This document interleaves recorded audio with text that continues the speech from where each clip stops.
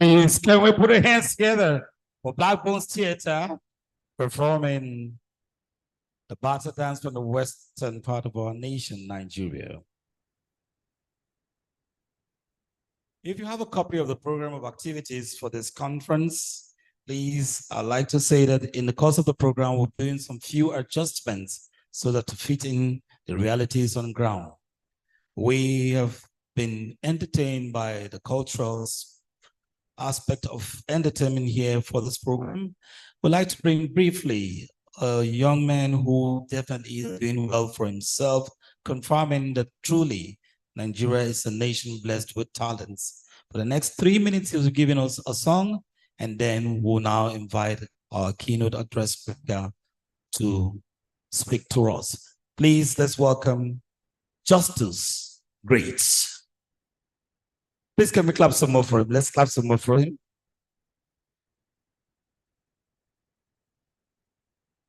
Hello, good day, ladies and gentlemen. First of all, I want to say you all look amazing. You all look amazing. You look good. Come on, can you put your hands together for yourselves?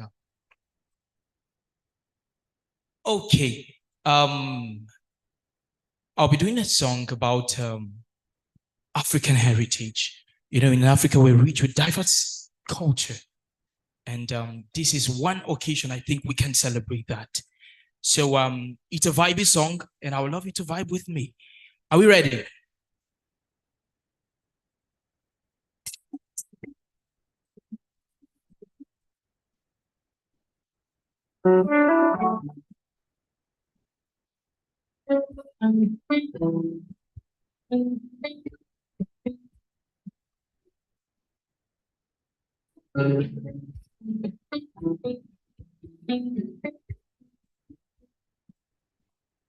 Just like the stars, we shine so bright. Light up high. Just like the wind, we are unstoppable.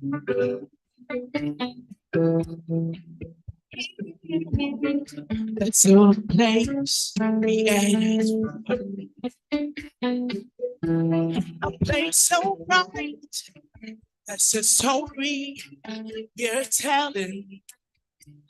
It's about the African heritage,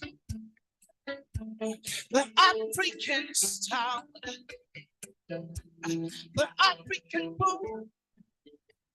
Hey, the African dance. It's about the African heritage. The African style. The African food. The African dance. It's about you and me. I don't know about you. Come on. Listen. So make you no forget who you are. And we go to Asia, wherever you are. I'll make you no forget who you are. And there's no height we cannot climb. Yeah. And there's a story we're all telling. It's about the African heritage, the African style, hey, the African food, the African dance. It's about the African heritage, hey, the African style. African food, Anand ಅವರೇ ಹಿಡಿದ ಬಾರಿ late ಟೈಮ್ಗೆ ಯಾರು ಇಲ್ಲ ಗಣ ಬಾರಿ ಟೈಮ್ಗೆ correct ಅಂದ್ರೆ everywhere that I go, I will raise this time because it's my identity.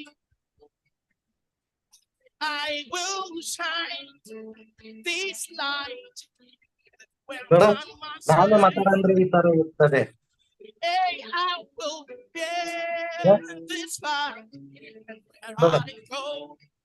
ಬಂದ್ರೆ ಹಿಂಗೆ ಇರ್ತದೆ Hey, I will raise this light everywhere that I go. Yeah, I will raise this love because it's my identity. Hey, everywhere that I go, I'll shine this light. Everywhere I go, I'll trace the sky. I will raise this flag everywhere that I go. Oh, I will raise this flag because it's my identity. I don't know about you. Everywhere that I go, oh, I'll shine my light. And everywhere I go, oh, yeah, that's right. It's about the African heritage, the African sound, the African food, the African dance. It's about the African heritage, the African dance, the African food, the African dance. It's about you and me. Thank you. Enjoy your stay.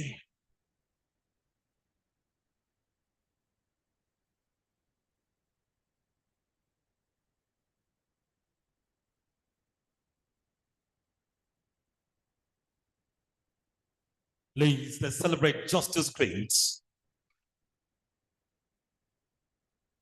May I quickly announce the following delegates that are here? You all agree with me, this conference was being paid for, and most of the delegates that paid are here with us. Let's appreciate them much more. I'll read out their names and then we'll celebrate all of them for doing us the honors of supporting this program. We have Yemi Gold, Ijoma, Sika Gima. I don't know if that's just one name. Okay. We have Chef Fatima Aruna. She's already here. Okay, let's celebrate her. Okay. Dr. Ayodeji Fred Mafi Kuyomi. I think I pronounced it a bit better this time around. And we have Onome Onome Sarah Pius. Onome Sarah Pius. Oh, you're most welcome, madam. Irenita Neka Izzy. You're most welcome. Lois Auta. Lois Auta is here. Okay. Chef Gloria Abama. You're most welcome, madam. Please let's celebrate them. Chef Cheesy. Chef Cheesy, wherever you are, just wave so that we can. You're most welcome. She's already seated behind there. We have Chiwendu Ikbong Ben. Blessed. Blessed Ekele. Okay. Patience Nwakawa. You're welcome, madam. We have Chef Charity Hawaya. You're welcome, madam. Calabar Port. Calabar Port. Agonimi David Ime. Hope Raisers Global Foundation. Let's celebrate them. We have Esther Omoligo Ibinige. We have, okay, you're welcome. Mary Peace Agbo. You're welcome, madam. We have Professor Ephraim Stephen Eshen. We have Safi Mix. Safi Mix. Okay, they are behind already. Yeah. Then we have Benny Agro. Okay, you're most welcome. I'd like to appreciate much more a gentleman who is promoting culture through beauty pageant. Is Ambassador Kingsley Tolu Agbola. He's the organizer of ASO Cultural Festival.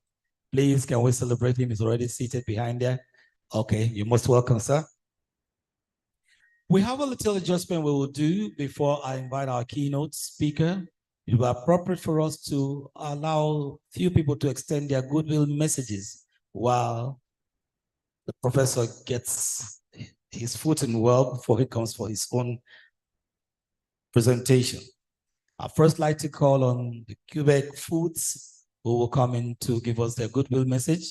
And after that, we'll have the representative of the NAFDAC here with us today, the representative of the Honorable Minister of Humanitarian Affairs and Poverty Alleviation, please, will also come around, and then we'll continue with more of the list that will be reeled out.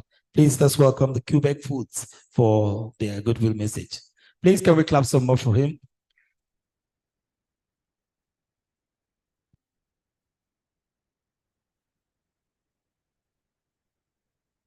Good afternoon, everyone. It's a privilege to join this conference for the first time. I believe this is not the first edition. I don't know if this is not the first edition, sir. So it's a privilege for us to join you. While we wait for our slide. My name is Sona Akpoma Martins, the founder and president of Quebec Food Processing Industrial Parks Limited. Also as the president of Quebec Agricultural and Food Processing Cooperative Society. We are the promoters of Quebec Agritech City and Farm Estate projects. Then we are the sponsor of the program Make We Go Farm. You hear weekly on Armed Forces Radio 107.7, the authentic voice of Nigerian military. A program that is meant to ensure that we sensitize Nigerians on the need to farm, ensure that our fathers and brothers here who have vast land in their communities that are deserted, makes those land available for us to a standard farm estate that cut across various facilities, especially mini processing section and farmers business school and all that. If my slide is ready, please, you can share. So the program is done weekly at the Armed Forces Radio. And we have done very well. We've been able to get so many persons involved. The program has also created opportunity for a lot of people who feel farming is not possible anymore because of the insecurity issues. And I want to use the opportunity to thank the Chief of Defense Staff, who has also made it possible to see that most areas within the FCT and other areas that have been having security issues, talking about herdsmen and all that is being addressed on daily basis. We get security informations on that radio program on weekly basis, and once we get them, they are quickly attended to.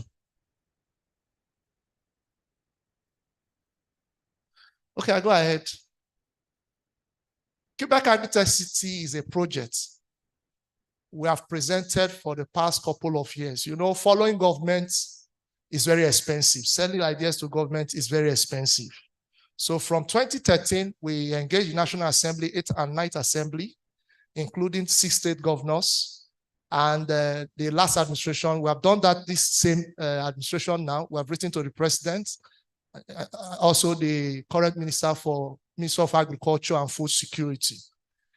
Now, we are targeting how we can get more youths back to agriculture, increase our food production.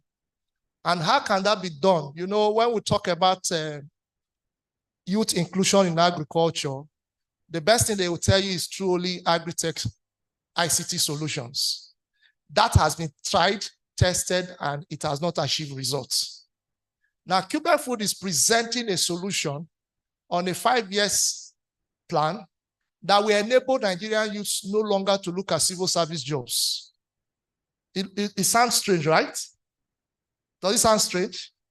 Strange? Now, what makes Nigerian youths, everyone wants to work with the civil service is one, access to National Housing Fund, access to pension, access to health insurance. All that we are putting in place to make sure that going forward as a youth, you can now be part of what we are doing. You can now have access to National Housing Funds. The past DMD of Federal Mortgage Bank, we intimated him on that at the presidential villa last year, and that is being worked on. So every Nigerian youth that is a farmer can now be able to access National Housing Fund. That's one of the strategies. Strategy number 2, you will be able to have access to be a pension, contribute to a pension scheme as well, then have access to an health insurance scheme, which is the NHIs and all that. That Gora Healthcare and Health Insurance Company has put all that is needed for us. Now, finally, on that incentive that we are looking at that can make Nigerian youths to come back to farming is this. From our program, a household is made up of 6, father, mother, and 4 children. Each of this family, which we know on a fair value before now, most farm institutions, we pay 2,000 naira per day, depending on the farm work. So what we tend to do is that each family is translate to 1 hectare. So each of that family will allocate 1 hectare, decide the particular crop, because we are focusing on food crops, fruits and vegetables and livestock. So one family, farmers household in the rural community will be allocated 1 hectare to cultivate the particular product. Let's say, for example, 1 hectare of okra.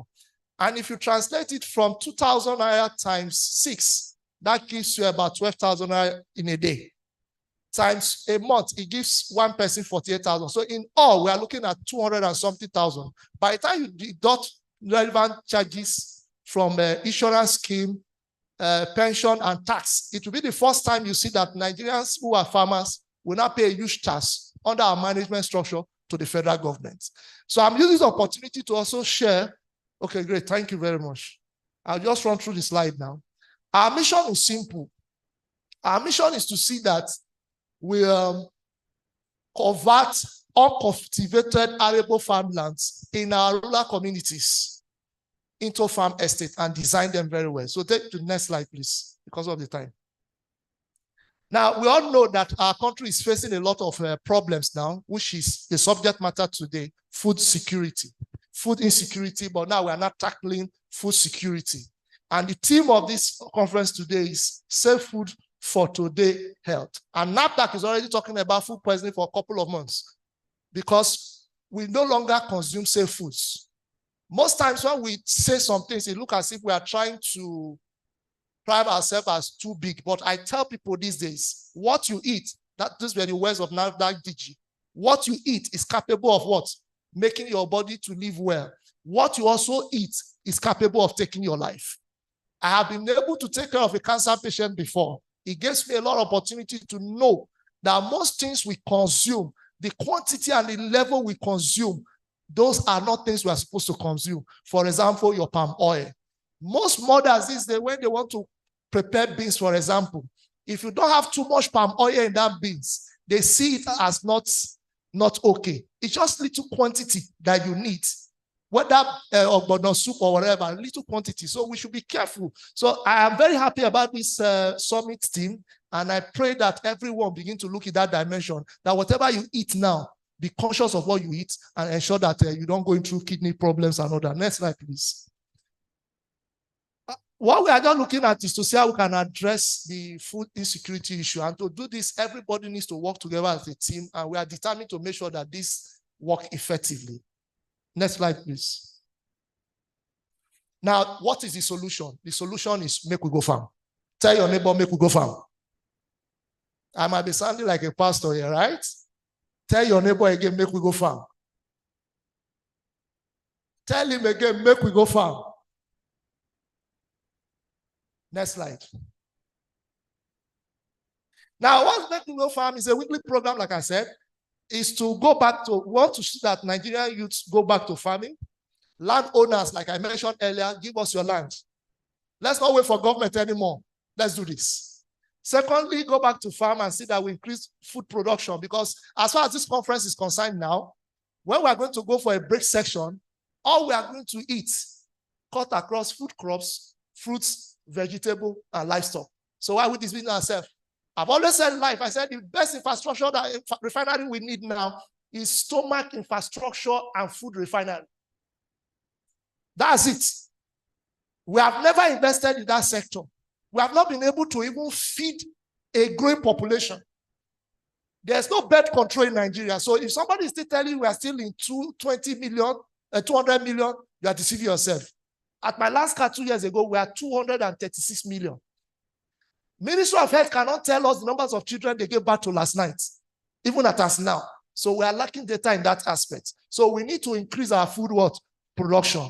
Then what are we trying to do is to revamp existing integrated farms and set up new ones. A lot of politicians, a lot of our fathers invested so much, acquired lands, did a lot of integrated farms. They are all shut down. I can give you more than 100 across this country. Shut down. Why? The children does not have interest in agriculture. Point one. Point two, stolen funds, no knowledge. Stolen funds were used to build up these farms. So what we are doing in Quebec through Make We Go Farm program now is to see how we can get those integrated farms no longer thinking of building infrastructure anymore. Let's scale up. Let's revive them and scale up through strategic partnership. Next slide, please. Now, civil servants. With due respect, I want to tell our civil servants that if you look at it, 60% of our problems are civil servants. You might not agree. You might not agree. You might not agree. I shock you now. What we are trying to do now is to connect civil servants, paramilitary, cooperative, and welfare associations. Now, two business civil servants cooperative they buy land for real estate. Cooperative is a business that's supposed to be developed. Study the central bank cooperative. Study the military, army cooperative, navy cooperative, well managed and structured, and they grow. It's strictly business. What they do in those cooperatives, the civil servant and welfare association, is just buy land in a wrong environment. The government does not have even plan for infrastructure in the next 20 years. Nobody thinks about the executive to say, okay, let's convert them to farming and scale up. So we're getting civil servants together. Then secondly, foodstuff traders. Because all that we're talking about here today, the prices is increasing in the foodstuff markets. There's no foodstuff market, you will not find me. Go on social media. Because that is where the business ends. Where we farm, we process, where we get them at the foodstuff market. So we're bringing them together to ensure that things work together and we increase food production. I'll wrap it up here now. Next slide, please. This is what we are looking at. To create an agri-tech city, integrating agriculture, integrating real estate, getting things done so that all our communities that are abandoned can now be developed. I've been to communities that will have senators. I've been to communities that will have chairmans. all deserted. I take a case study of Ebonyi State. There's a community called Usura. We have 30 communities. All they do there is farming. If you see their cucumber alone is money. So instead of us leaving our community disaster, let's develop them into farm estates and make sure we grow. So to cram it up, what we are looking at here, we have created solutions. We have written to government agencies. We have written to the president. We have written to the Minister of Agriculture and Food Security. We have written to NAFDA. We have written to Bank of Agriculture. We have written all that. But while we are waiting for them to do what they are supposed to do, collectively we can do something. Because I give you a concluding statement. Whether the government partner with us, it is your responsibility to provide shelter, food, education, whether expensive or cheap. What we have done, we have created a platform to ensure that this can fly. Let's see what we can do and take our generation from poverty. Thank you. Thank you very much, Quebec Foods, for that brief goodwill message, which turned lecture, but we are enriched with everything you said here. It has changed our mind to think positively about all we're here for. Before I call in the next person who will give us the goodwill message, I'd like to appreciate one more time Chef Fatima Haruna. She's here with us now. Please, can we celebrate her? You're most welcome, madam. God bless you. I'm also glad to confirm that there is this very loving woman who is a mother at heart, and definitely she has this mentality that she will not leave anything for her children, but she will leave something in her children mentally. She has groomed one of the finest chefs in the country that we've celebrated worldwide, Mrs. Linda Brown, mother to our very dear Hilda Brachus. Please, can we put our hands together for her? Wherever you are, mommy, thank you very much for finding time to be here. I'm glad to confirm that we have in our midst a veteran broadcaster. We all know him those days with Radio Nigeria as a newscaster. Today, he is with Gado Agency Limited. Please help me to celebrate and welcome Mr. Malaki Upong. Please can we put our hands together for him? You're most welcome, sir. Quickly, so as we can take our keynote and continue the activity and round up in good time, I'd like to invite our very dear representative from the NAFDAC, Mrs. Adenike Adebenru, for the goodwill message. Please, can we celebrate her as she comes over?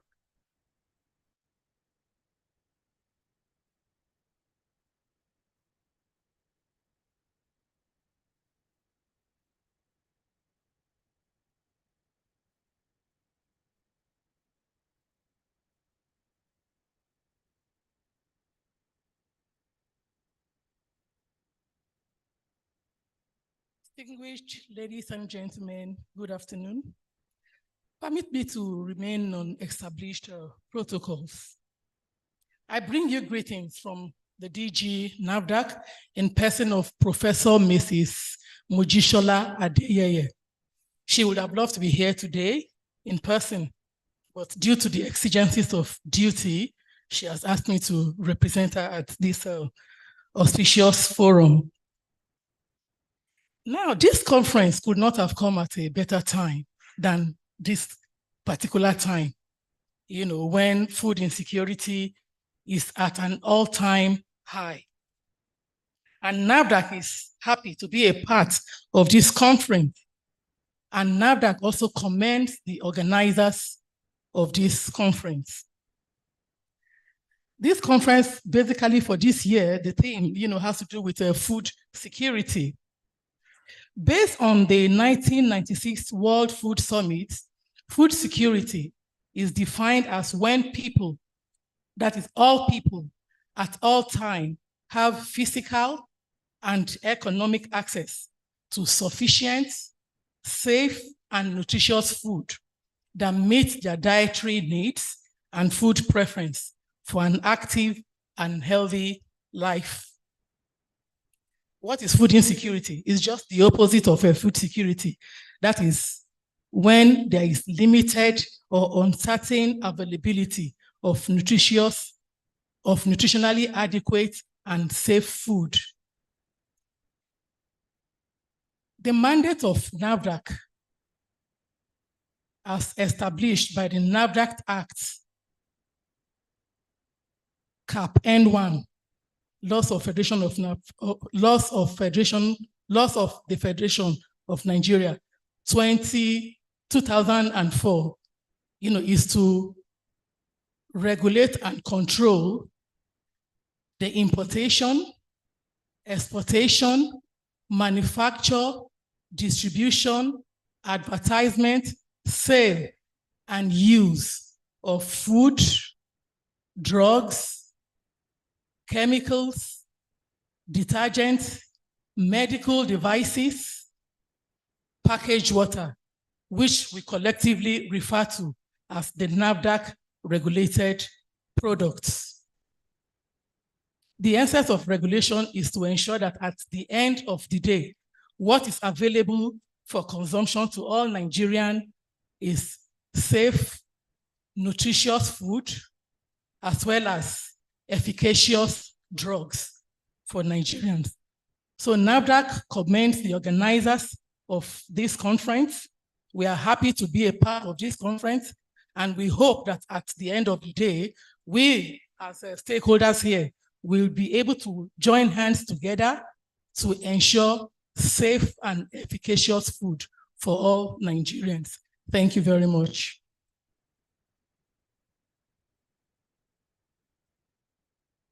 Please, can we clap some more for her? Let's put our hands together for her. At this moment, I would like to invite the DG of CYMS, which is the Committee of Youth on Mobilization and Sensitization. Please help me to welcome Chief Obinna Nwaka as he comes to give us his own goodwill message. Please, let's clap some more for him. Let's clap for a vibrant gentleman who knows his onions when it comes to mobilizing the youth and sensitizing them. Good afternoon, ladies and gentlemen. It is my pleasure to be here. I'm humbled. I'm also grateful. My name is Chief Obinna Nwaka, the Director General Committee of Youth on Mobilization and Sensitization. CYMS is one of the bodies that assists federal government to promote their policies, their programs, and activity. Apart from this mandate, other activities centered on mobilization of young people to key into the policies of the federal government, mobilize them for necessary youth empowerment, ensure peaceful coexistence, and also promote good governance in the country. Before I start, maybe on a resisting protocol, I would like to commend the organizers of this great event, young, vibrant people. I'm proud to be a youth. I'm also proud to be a young man. Isika Paul, the chief convener of this great event, and the CEO and the chief executive officer of Lillian Ike Foundation. I'd also want to commend my colleagues as well. Organization is an official partner of this great event. My colleagues who are here, Mr. Boris Chima, Director ICT Programs, Mr. Boluwaji Kudus, Director Logistics, and Mr. Kunle, who is also here with us, and other people. The DG of NAFDAC is also represented by principal staff from NAFDAC. I commend you, also welcome to the event. The representative of the minister from the Agriculture and Food Security, I also commend you. Other invited guests, the media partners, the women partners who are also here, our vendors. Thank you for coming to grace this great event, and may God bless you. You can understand from the team, we are all educated, and we all know what the country is turning into. Before, it used to be programs centered on food insecurity. When there was crisis, when there was a lot of bloodshed in some parts of the country, when the food were not enough because of lack of securities in one place or the other. But right now we are talking about food security. And the second to last speaker who came here has already defined, no, the last speaker, the madam from the NAFDAC, shall define what we mean by the food security. And let me tell us something.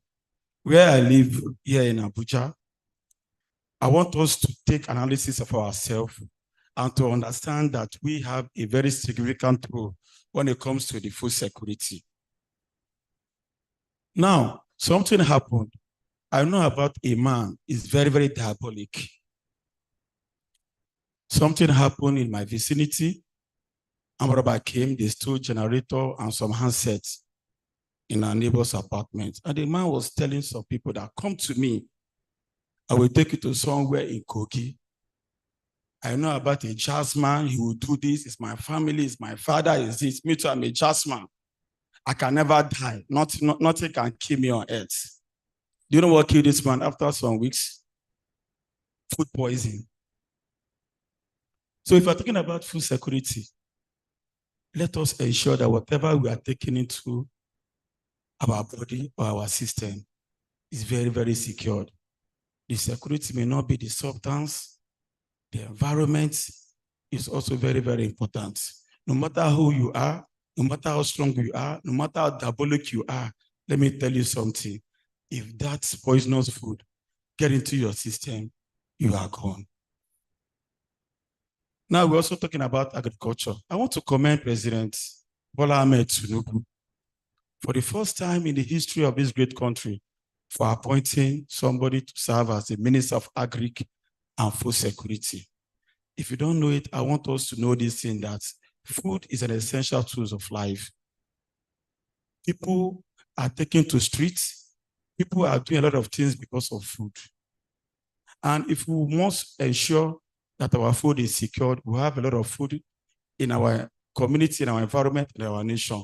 It shouldn't be left with only the development partners, from the Ministry of Agri, people from the ministry, people from the NAFDAC. No, it's a collective responsibility for all of us. As we are seated here together today, we can still go back home and ask ourselves question, what can I do to support this initiative? What role can I play?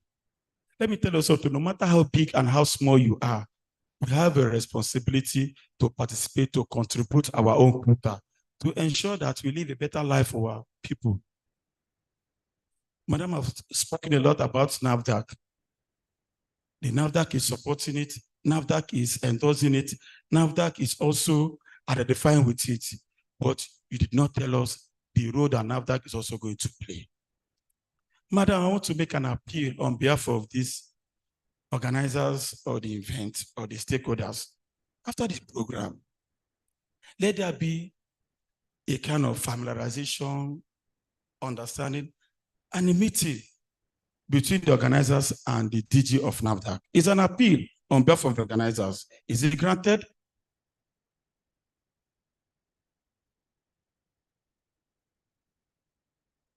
Message. No, you can do a report back to the DG. Yeah. Thank you very much, because I don't know if I'm going to stay here for a long time. You know, one thing about young people, we are very, very energetic.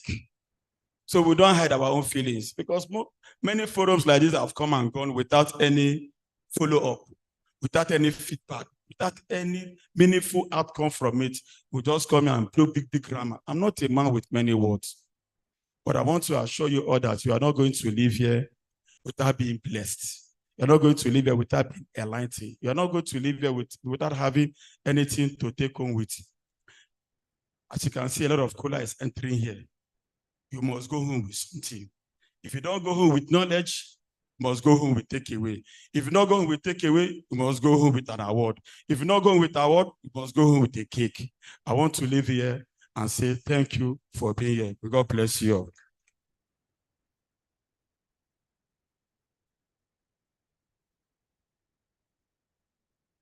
When Chief Obinai was saying, if you don't go home with this, you will go home with that. So I was wondering, what would the MC go with? Is it the microphone or the speaker? Okay. To wrap up this segment, I'll be inviting the representative of the Honorable Minister of Humanitarian and Poverty Alleviation, Dr. Betta Edu, who is represented by the Director of Nutrition in the person of Mrs. Mayan Gajere. Please, can we put our hands together to receive her as she gives us our own good message?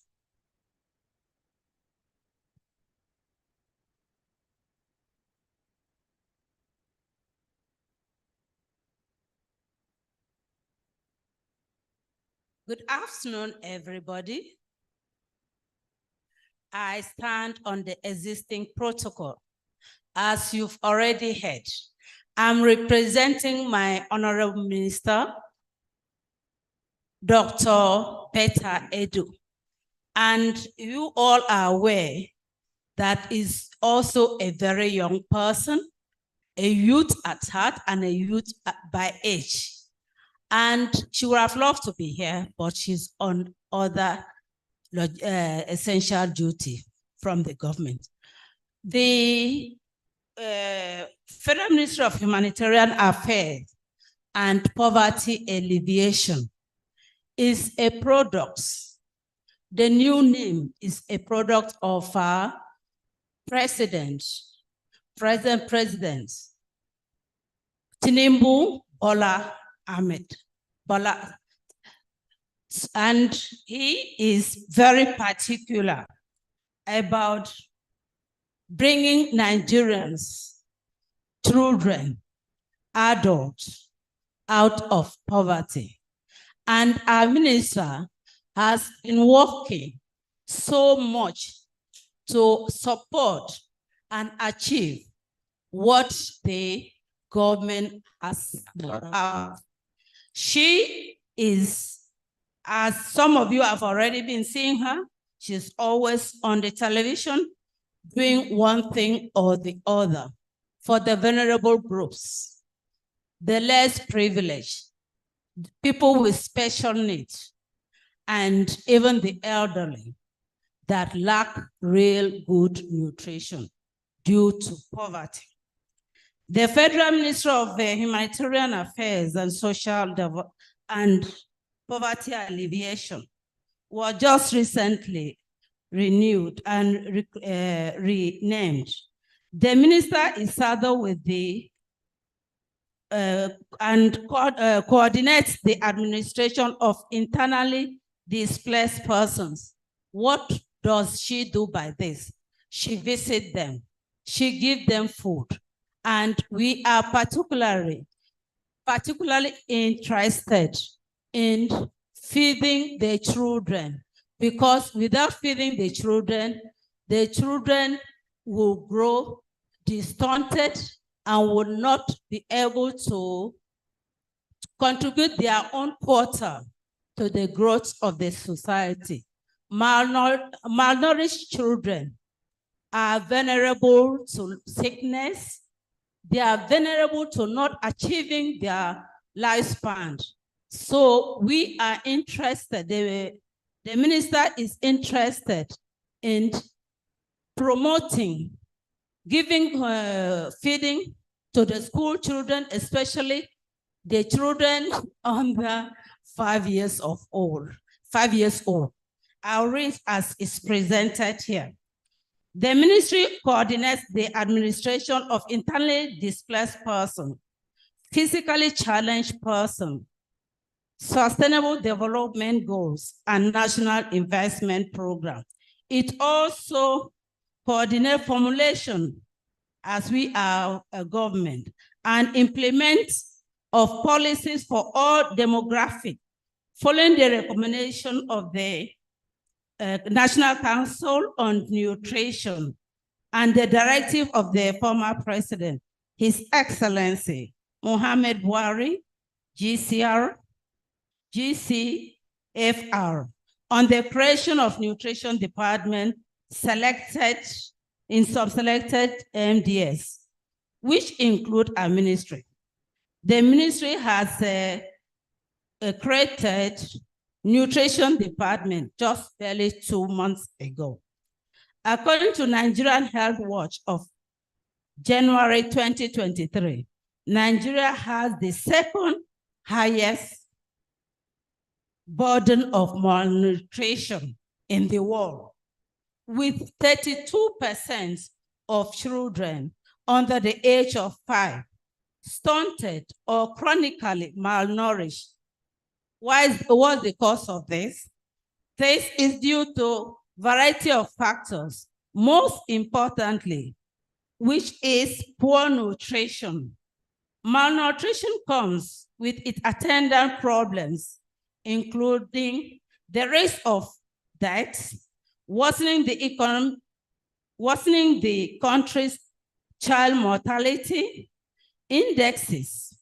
2022, the Nigeria Multi-Dimensional Poverty Index estimated that 133 million people, approximately 66% of the population, are multidimensional poor.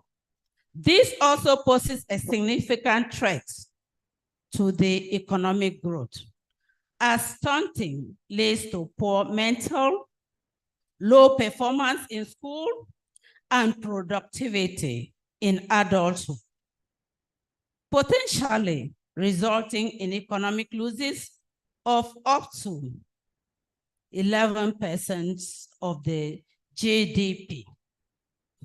The federal government is strongly committed to reducing hunger, malnutrition, using multi-sectoral plan of action for food and nutrition from 2020 to 2025. This is the plan of the federal government. The adopted 5-year plan is to reduce hunger by at least 50%, and inclusive breastfeeding is feeding to 65%. We all know in Nigeria, where the Federal Ministry of Health is talking about exclusive breastfeeding, because this will bring about good, healthy children. And even the mothers, if you don't eat good food, you cannot bring healthy children.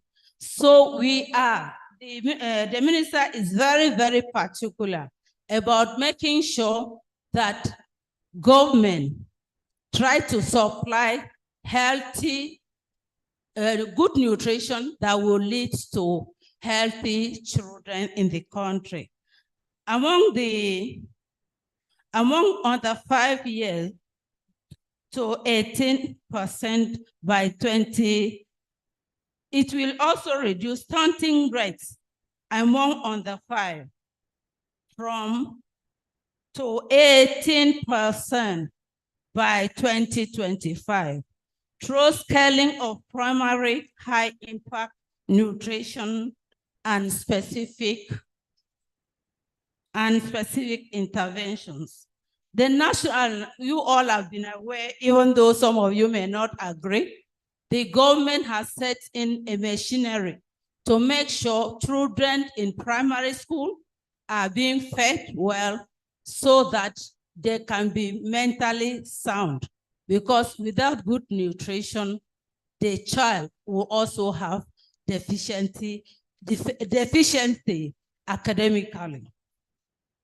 The program and activities of the ministry continue to facilitate a transformative development of the Nigerian people that will increase the economic outputs of the nation and lift the citizen out of poverty.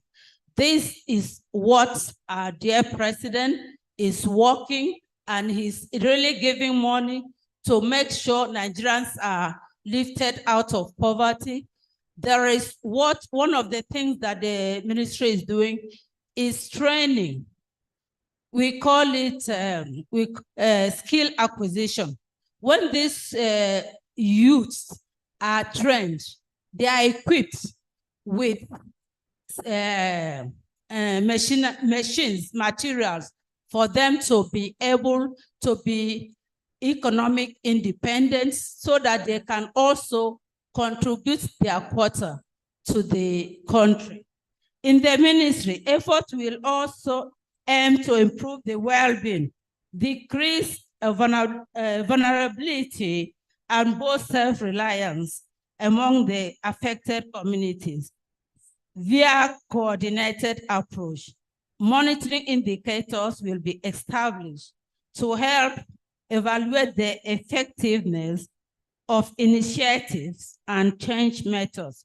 However, under the renewed hope agenda of Mr. President, the ministry has comprehensive roadmap that will aim to address the protracted humanitarian crisis and poverty reduction in Nigeria. And as we all are aware, the government is really interested in bringing us out of where we are to a better Nigeria. And he's making sure there's provision for subsidy to alleviate and cushion the effect of the present fuel subsidy that we are experiencing. Thank you.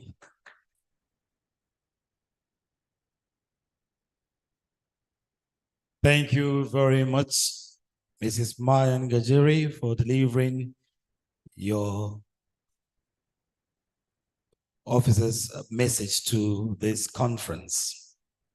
Before we invite our very erudite scholar, our professor here to speak to us, may I confirm to us that we have in our midst Comrade Chris Udo, the youth leader of Akwa Ibom community, senior legislative aide to the 10th Senate President.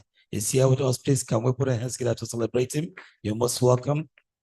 I'm glad to also confirm that we have in our midst a celebrity chef that everybody knows and definitely will always want to meet. Let's welcome Dr. Kelly Sampa, our celebrity chef.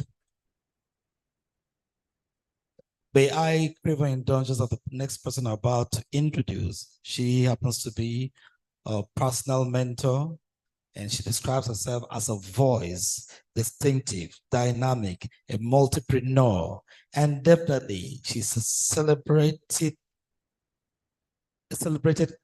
master of ceremony. Today, I don't want to introduce her as that, but want to introduce her as a pioneer mandate secretary of the Women Affairs Secretariat of the FCT. Please help me to welcome and celebrate Adedayo Benjamin Lani. The men, I don't know what happened. It's only the women that are screaming. Okay, we'll now add men, women, and children to the secretariat. Please, all the gentlemen, can we celebrate her once again? We will support her. Madam, we just want to confirm that all the men you see here are all he for she. So definitely will support you in this new assignment. You're most welcome. I do like at this moment to crave indulgence of our very distinguished delegates that please, you grant me some moment to want to introduce properly, maybe an abridged version of an introduction of our keynote address speaker, who has been patiently waiting for us to unleash every of his deep thoughts on the issue of agriculture. He definitely has lived his life more charting the course to which we are gathered here today. Please give me some moment.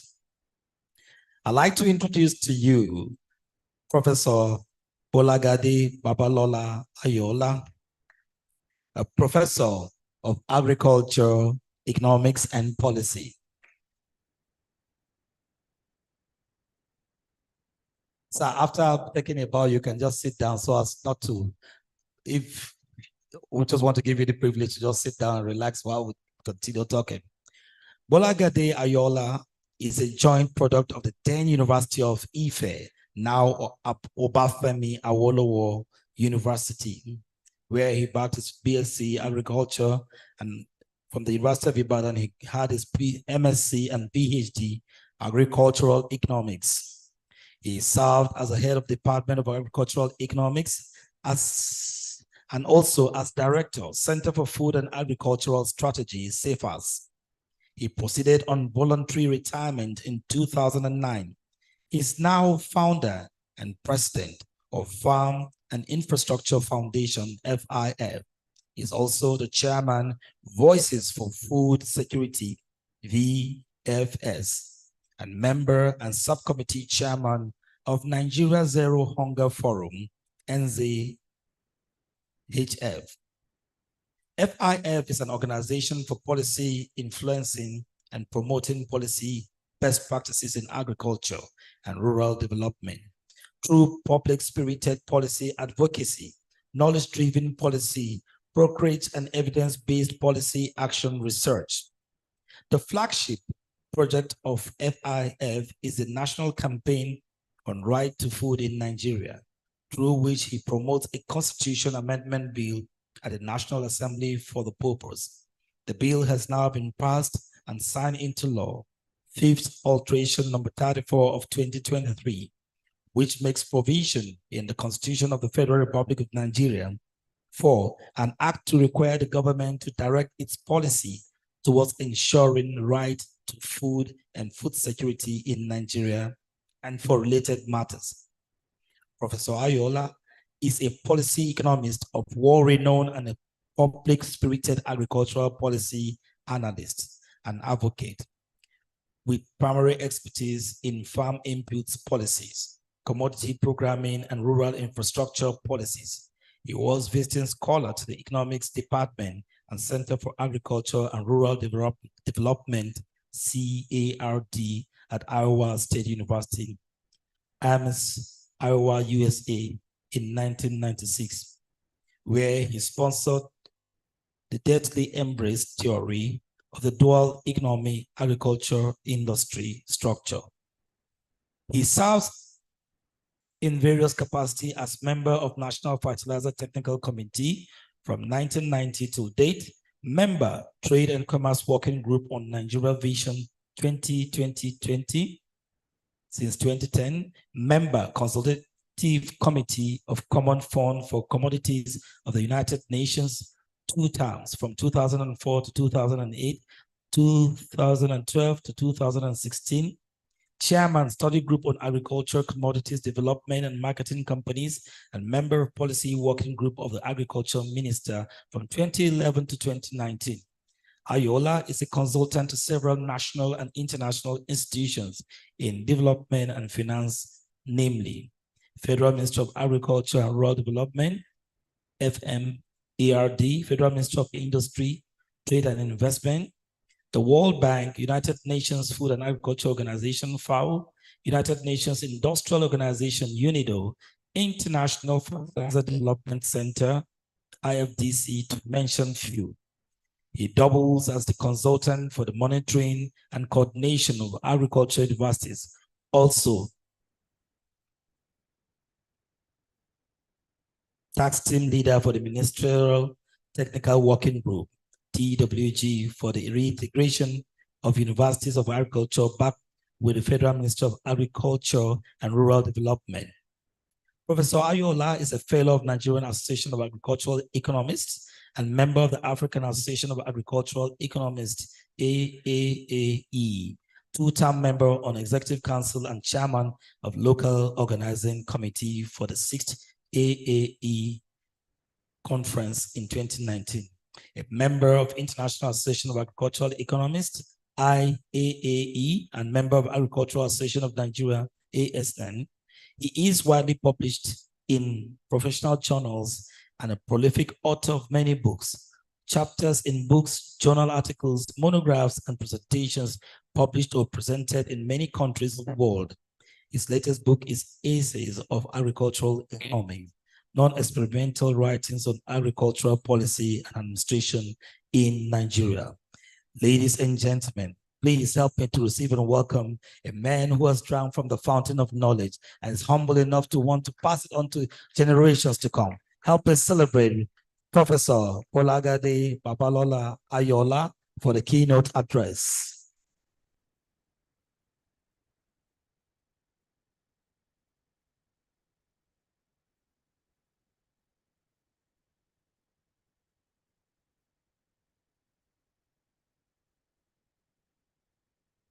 Ladies and gentlemen,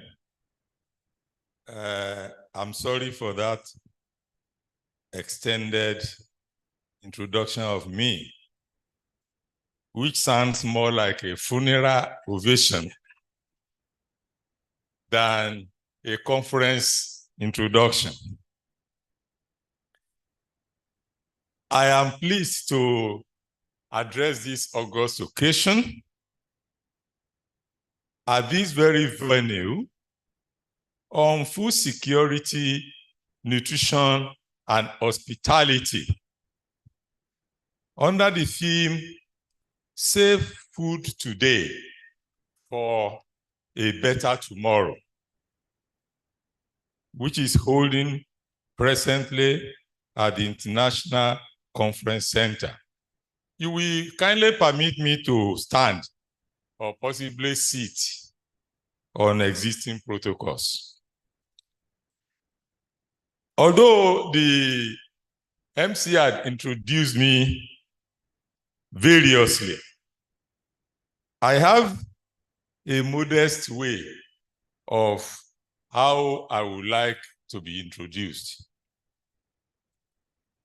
Since the Right to Food Bill was signed into law by the former president of Nigeria, I'm talking of President Muhammadu Buhari, in March 2023, thereby becoming an act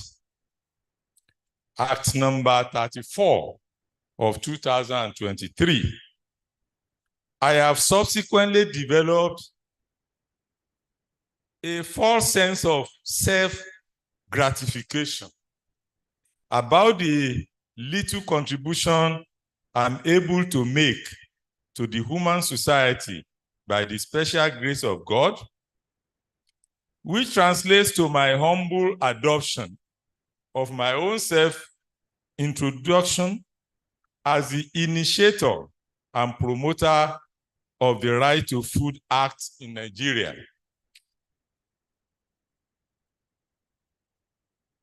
I won't mind if you clap for me. You will hear the details of why I won't mind very soon. If you like, you may also call me the author and advocate of this wonderful act, or simply refer to me as father of right to food in Nigeria. That's my brief self-introduction of myself.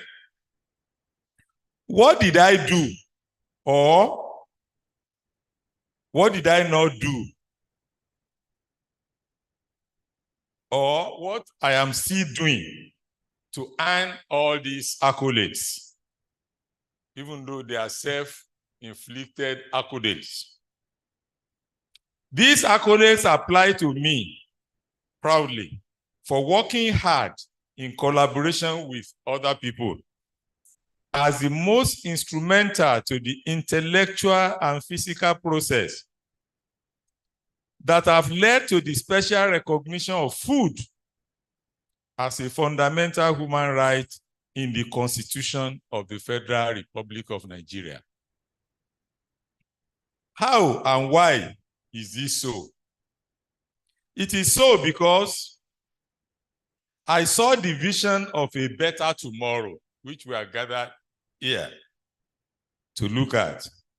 Better tomorrow for Nigeria in the second half of 1990s, which was, in terms of food security, becoming a human right of the citizens of this country, and no longer a mere human need of the people.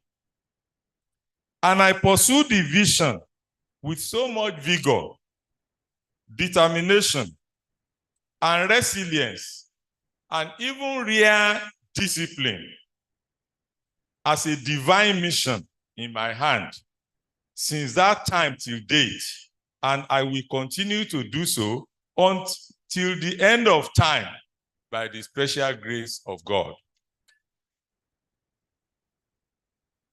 What exactly did I do pursuant to this vision?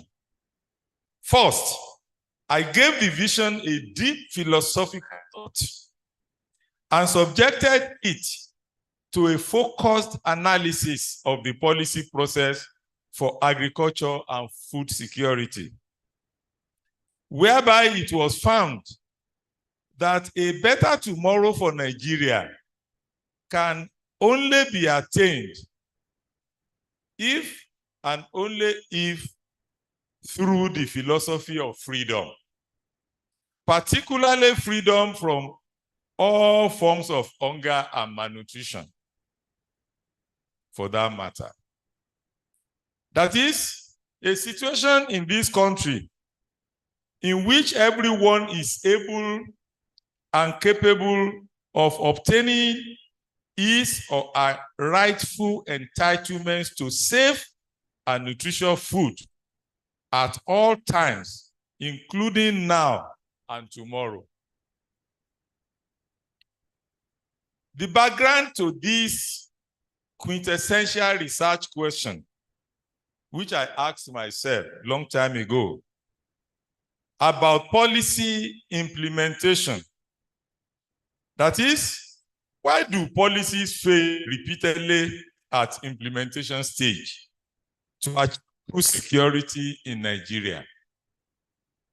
My investigation of this problem reveals that the perennial failure of government programs and projects in agriculture is deeply rooted in the governance failure itself. That is to say, governance failure, that is failure of government, is in itself the precursor of policy failure in agriculture, which is characterized by lack of voice and accountability in the policy process. Government ineffectiveness, political instability and violence, absence of the rule of law, and uncontrolled corruption in our country. Therefore, we need a special purpose vehicle to deal with both governance failure and policy failure as a single inseparable challenge militating against agriculture and food security of Nigeria, of West Africa, and of Africa at large. Secondly, towards this end, I established my organization called Farm and Infrastructure Foundation, FIF for short, as an institutional framework for pursuing the vision, which to be professionally deployed towards policy influencing and promoting policy best practices in agriculture and rural development through public-spirited policy advocacy, knowledge-driven policy brokerage, and evidence-based policy action research.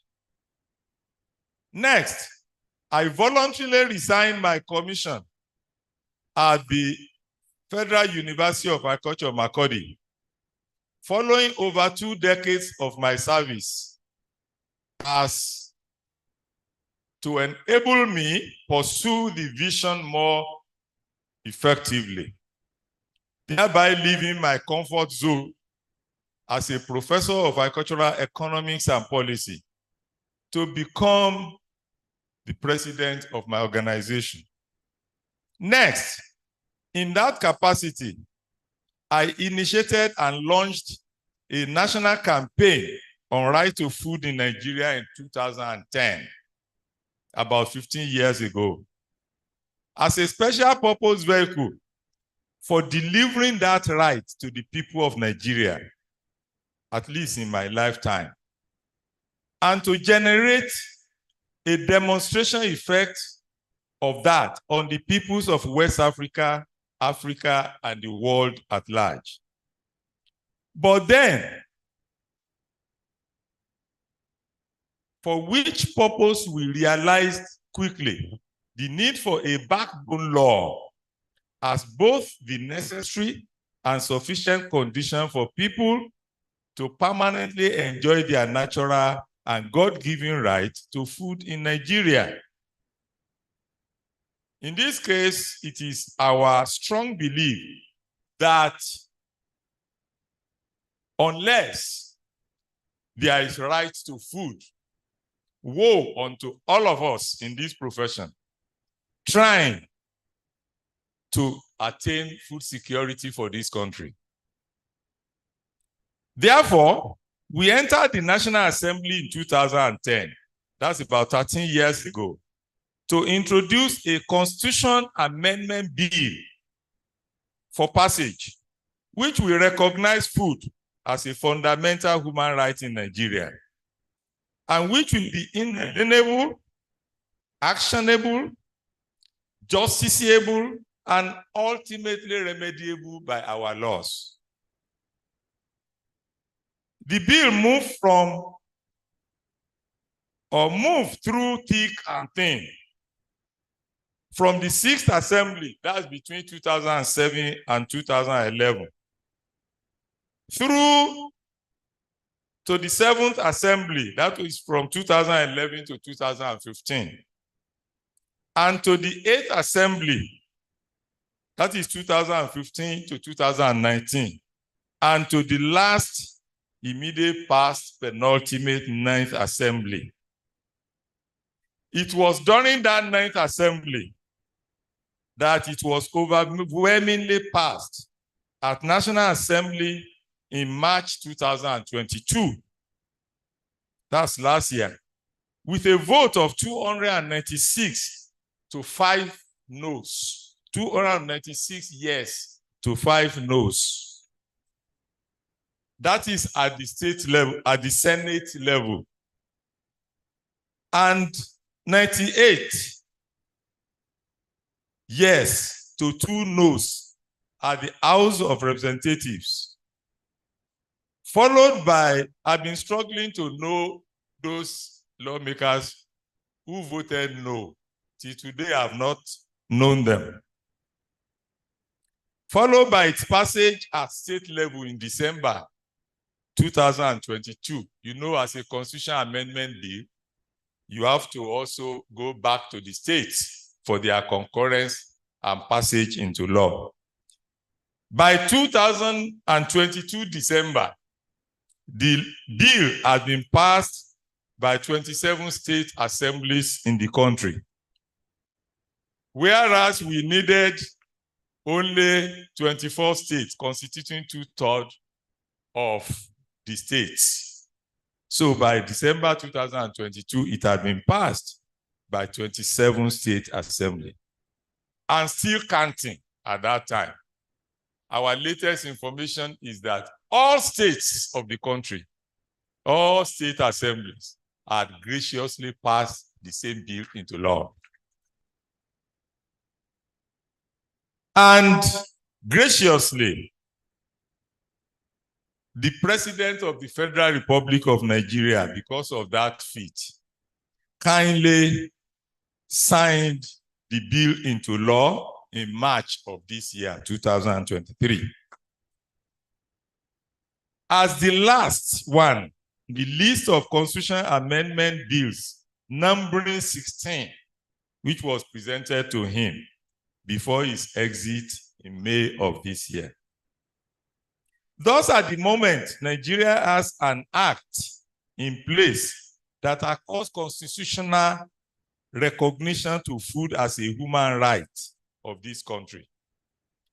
The official title of the law or act is as follows: Food Security and Right to Food Act, Constitution, alteration of the Constitution of the Federal Republic of Nigeria, 5th edition, Act number 34 of 2023, which expressly provides a special clause for government to direct all its policies whatsoever towards ensuring right to food in Nigeria in terms of availability, accessibility, and affordability of food to the people of this country.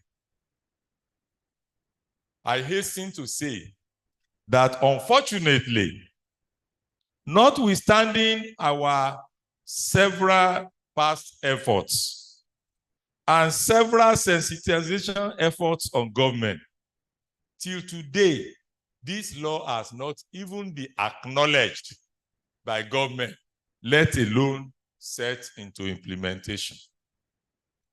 Very unfortunately. Yet, we wrote a letter to President Tinubu when he was president-elect.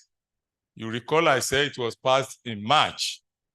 The first letter we wrote was to the Ministry of Agriculture to draw their attention to this major change that is taking place in the food sector, and then begin to plan for how to prosecute and implement the details of the law. Yet, we don't have any feedback to our letter, not even acknowledgement from the ministry to date. And talking about Mr. President, we address our letter to him through his political party, APC, before he assumed after the election. That will be around April. That this is what all Nigerians have voted for by their representatives in the National Assembly.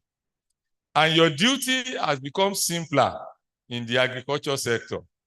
Simpler and reduced to just implement this law faithfully. Also, unfortunately, neither the political party nor the president-elect, nor even his vice that we also wrote at the same time, acknowledged our letter, not to talk of our effort that brought us to that place till today.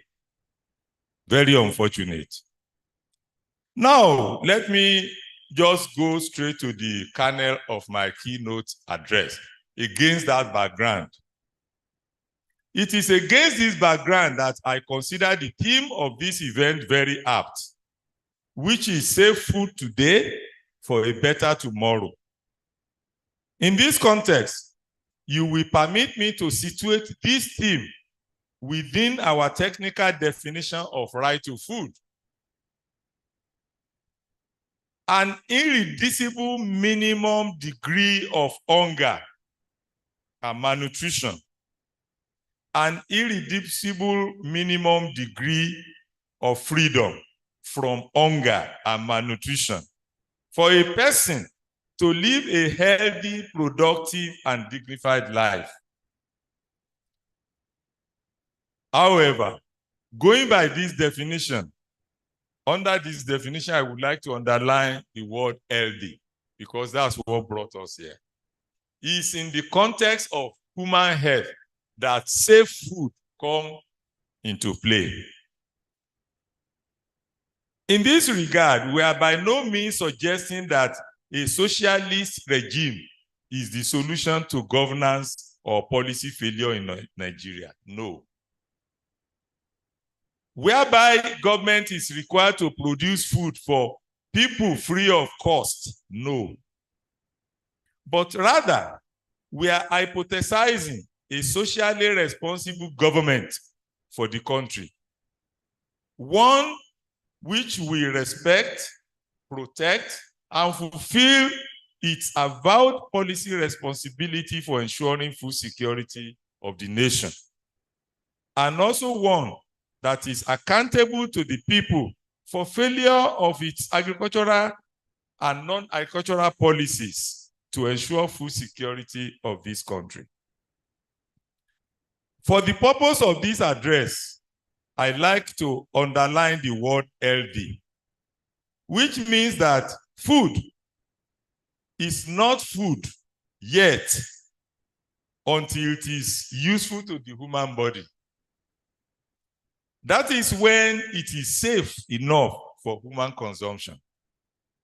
That is, food that is contaminated one way or another is not safe, and it robs the people of the benefits of their right to food ab initio.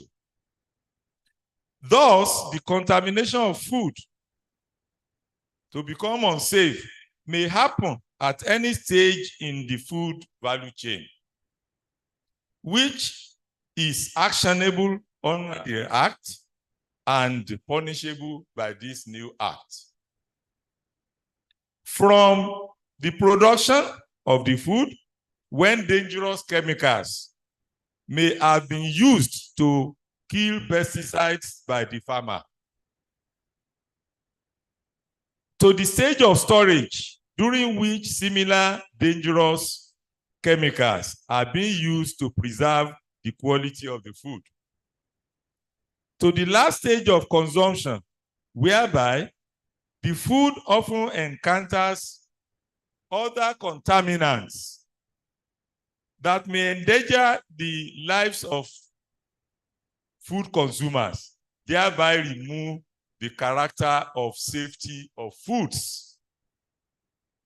Suffice it to say that from now on, such contaminants shall impose liability, criminal liability for that matter, on the sources, including the farmer and other actors in the food value chain responsible for contamination.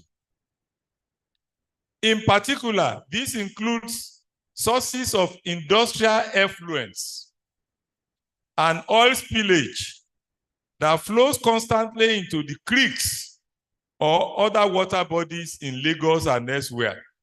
If you have ever been in the misfortune of passing along Third Mainland Bridge in Lagos, and you perceive the stench that comes due to industrial pollution of the water bodies in that place, you'll be sorry for this country. And such had killed fishes and other sources of food of human beings that are living there. This type of action, henceforth, by virtue of this law, shall also impose criminal liability on people and even on government, which its policies fail woefully to deliver people's right to food to them. Here, ladies and gentlemen, and this is one occasion that there is no chairman announced. Chairman in absentia. Here, I'd like to rest my case.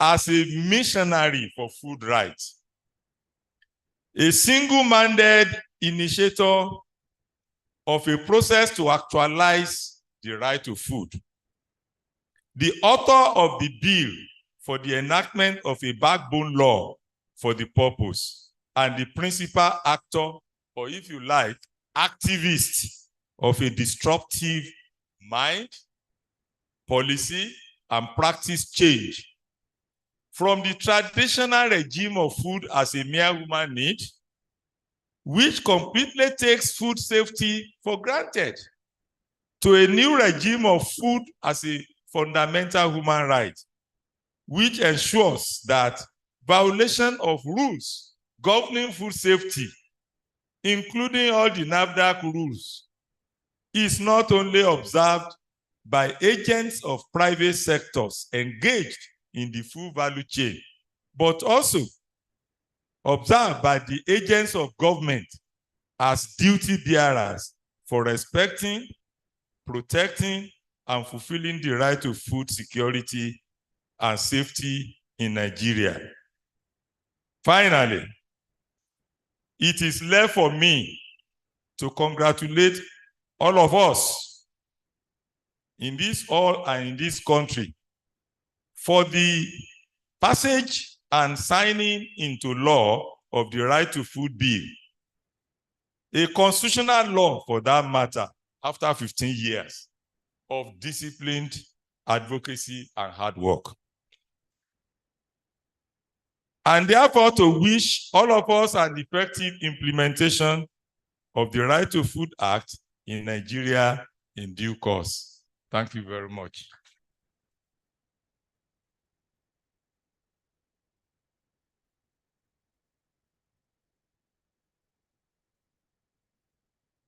Please, can we give him a resounding applause? Let's celebrate Professor Ayola. I've been vindicated because I said he has drunk from the fountain of knowledge. And with what he has presented in his keynote address, we definitely agree with me. He's worthy to be made the keynote address speaker here today. To take us further in this conference, I want to place an excuse for one of our very special guests whose schedule has changed. She has always been there with us, and every time she stays till the end of the program. But this time around, responsibility has called her to also attend to some other things. I'll take time out to invite our very dear pioneer-minded secretary of the Women Affairs Secretariat to speak to us, and then we can allow her to take her leave. Please help me to welcome Adedayo Benjamin Lani.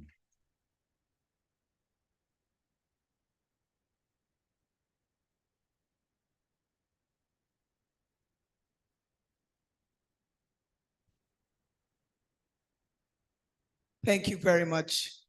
And to all of the very distinguished personalities here today, you and everyone who in this gathering is a very significant demographic for celebrating, truly celebrating the cause of national passion.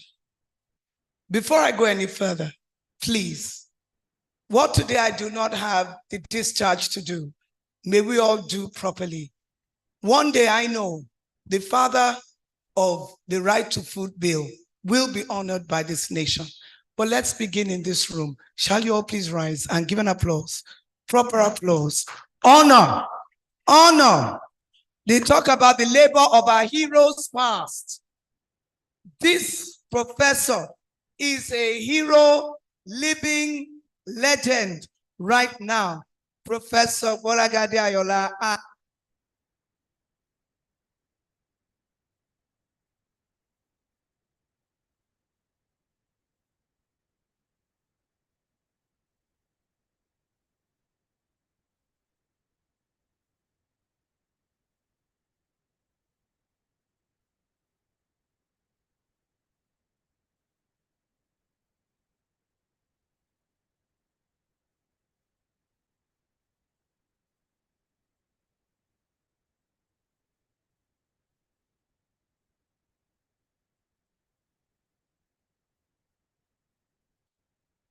The Pioneer Mandate Secretary for Women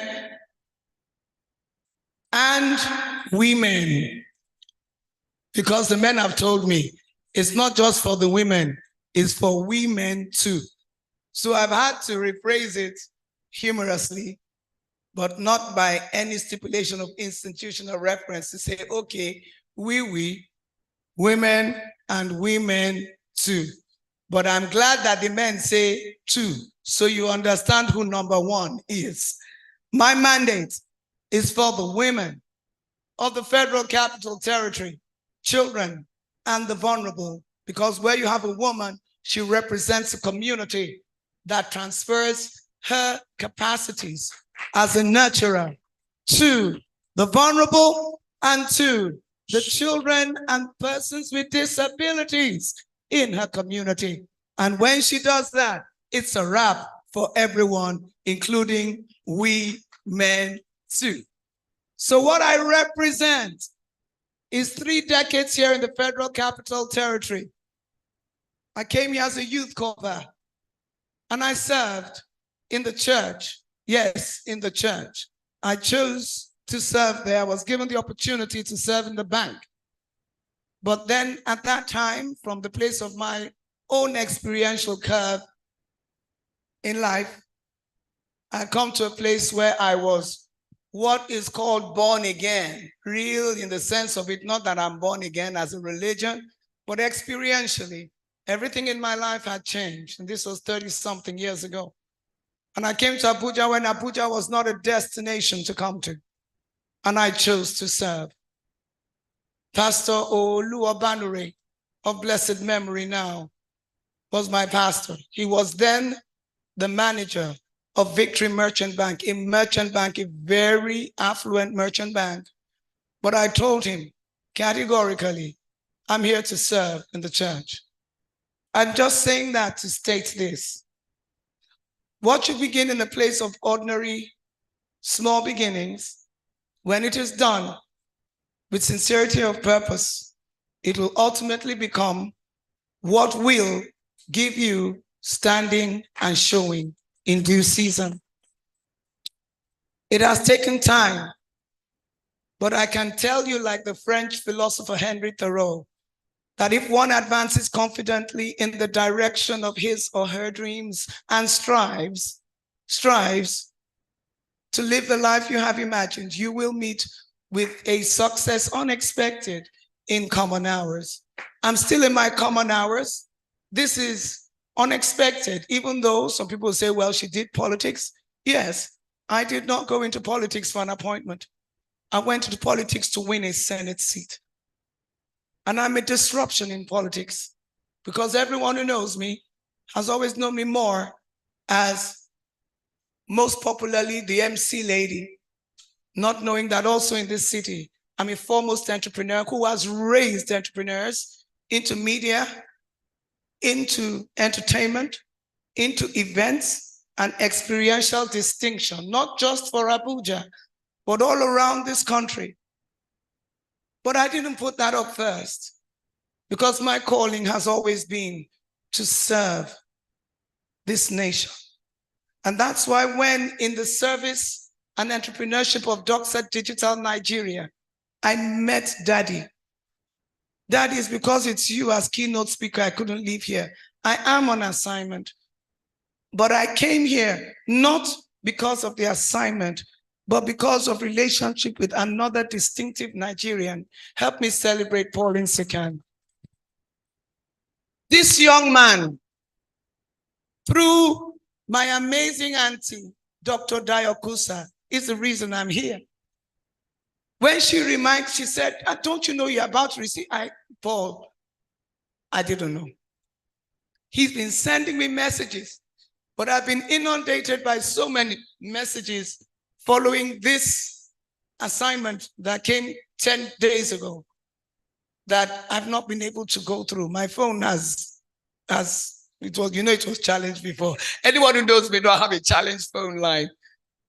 But because of how Paul is who Paul is, I said, no, the much I must do is show face. That's all I came to do, to show face.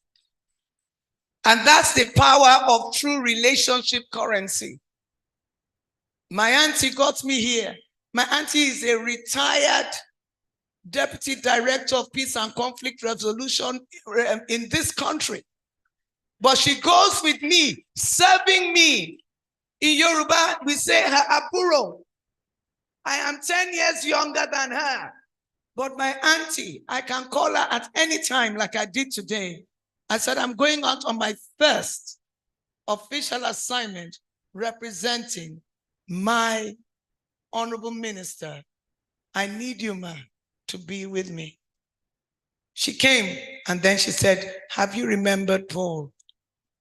I said, how do I do this? And that's how I came. And I said, I told him, Paul, I told her, Auntie, you wait and collect my award, let me go. And when he announced keynote and I saw it was Daddy, I realized you're going nowhere. And I just want to say this, honestly, Daddy, I lost my dad 3 years ago. My dad was an incredible patriot I don't want to talk about, but my father designed the one and only Nigerian warship today, the NNS Aradu, several years ago. And coming, it's in the Guinness Book of World Records. I watched my father serve this nation, and I watched his heart break concerning this nation. My daddy is a past two-time minister. I don't go around flaunting my pedigree by way of my lineage. But if I wanted to, my father was chief of materials, Ministry of Defense, when General Obasanjo and General Murtala Mohammed were heads of state. My daddy was Minister of Transport, Minister of Works and Housing. Please understand, in a time when the dollar and the naira were 1 for 1, my daddy retired from a rear admiral status to become a farmer in Abeokuta, where I was raised. My father taught me not just respect for the rule of law, but there are such people as Nigerians of incorruptible pedigree. Before there was a Dora Kuyuli, there was Rear Admiral Oluferonmiju Olumide. First set of the institute, what do you call institute in Jos? 001 set, 001. Sorry, where am I escaping me? NIPS. NIPS 001. My father is NIPS 001. My father is a national award winner 001. My father designed FCT. When my father asked me, why do you believe in Nigeria? We have failed you. I said, Dad, you never failed me. You were this. He said, a tree doesn't make a forest. I may have done excellently, but if my peers did not do with me what I did as one, I have failed with them. For that reason, my father refused to write a book. But you see, he had done one thing. He dropped a seed in me. And I said, Daddy, I will never stop loving this country and serving this country for one reason, you. And when you see me stand today for Pauline Sikan, for Professor Ayola, for Mommy Dio Kusa, my team, where are you all of you? Stand up. There's Dio. These people all have a story with me, where I met them, how they connected with me. I stand in the integrity of one thing and one thing only. There are Nigerians who truly believe in the Nigeria of the now. When I stand here to speak for renewed hope, I don't just speak for a party. I don't just speak for a person, though I stand to represent them, and I'm grateful because somehow they managed to identify me without my needing in any covetous or corrupt or compromised way to get their attention and say, let's try you if you can serve. Now, Abuja, I want to ask you, are you going to help me serve? If you're going to help me serve, then stand with me. And as you stand with me, Abuja, I challenge you to leave everything that is partisan behind and come into a place of standing for a nation. Because what has been bitter, what has divided us, what has faced us against each other by religion, by tribe, by political party, by genders, let it end, let it end, let it end. And now as you stay there, may you rise truly for the new giant Nigeria. I challenge you to make my father's dream come true. He may be dead, but I dare say, I am living. Join me. I celebrate you. Food security. Now hear this. On behalf of the First Lady, Her Excellency, the distinguished senator, she has just announced a competition.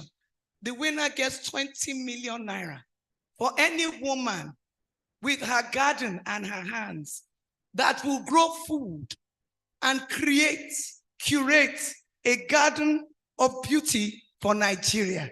It's a competition around the nation. Women of FCT, we are going to show this nation. Nobody can beat FCT. I want to see your gardens. I want to see your farms. And for everything, are you ready? Are you sure? See, let me tell you, my First Lady may only be looking for one, but I have a principal minister. If you make him shine, I promise you, your hands will hold more than what your farm will grow. God bless you. Thank you.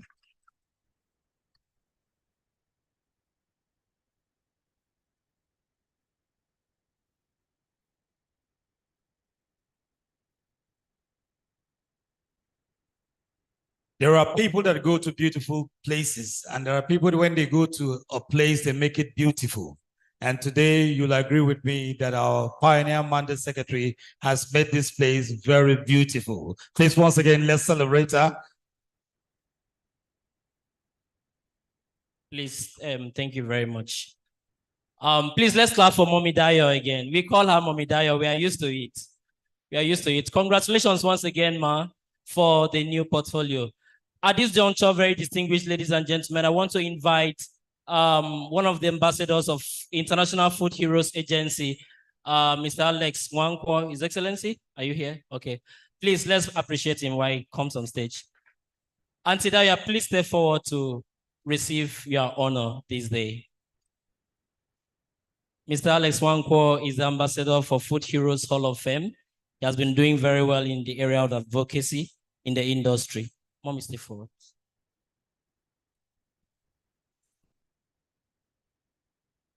All right, standing on existing protocol, we want to say a very big congratulations to Mommy Adedayo for what you have been doing. Obviously, you're one woman whose simplicity and humility portrays what the golden image of the world should be. Obviously, with this journey that you've embarked on, you are indeed a young giant whose height is yet to be determined. As an ambassador of Food Heroes, I want to say that this project is a project that opens doors for a lot of people. Obviously, you know what food means. The closest way to a man's house is through the man's tummy is through the heart. To a man's heart is through the tummy, sorry.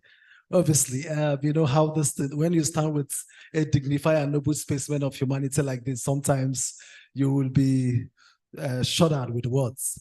It will be my pleasure to call on my fellow ambassador, Ambassador Christopher Udo, to please come up stage as we decorate Her Majesty. But before then, the decoration will be done by our big daddy, the distinguished professor, a father that we have here, in no other person but His Excellency. I choose to call you that because age is not just a number, but wisdom. Let's give a round of applause as we have Professor Ayola to come on stage for this decoration, please.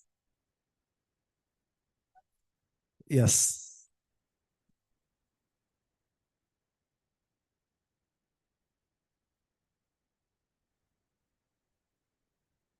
One thing we should know about food, for you to sleep well, for you to think well, for you to love well, you must be sure that you must dine well.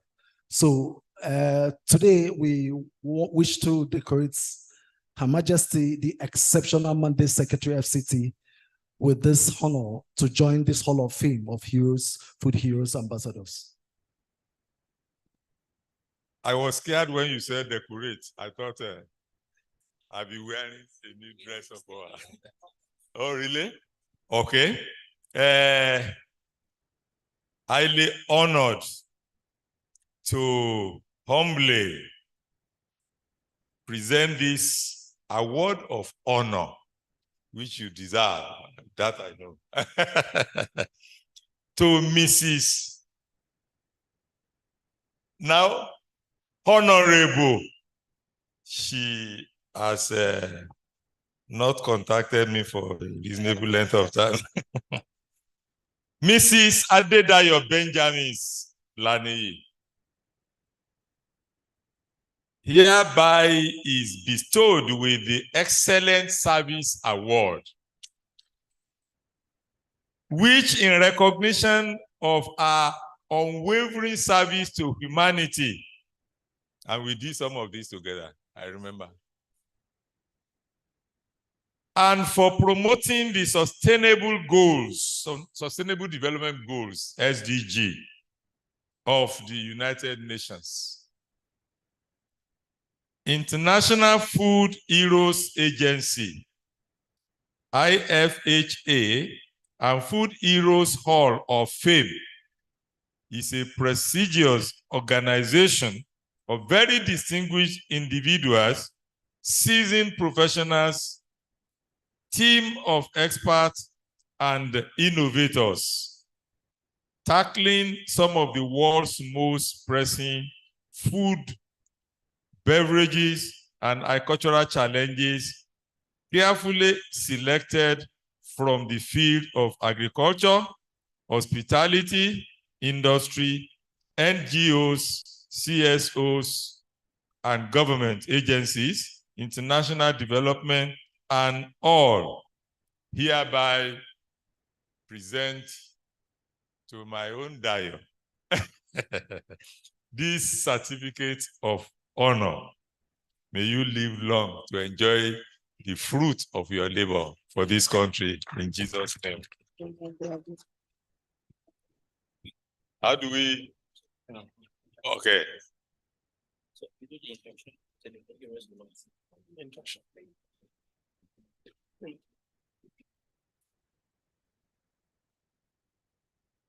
On behalf of the Food Heroes Hall of Fame, we wish to induct you into this organization, and we wish you can carry this brand and move with a head held high. Congratulations.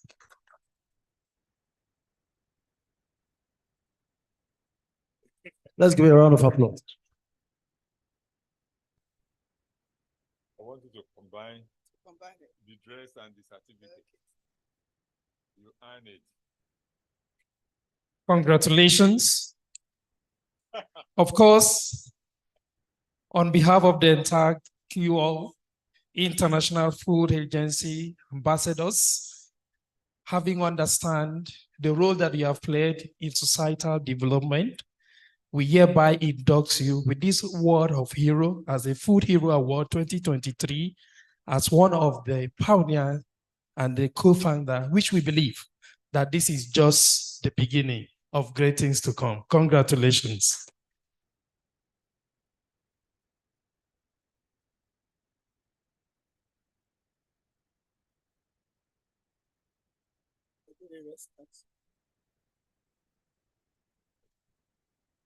All right.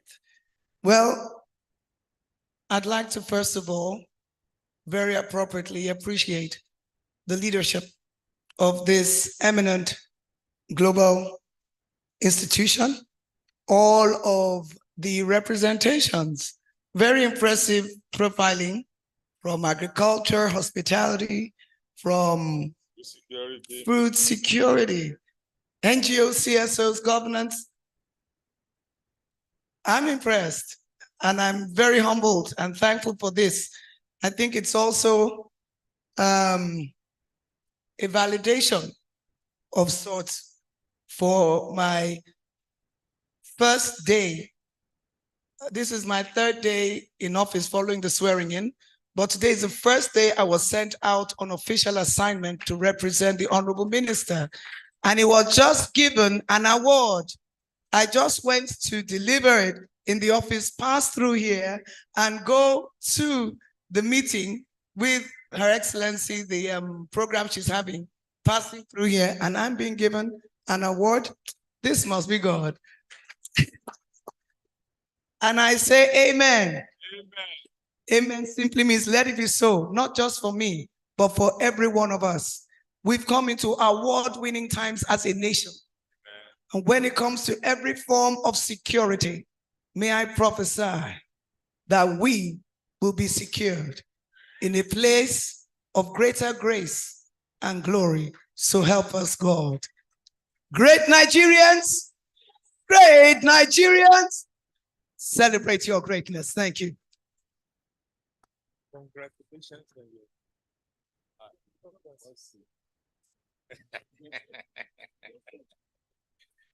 Yeah.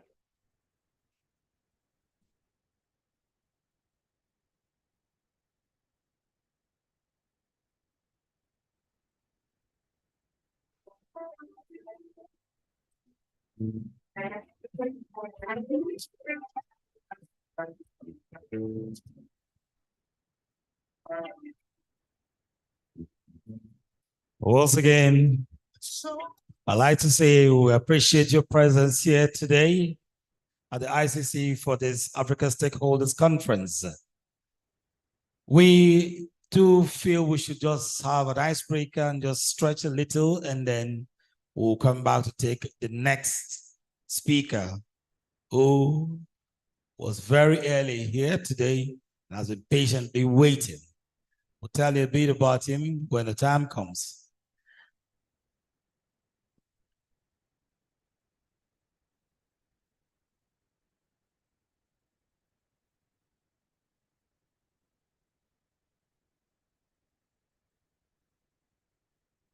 I'd like at this moment to invite a young man who for the next 3 minutes just makes so that we can have an atmosphere where the speaker comes, he's very comfortable here. I'd like to invite Gospel Alhaji.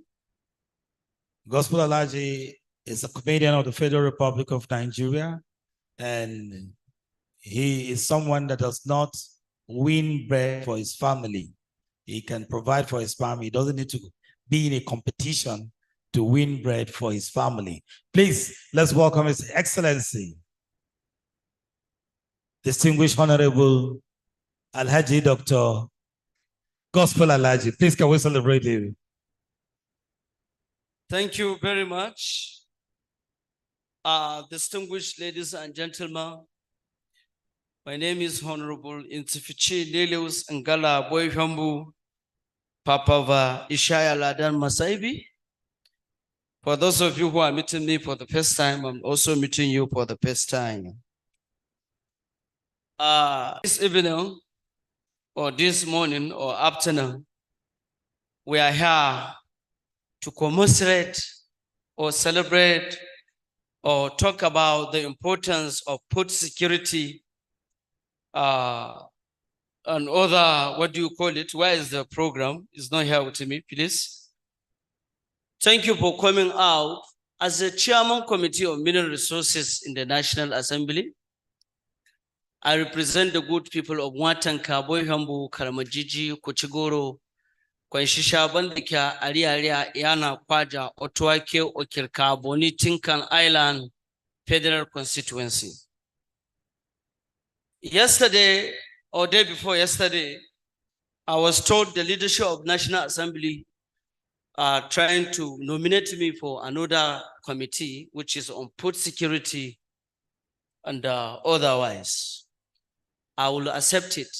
But if we are talking about food security, we have a lot of things to talk about in food security. I can see great people who are contributing in the affairs of food in this country are highly here, represented here, or themselves they came. I can see from the professor who by merit supposed to be maybe Minister of Agriculture in this country. And I can see Chief Fatima, she's also here because she has trained a lot of women, a lot of men into the food industry. And I can see a renowned celebrity in the food affairs, the mother of Hilda. She's also a round of applause for her. I am here as a honorable member representing the good people of National Assembly. I want to tell you that we have a lot of messages to send across the globe over food security. I heard Chief talking about mobilization and the rest. Today in this country, we have farmers who are living in the village. There's a crisis between the farmers and the headers. Now, that is the foundation of food before we talk about insecurity itself. A situation whereby a farmer go to his farm, his life is not secure, or the headers' life are not secure, and both of them, they are proud, no. They provide food for the nation. Thank God we have the representative of humanitarian, she's here. Thank you for coming. Tell the beautiful humanitarian minister that we have seen her beauty on cameras and everywhere. I believe that beauty will extend to the work she's being given to do to salvage the problem we're having for food insecurity. As a chairman committee of mineral resources in the National Assembly, I knew I have contributed so much to the development of democracy and what have you in this country. But I don't want to go there. I came with my friend because I invited him. He came all the way from Germany. I want to prove to you people that as a chairman committee of mineral resources and also chairman committee on food security, that I have capacity. Me, I'm not here to just talk, but I want to demonstrate anything that I'm saying. So please, can you help me welcome my friend, a diplomat all the way from Germany. A round of applause for Charlie White as he come forward. He's a diplomat. He came all the way from Germany to be part of this program. I would have loved Professor is here, but since Professor is here, he will come later. I want to, if we're talking about food security, we have to show where the food is and how secure the food is.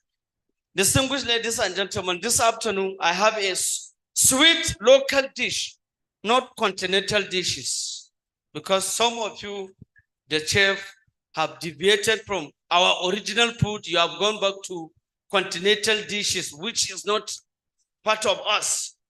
We are not saying you are doing wrong thing, but please remember home. Whenever you are doing your food as what do you call it, chef. It's not all the continental dish. We are not used to eat. When we go to eat in some places, they give us cutleries. Me, I know if you give me poo, I will wash my hand and eat it. But you keep giving us cutleries, we are suffering with it. So this morning or this afternoon, my colleague, when he came to Nigeria, we have to go and prepare some, what do you call it, akara. Yeah, so you are going to go to Chef Fatima, she will take one. We can't talk about food security and food is nowhere to be found. Give her one, give Chef Fatima one, let her take it. It's very well prepared and garnished. Yeah, take it. Okay, we call it akara. Okay, akara. Give it to that young man there, my colleague here, meet him there, give him. That's a special akara for him. Yeah, so I cannot just be chairman committee on all these things. Go to the representative of humanitarian. I learned they are doing school feeding program, but we will feed you before you want to go and feed the student. Yeah, give her own share. Let her take it. It's like she wants to support the young man. You don't want to support him, but you want to take my cake, they call it beans cake. Abi, how do you feel it? How do you feel it? You believe in Nigeria? Come to mommy, Hilda Basiba. Through this, we'll get to meet her daughter one-on-one. Because since she finished that program, to see her is terrible. Yeah, wow.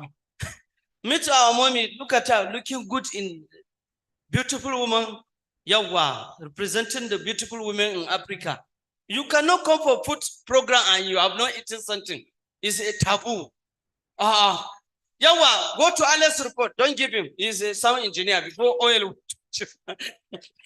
will touch your hand. You go touch something now. Fire will spike you. Go to number one media report. Alice's report is there. Meet Alice's report very fast and give him the akara. How do you call it in Germany? Akara. Be fast. We don't have time. The problem, excuse me. Yeah. The problem now, the person where you say Maggie, I don't know where to sit down. It's over there. Please, can you stand to your feet so that he can see you? Yeah. Give him akara. Akara. Yeah, you can't come for a food program. Paul in Sika. Oh, wait, don't distract. You want to bless the akara. Oh, that's good. I know him. Let's report this man. Let's report this number one Abuja social media. That's my problem with my friend. They will give you something, you will misplace it. Imagine after supporting you are misplacing it. Yeah, welcome to this young man. Paul in Sika.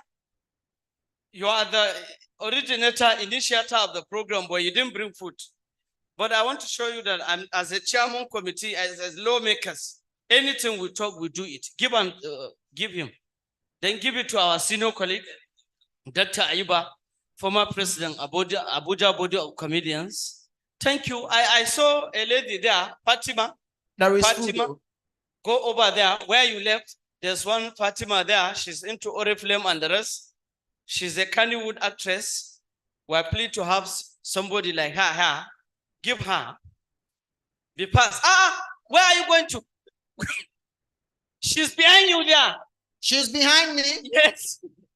Oh. You are Fatima. You know, normally, where would they look? Not be where would they face? So sorry, sir. So I was actually going to her. Don't follow my direction, follow my eyes. Yawa, give her akara. Yawa. Come back to Chief. Chief. Hi, Chief. See him with the red cap there. Hi, Chief, with the red cap. Abba. Oh, wow. Hey, calm down. I'm seeing Hi, Chief. He's seeing me. Yawa. Yawa, Hi, Chief. Thank you. Come to a celebrity chef. This young man going, follow him. He looks like he's Daniel Bouncer, but he's not ready to throw anybody blow, but he will give us food. Meet him. Yawa, give him akara. Just eat. It's from National Assembly. If you are meet Yawa. Oh, thank you. Sure. Thank you. They are supporting us. So the next time we are bringing my mind. Thank you. So, ladies and gentlemen, before I go, as the lawmakers, I want to advise Nigerians who so much believe in this country that they have not joined the other ones, that they are not patriotic, that all they want is to leave this country to Canada. We want to thank each and every one of you that believes in Nigeria, believe in Project Nigeria. Most especially people like Chef Fatima. I've listened to your programs. I know how many women or many people you have trained that today they feed their families. They do things for themselves simply because they were in trained. It's because you believe in Nigeria. It's not because you, after the money they will give you for the training. At times, how much is the money? It's nothing to write home about. And Professor, while you came to National Assembly, unfortunately, I was not in Nigeria. I would have made your work so easy because as a lawmaker, since I've been elected as a lawmaker, 1999, till date, I'm still an active lawmaker. If I'm lying, ask Alice report or ask my Oga. I was the one that sponsored mineral resources in the National Assembly. For your information, Professor, for your information, Kai, please, why are you distracting my destiny helper? I don't like this kind of people. You have joined them from my village. What kind of trouble is this? Please, can you join me? I say Holy Ghost, fire.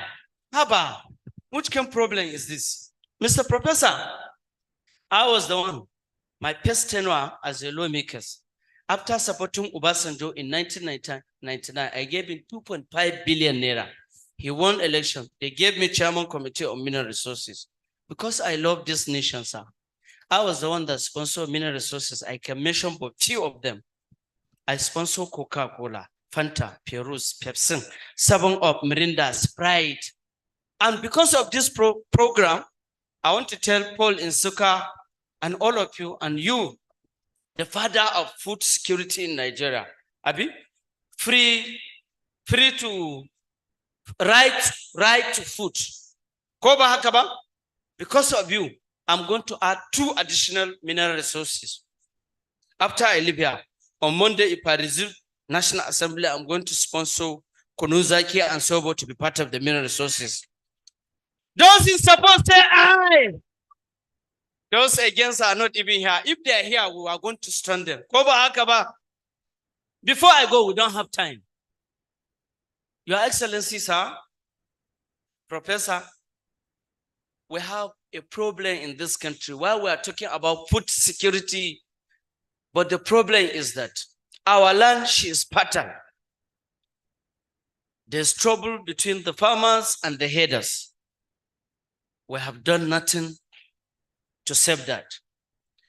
Now, because we have a patterned land, we allow people from other countries bring contaminated fertilizers to destroy our soil. It is no good. It is part of the insecurity for food. Now, we have the chef who are helping us in the industry of cooking. Chef Fatima, don't take it personal. Now we have local dishes of other rice, tuwon shinkafa, miyan kuka, but we left them, we focus on continental dishes. It's also affecting our food security. We know of normal sobo. Normal sobo. We plug it, dry it, cook it, and take it, add small sugar. But today we have flavors for everything we take in this country, and no flavor that has no chemical. Are we secure by using those flavors? Are we secure by leaving our original dishes and going to continental dishes? It is an assignment for each and every one of us who is here talking about food security. The change begins with us, begin with me and you and all of us. Distinguished ladies and gentlemen, my name is Honorable Intifichi Nilius Ngala Boyambu. Some people call me Gospel Alhaji, some people call me the breadwinner.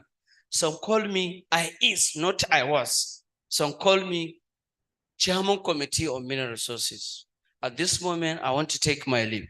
But for those of you who want to know more about me, go on Facebook, go on any of my social media, those TikTok and the rest, you see Gospel Alhaji. I am there as a, what do you call it? As a, if you like your country so much, how do they call it in English? As a patriotic Nigerian. And I want to tell you that we have heard what happened yesterday in the court. We take it on good faith. Let us come back together. Let us come back together and work towards achievement of this country. Let us put the party affairs aside. Let us put religion aside. Let us focus on the Nigerian project. On the Nigerian project. Though I'm not happy. But don't meet me and ask me how is the court case. I will slap you. Thank you. God bless you. Ladies and gentlemen, celebrate Gospel Alhaji. Quickly, let me announce we have in our midst the SSA Diaspora and Youth Affairs Police Community Relations Committee, Queen Ambassador Dr. Crystal Chanchangi. Please can we put our hands together for her? You're most welcome. The time has come for me to introduce a man who knows his onions, a man who is very simple to approach, and he's a spearhead of Unicorn Holdings Nigeria Limited. Today, he has been invited to give us a paper, and definitely when he comes around, you realize not only is he intellectually sound, but he knows exactly what to say at what time and when. Ladies and gentlemen, help me to celebrate the true Nigerian, but first of all, he's human. Help me to welcome Dr. Ayodeji Fred Mafikuyomi. Can we please put our hands together? Let's celebrate him. Let's celebrate him.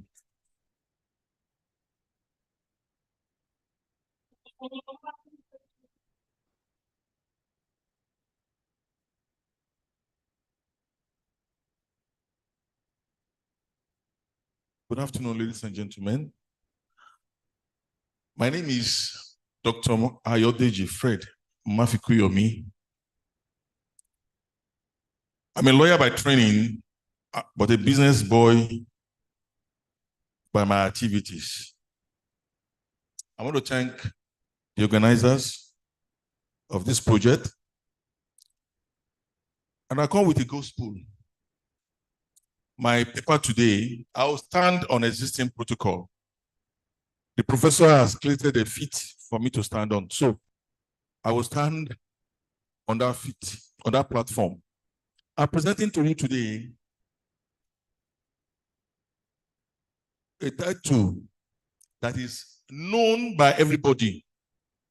Issues that we deal with. Everybody is aware of, but peradventure you are not aware, you will be aware today. For the cake you have on the table, for the rice that you eat, I want to install the virtues of our farmers and the problem they face every day. It is good, the comedian said, you see the akara you eat and the rice that you eat, it's very easy for you to go to the market and get it. But we have to appreciate our farmers also, who are the ones who produce it for us. The title of my paper today will be Preserving National Security Through Mechanized Farming. Preserving national security through mechanized farming. National security is the protection and preservation of the sovereignty, territorial integrity, national interest, and the well-being of the people and institution of a country. National interest has very major actors. The president at the helms of affairs who give direction to the people. The National Assembly members who pass, you remember the Bola Tinubu administration when he came in, he wanted to declare war on the Niger Republic, but he couldn't do it alone without the support of the National Assembly. Then you have the Nigerian army who will actually carry out the defense of our security of our national interest. The fourth important people on that pedestal is the Nigerian farmer. Why do I say so? Let us take an historic excursion into the French Revolution of 1789 to 1799. It was a period of lack in France, a period of acute shortages of the common staple food, bread. Like in Nigeria today, in Lagos, I buy a particular kind of bread. It started at 350 naira. But today, that same bread goes for 1,500. But alas, my children are not used to any kind of bread except that bread. I have to carve money out to buy that particular bread. That was the same problem in France. And the people hit the streets. Now, their protest wasn't against the national interest, against the insecurity of the country, of their country, but it was about ordinary, if you prefer to call it ordinary, bread. And they staged a protest and they hit the street. And they went to the palace of the monarch. And they were very hungry. Typically of privileged women, the queen came out and said, if you cannot afford to eat ordinary bread, eat cake instead. We all know that the size of any bread with this cake, it cannot be the same price. And the people, it touched on their nerves. And that was the end of that monarchy. That was the beginning of change in France. If ordinary bread can put a country like France asunder, what position are we today in Nigeria? Are you not aware that we are at that point where people should hit the streets? I don't know how much food bill. I don't know how much is your budget for food. But in my house, it is very, very astronomical. And it's touching on our national security. Food scarcity played a very significant role. And it's placing the same role in Nigeria today.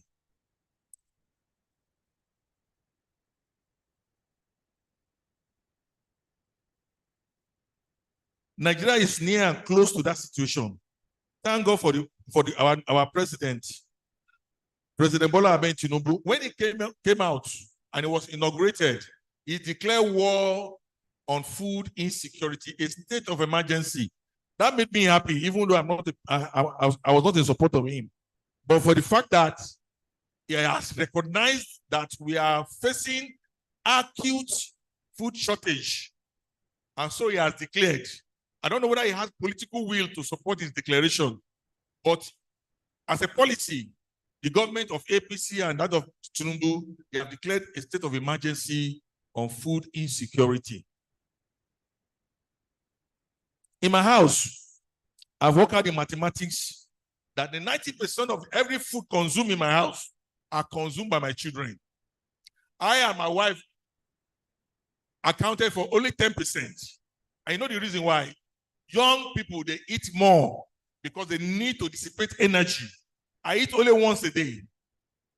But for children, They eat 4 times and then they snack. Imagine where they want to eat bread and you said you can't afford bread. They will give you question and there will be a protest starting from your family and then onto the streets. Let us look at our system of farming in Nigeria. Basically, our farming system is subsistence farming. What is subsistence farming? Local farmers producing food for their own consumption. There are no values for economy or profits. They just produce what they want. If it is yam, they produce yam for their consumption. In variance, in the US and the UK, one single farmer can produce food for 10,000 households. Why? Because they have access to mechanized farming. They have access to tractors, inputs. But in Nigeria today, we are still dealing with hoes and cutlasses. Very laborious system. Apart from that, I want to itemize sequentially the problem facing our farmers in Nigeria. Let us start with the comedian talk about the S-men and the bandits on our farm. So we'll talk about insecurity and banditry. While we complain of farming method which cannot sustain our growing population, it's adding that even the poor farmers have been driven out of their farms by bandits and S-men who have taken over their farm.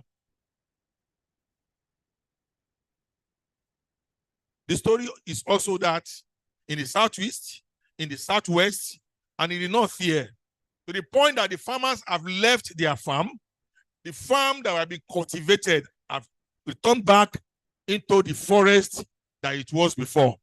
Farmers have been amputated, their wives raped, and their daughters raped. They form the majority and the fulcrum of IDP camps.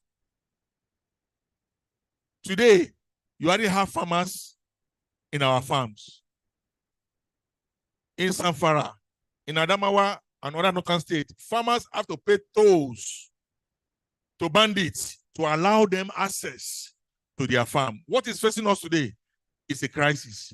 It didn't start today. It started from 1999, during Obasanjo period. Today, we still suffer the same thing. Our politicians have played lip service to confront banditry. I hope they too, before it became more than what we are suffering today. Second issue that the farmers face is climate change. Climate plays a significant role for and against farmers. When the climate is normal and the elements are positive, the farmers enjoy significant harvest. However, climate change has impacted on farming in different ways, such as change in temperature, rainfall patterns, and extreme weather events. These weather changes have affected crop yields, livestock health, and overall agricultural productivity. This is not particular to Nigeria, it's a worldwide phenomenon. Global warming. Substantial increase in Earth average temperature decreases farm yield by implication. This warming are caused by increase in human hullybally, such as vehicular movement. The car that you drive today, they emit hot air into the atmosphere and they go to our farm. Our yield and impacted the yield of our farms.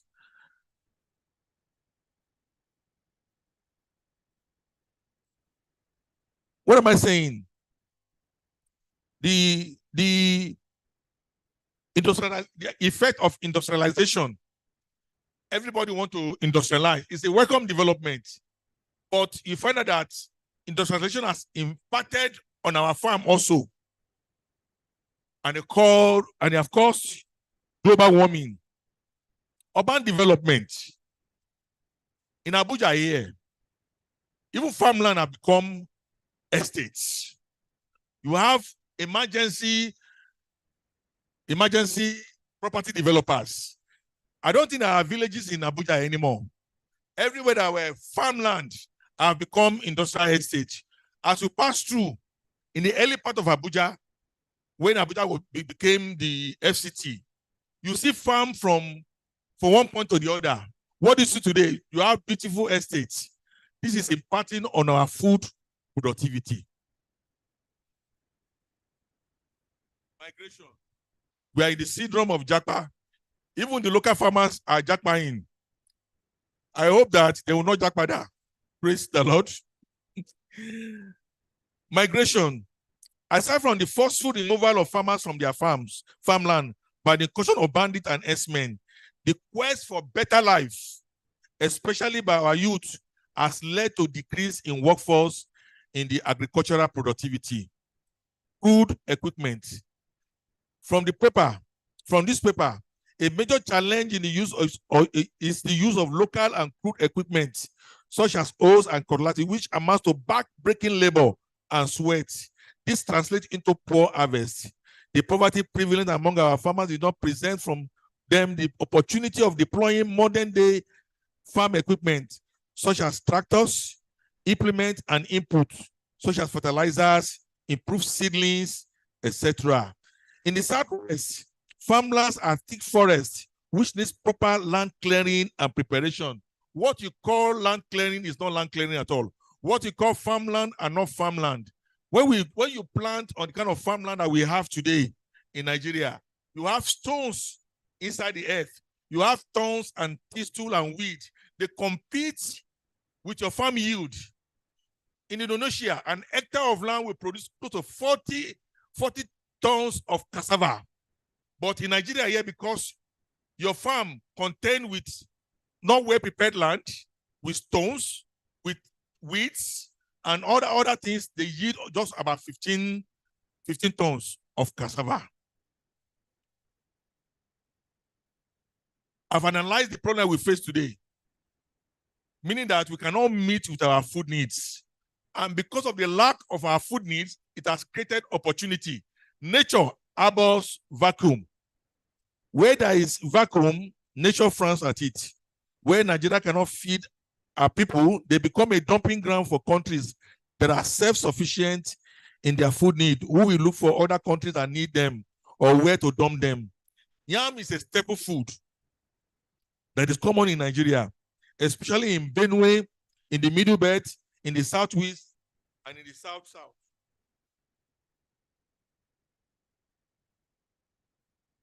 Ewedu is a Nigerian green vegetable for our soup.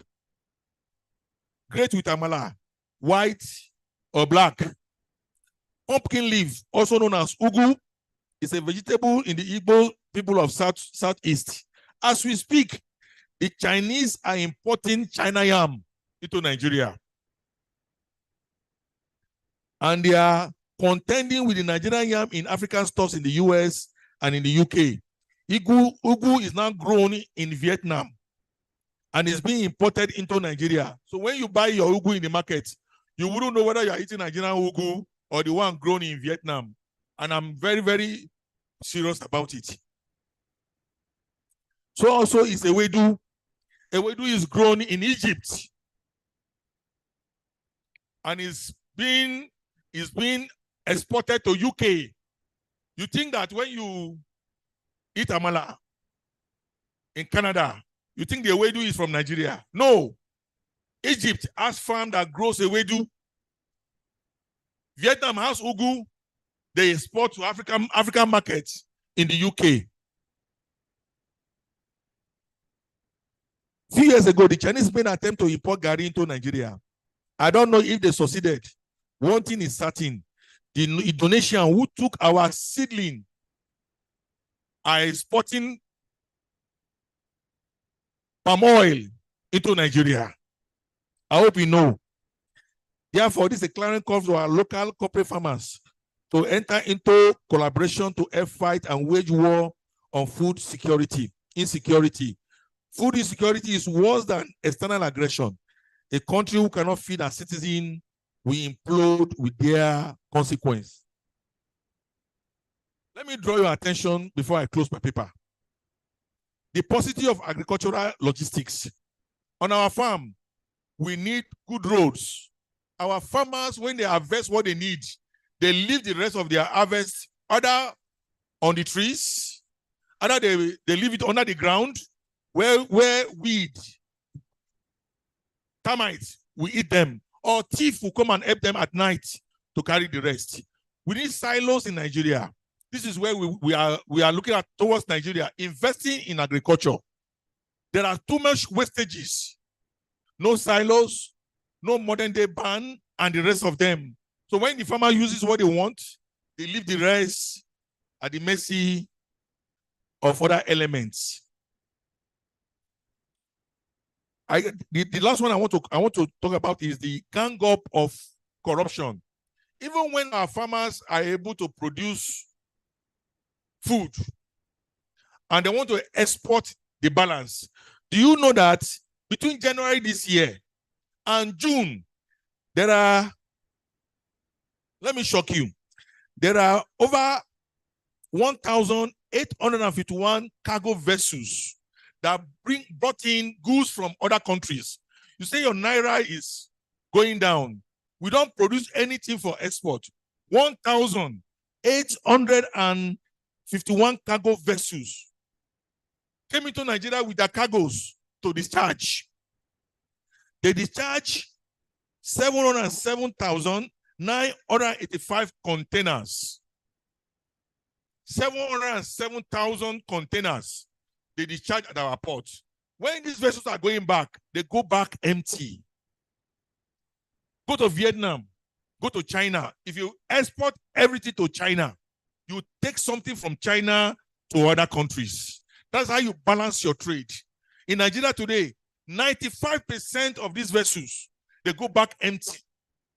Even when we have yam, when we have cassava, there are principalities and powers at our ports.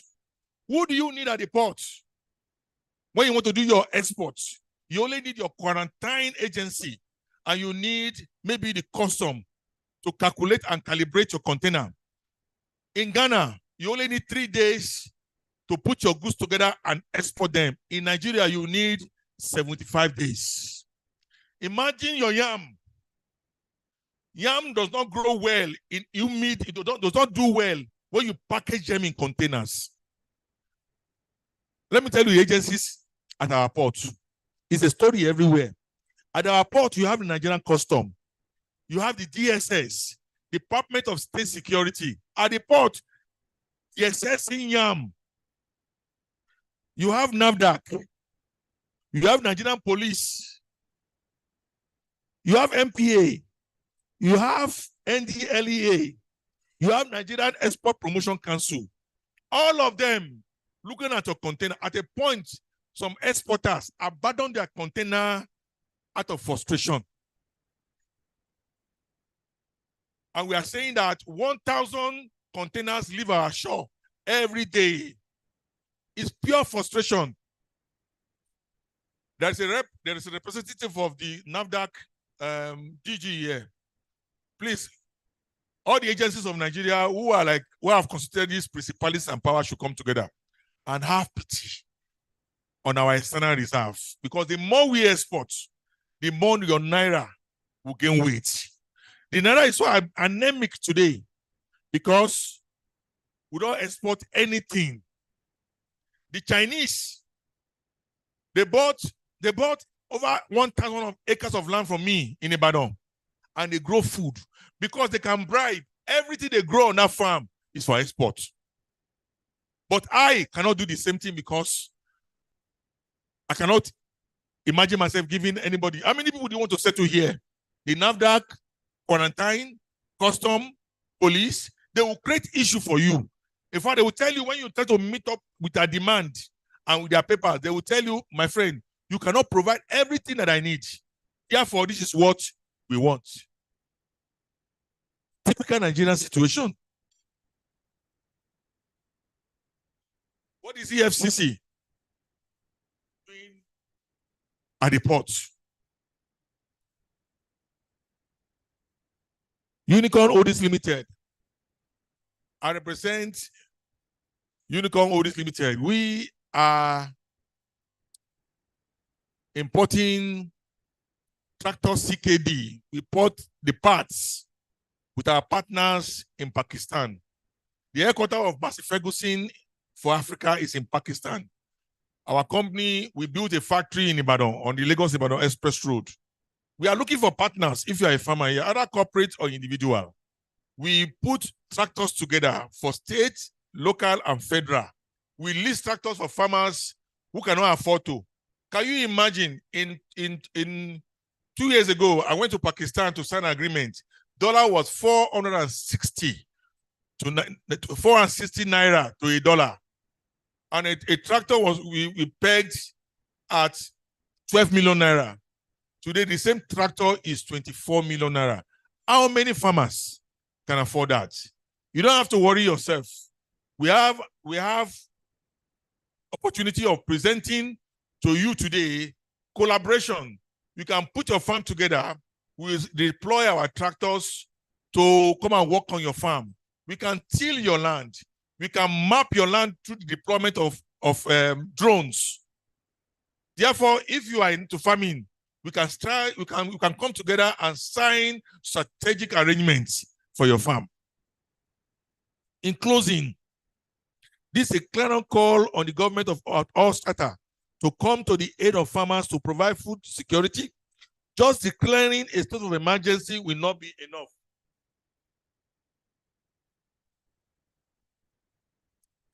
This security presented by the Boko Haram terrorist group and the invasion of farmland by herdsmen have to be dealt with decisively by a strong political will and not by mere lip service. The time to fight is now. Thank you very much. God bless you.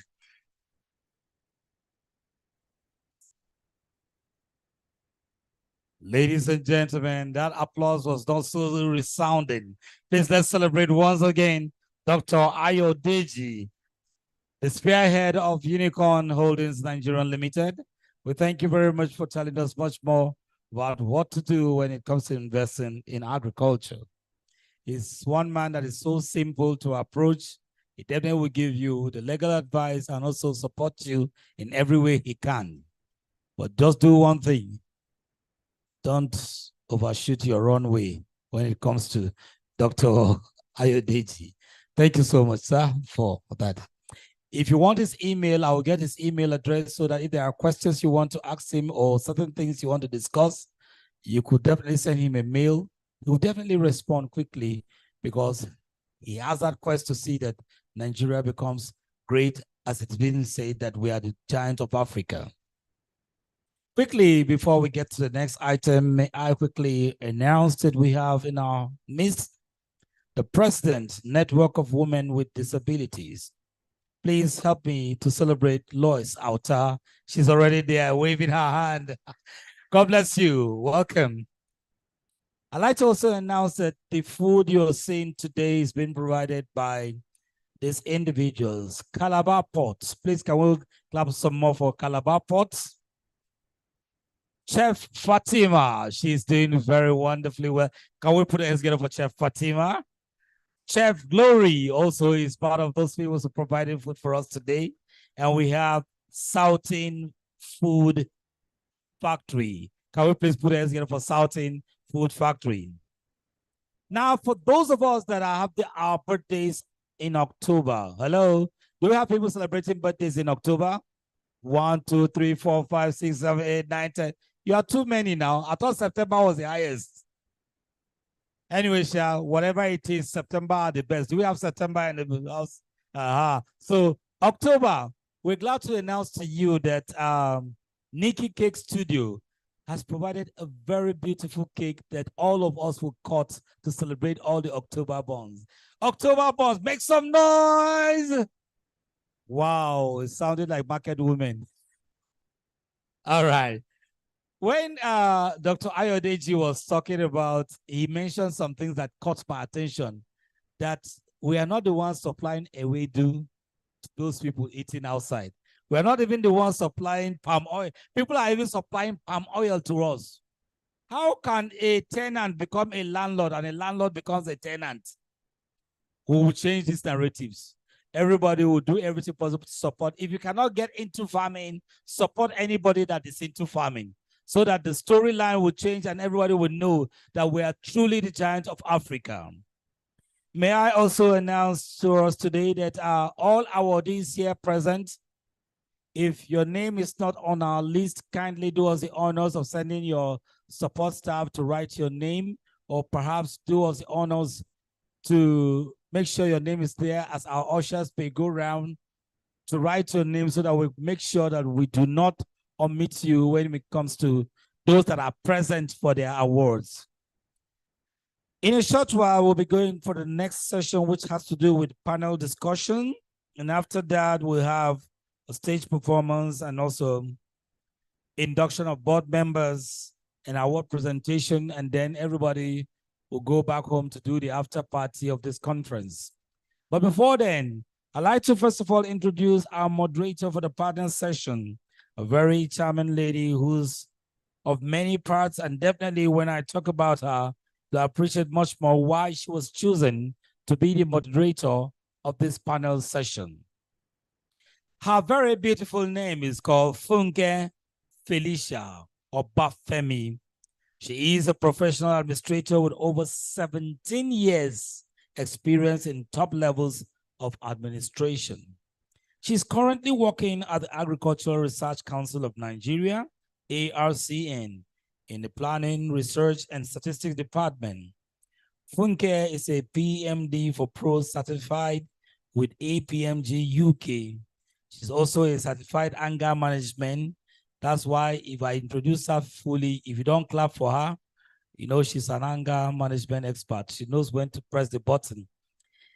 And emotional intelligence expert, a neuro-linguistic programming NLP practitioner, and a family life coach. She's also volunteering as a trainer at Shadow Global Consult, a management development known for human capacity development. Please, ladies and gentlemen, help me to celebrate and welcome our very dear own Funke Felicia Obafemi, our moderator for the panel session. Can you clap some more?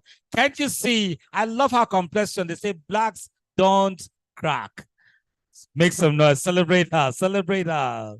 She will introduce all our panelists and then we'll continue with the activities.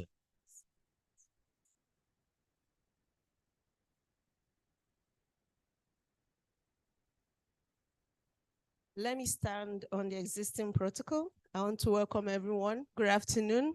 I can see that our mouths are busy, so I'll just, before I start, I want to appreciate the speaker, the presenter of the last paper, Dr. Mafi Kuyomi. He has laid a very beautiful foundation. So I'm not going to go through the introduction into the panel discussion. I'll just go straight into introducing panelists, and then we kickstart. Please, I want to crave your indulgence that this is a particular session of the program that I really want us to be very interactive. We'll be needing you to contribute.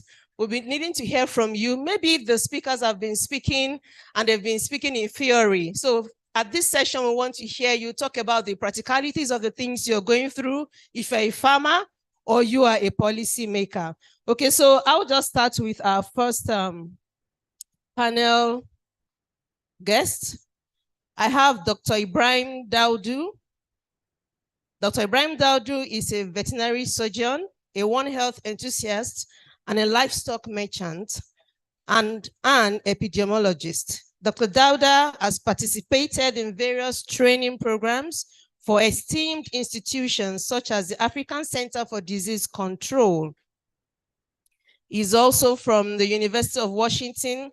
He has badged project management and global health certification and the World Health for Animal Health through Federal Ministry of Agriculture and Food Security. Okay, he's a staunch advocate against antimicrobial resistance. He has conducted extensive research on food safety, particularly addressing the imprudent and indiscriminate use of antimicrobials in food animals.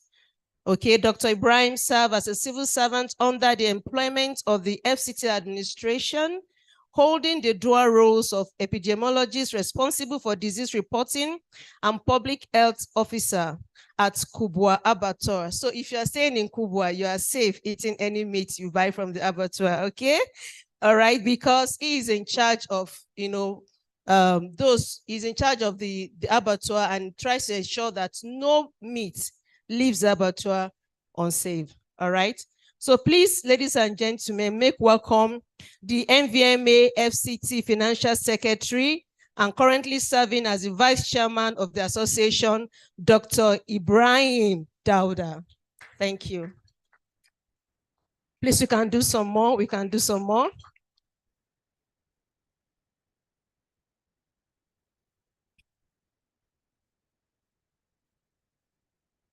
Welcome. Yes. I also like to introduce to us Mrs. Hope Onome Alex.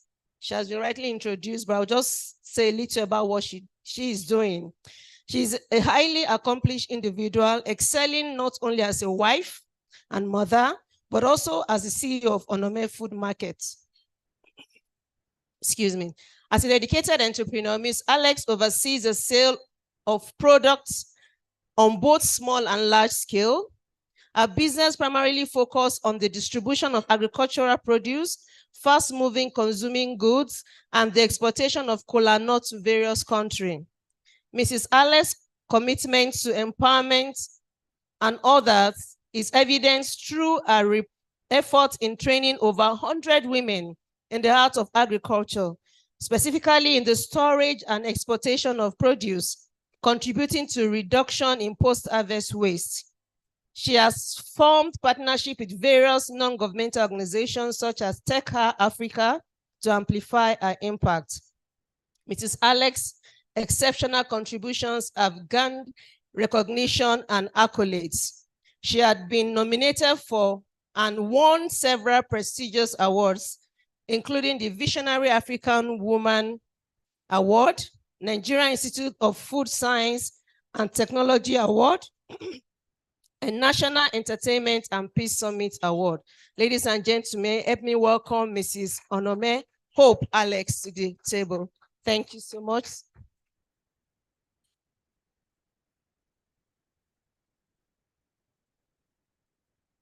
And it's also my delight to bring up Dr. Matthew Kuyomi to join us on this panel discussion.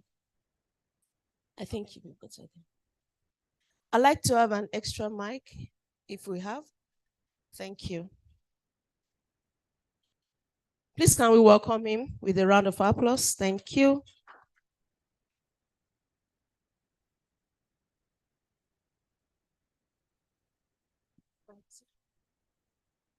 Good afternoon.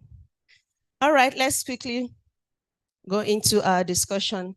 I'd like to start from Dr. Matthew Kuyomi, because looking at the foundation you've laid, it's obvious that we have a lot of work to do if we're serious about food safety and security in Nigeria. I'd like to have the second mic. Thank you. So on the 14th of July, 2023, the federal government declared a state of emergency on food insecurity and also has come up with 12 key action plans to see how we can, arrest the issue and bring about sustainability. So from your paper that you delivered today, I'd like to ask, how ready are we as a nation? How ready are we as a nation to salvage food safety in the area of viable crops and production procedures?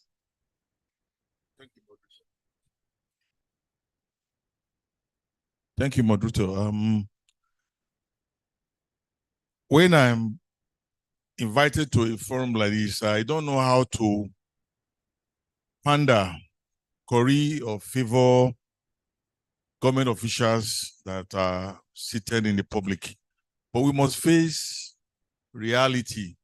The truth is that we have policies. Problem we have is not paucity of policies. Everybody is a head in government. Professors, doctors, and all that. They seem to have good policy, but then also the implementation is a major issue. Forums like this are many. A lot of people, starting from government in the past, they have sat down, they know the issues, They even know the problems to solve it, the solution. But the political will, for example, the Zamfara state government is accusing the federal government of negotiating with the bandits. The federal government is accusing the officials of the state that they are talking behind them. And how do you know, how do you negotiate with bandits to allow farmers to go to the farm? With all the arsenal, we talk about the external aggression, about people coming to invade your country. Whereas there are people in your country that are giving you issues, and you know how to, all you need to do as the commander-in-chief of the armed forces is to say, no horses is God. Go after. And once you can solve the problem, first and foremost of insecurity. There are many farmers without arms and legs. There are many of them in IDP camps. Once you can solve the problem, that people can now return. I had a farm somewhere in Ilaju, in Oyo State. I was confronted by cattle rearers. And I got home and I told my wife that because I have a food processing plant in Ibadan, and I bought 1,000 acres of land to feed my garden plant, cassava. But I was threatened. That was after the aftermath of the slaughtering of the doctor that came from the US. He was slaughtered like a cow on his farm. For me, I don't want to die. My children are very young. My wife said, you are not going back to that farm. That is a dream killed. 1,000 hectares of land. It has turned back into a forest. After deploying my G7 to clear my land and deploy my... So what are we talking about? The government have to come and have a strong political will to back up their promises and activate it to the common good of Nigerians. Thank you. Thank you for that delivery. I'll come to you, Dr. Ibrahim. Being an epidemiologist and in the field where you operate from, how safe are our animals? Thank you very much. Thank you. As an epidemiologist, Yeah. we specialize in disease investigations, observations, and possible determining factors that led to the outbreak of diseases. Well, basically field incidence officers. Just coincidentally, on the same 14th of July, that was the first day we had the suspected case of anthrax outbreak in Suleja. Yeah. And on the 17th of July, it was confirmed in MVRI VOM. Again, just like the first panelists mentioned, we shouldn't quote issues that are, we should not hide information. There was some level of withdrawal of the actual situation, the gravity of anthrax, as it were, to the general public. An animal affected with anthrax, I should guess we're over 100 here. It has the ability to kill all of us, just an animal. Yes, with anthrax. And we had, God knows how many like hundreds of thousands. These were animals that came in through our porous borders due to lack of government, possibly intentional. So I just want to be very careful with words, but then we have to be very intentional. True. How safe are animals? At the level of the FCT, and I would like to say for a fact, blow our own trumpet, that we're trying very hard to make sure that livestock that goes out there, it's wholesome for consumption. But again, there's just so much we can do. Niger State, Nasarawa, that's Karu, and Lokoja are just neighboring states that may not have the facilities we have.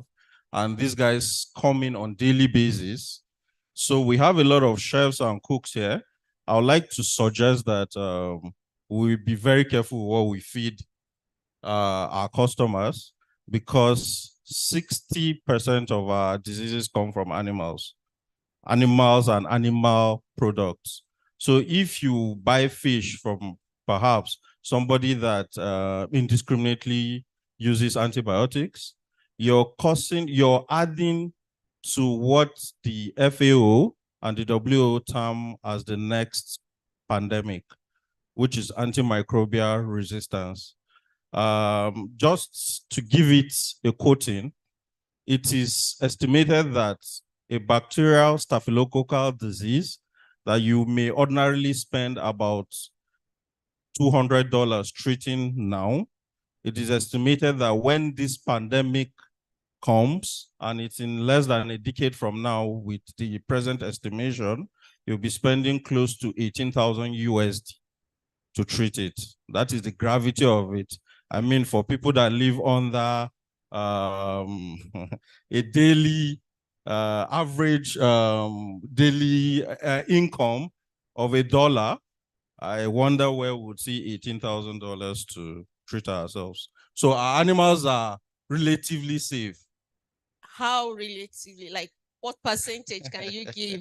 Like, is there a statistic to say? So sadly, because of lack of preparedness, this case of anthrax was confirmed during the Salah festivity.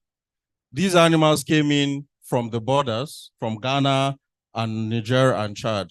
Now, we used to have border patrol posts where we quarantine some of these animals coming in the country, but a random person can just go to Niger, get 2 or 3 truckloads of non-quarantine animals, and while passing all the way through the country, all the way to the west, be dropping these animals at intervals. Now, innocent household owners that want to keep or conserve culture of buying these livestock from livestock markets, taking them back home and slaughtering with their families, call their kids to touch them and feel. I mean, if we were to do true traceback analysis, you'll be surprised the number of human beings that might have died from this anthrax. And anthrax is just a disease out of at least 200 zoonotic diseases that you get from meat and meat-related products. Thank you so much. You're getting me scared already. Thank you so much. I'll come to you, Madam Onome. Yeah, I understand that you are an international businesswoman. And I'm so glad at what Professor said about governance failure and policy failure that we have seen in our country.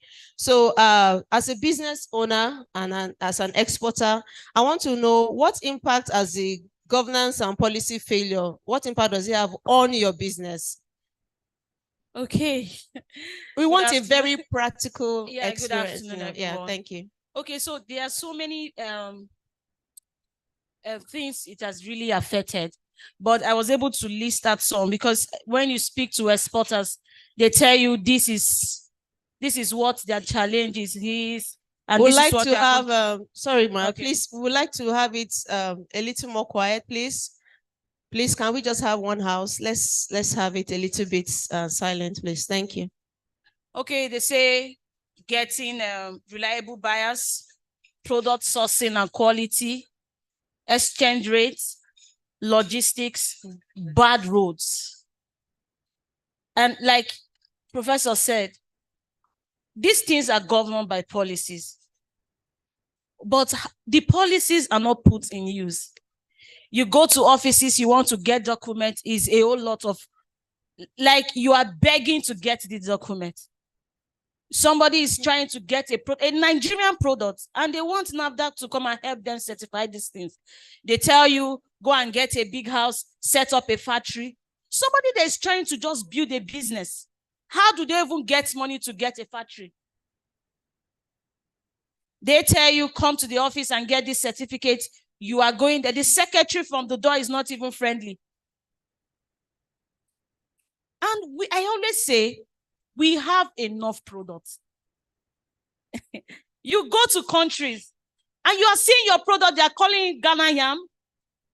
They are calling your product. You go abroad, you go to Germany, you go to US, you are seeing your palm oil and they are giving it a foreign name.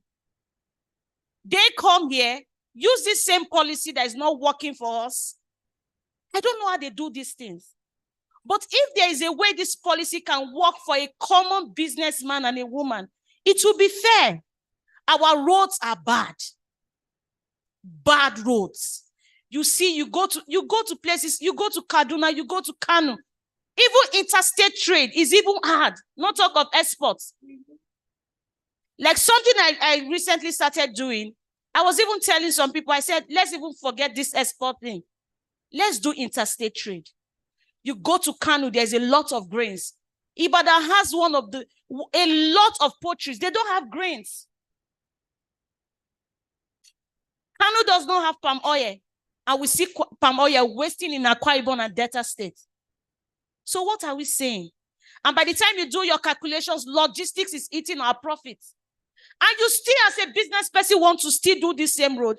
Government will tell you not to do it to standard. Yes. There's a place my shop is in Lokogoma. We started setting up the road because it was bad, but we had business there. It was difficult to do that road as an individual. Government officials will come and tell you, do not do the road to standard. So I always tell them that if we want to be realistic in this thing, we know that we are actually our problems. We are our problem because people come from other states, people come from other countries, and they are looking at us like we don't. They make, when you tell them that this is the problem, they make you look as if you don't know what you are saying. Because you have the products. You have the product. Like when I cola nuts in Kano, what they do, they just buy it and eat 100 naira, 200 naira. They take it for consumption. But China has the highest order of cola. I do cola nut business. If you tell them you have 5,000 bags of cola nuts, they are ready to buy it, no matter the cost. And they come, they get the certificate that we are fighting to get, and they export these things easily. How? So that's the how. These policies are not working. So I think we need more people to speak about these things. Let these policies that they put, they will tell you it's written in papers, but it's just there. It's not working for us. Thank you so much, Madam Onome. That was a beautiful one. Honestly, if we want to tell ourselves the truth, the solution is in our hands, right? It's in our hands as a nation. I'd like to talk about the collaboration impact. You know, I think Professor Mafikuyomi, Dr. Mafikuyomi, you talked about the collaboration thing when Nigerians will go with goods and they come back with nothing. Yeah. And they come to our country, they go with a lot of things. Yes. So I want to ask, how has collaboration helped? Are we really enjoying collaboration, or we are actually killing ourselves by waiting on the UN to come and save us? Thank you very much. The issues we have is the terror of Nigerians on Nigerians. It's an internal thing. You know, when your skin is white, the Chinese man, the Indian man, the Lebanese man, the Vietnamese man, they know how to play the game because they are playing in international markets. You are doing local. Any cost, any variable cost above your cost of production will not work out for you. So you cannot factor in corruption. Corruption does not have percentage. They could demand 100% from you. When timber, teak, mahogany was banned for export, the Chinese were doing it 100%. In Osogbo, in Ibadan, everywhere. You're not allowed as a black man. In fact, when you buy a lorry load of timber, the Chinese man is ready to buy from you because he will export 1,001 containers in a jiffy because he already factored because he's earning dollars. You are doing local. So it's like that. So collaboration with who? Is it collaboration with you and government or with partners and all that? Government will tell you, look, I have worked for 35 years as an entrepreneur in Nigeria. I brought in power manufacturers from Germany, from Spain, and I approached my state.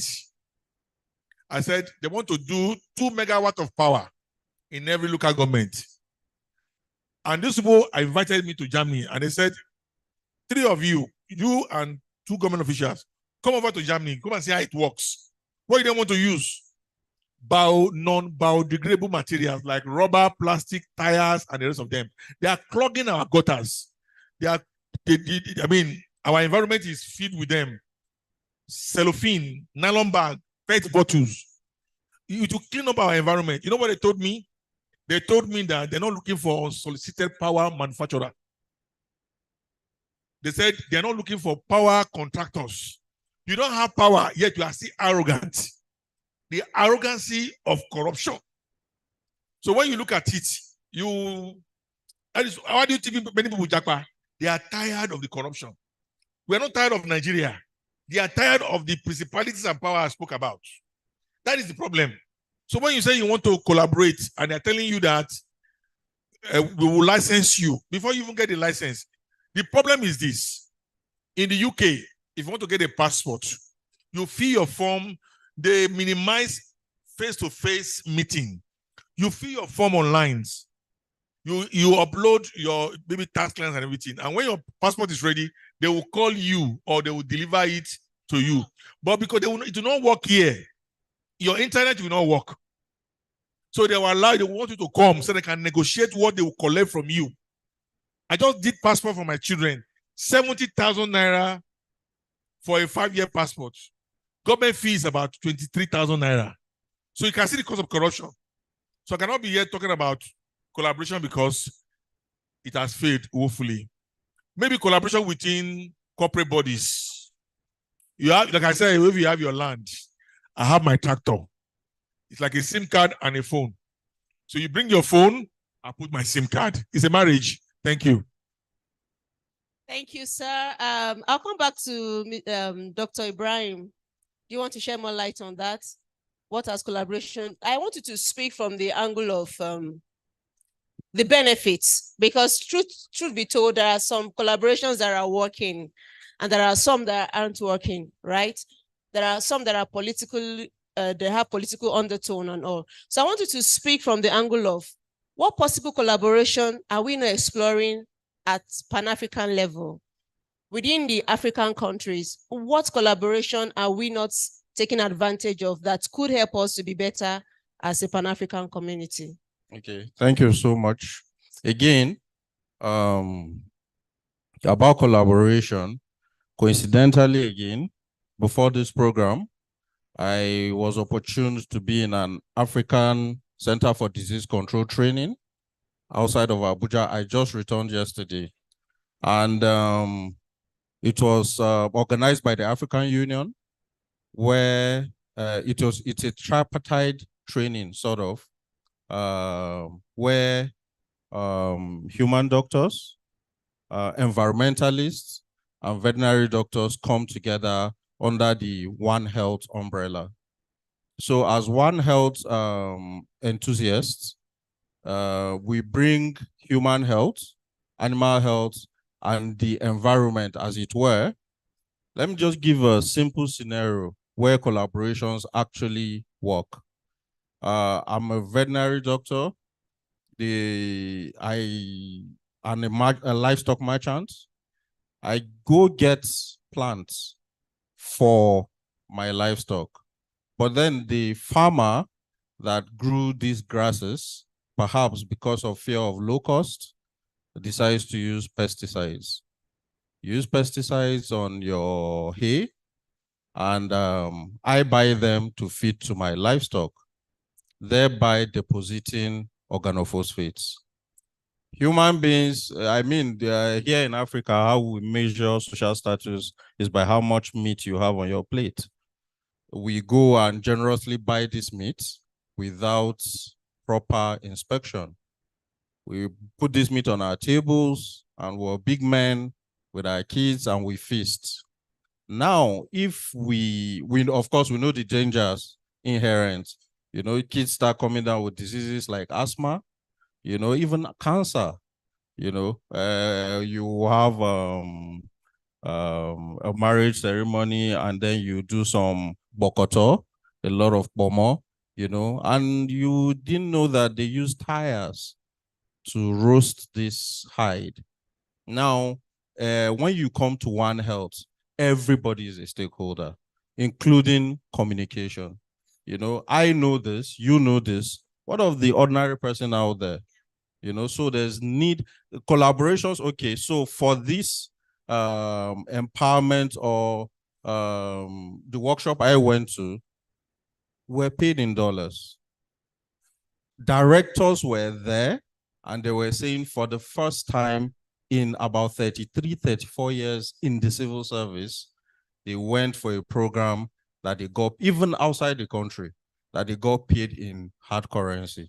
What does that translate to?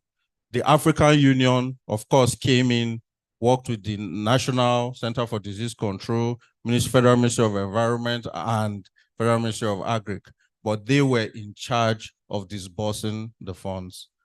That is, there was a salient message there. We are not honest people, we are not sincere people, we are not disciplined people.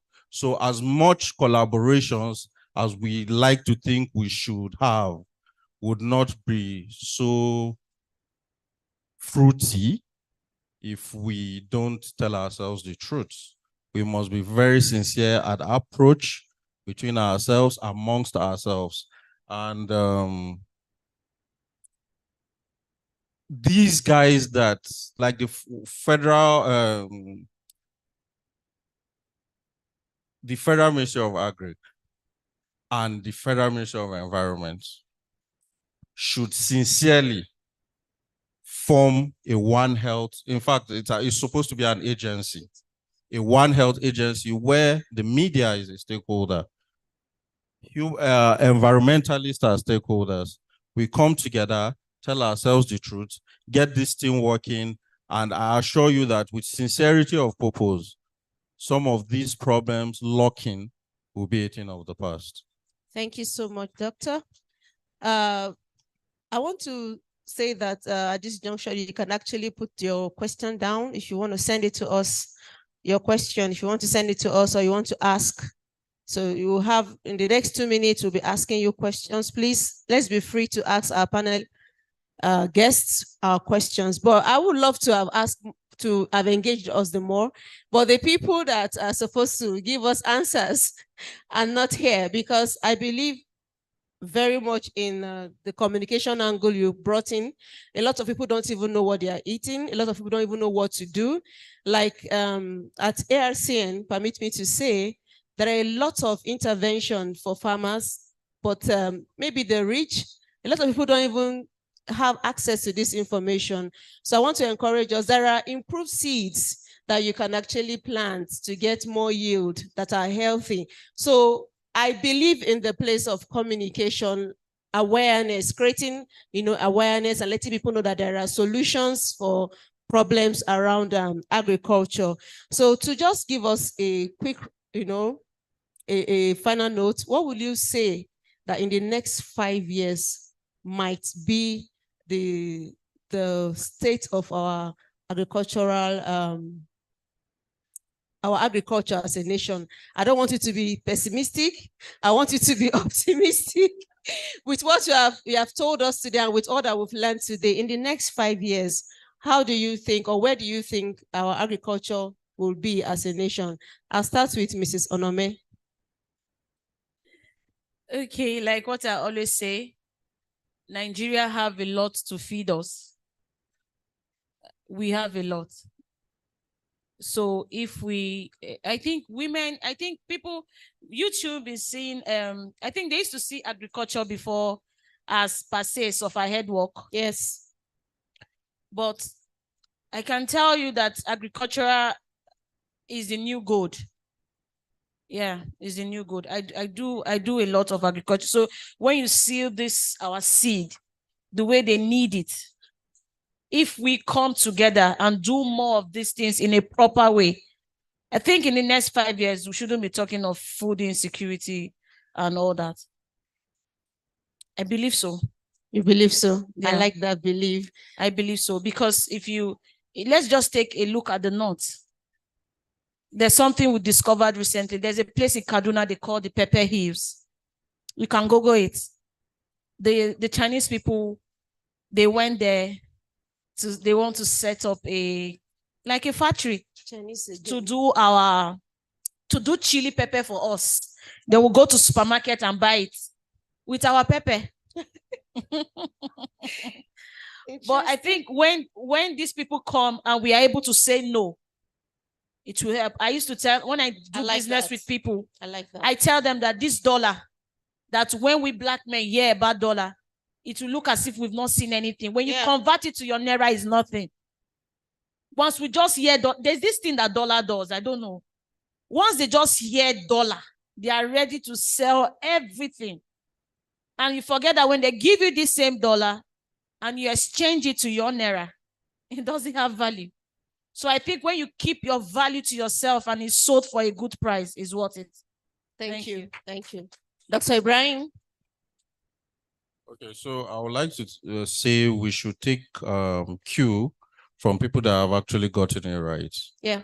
As third world as Namibia, they export meat to European countries. In fact, it serves as a major part of their GDP now. Somalia, war-ridden Somalia, they export livestock to Saudi Arabia. Let me hush you there. I want to ask, sorry. I think the last time I checked, Nigeria used to be the best for, I think that's hide, Sokoto brown. No. Ginger. Okay, yeah. So that's Saminaka. The best ginger producing country. Saminaka. Are we still there? We are number 3 now. Yeah. That's Saminaka, Southern Kaduna. Okay. If you go there, you see some people joke that they'll stone you with ginger because of how surplus it is. These Chinese guys take it and make ginger oils. They're there now. Yes, they are there.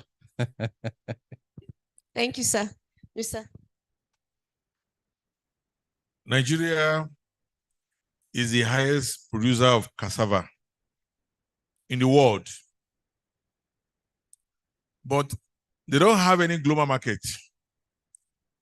Democratic Republic of Congo, they lift cassava to Brussels every month.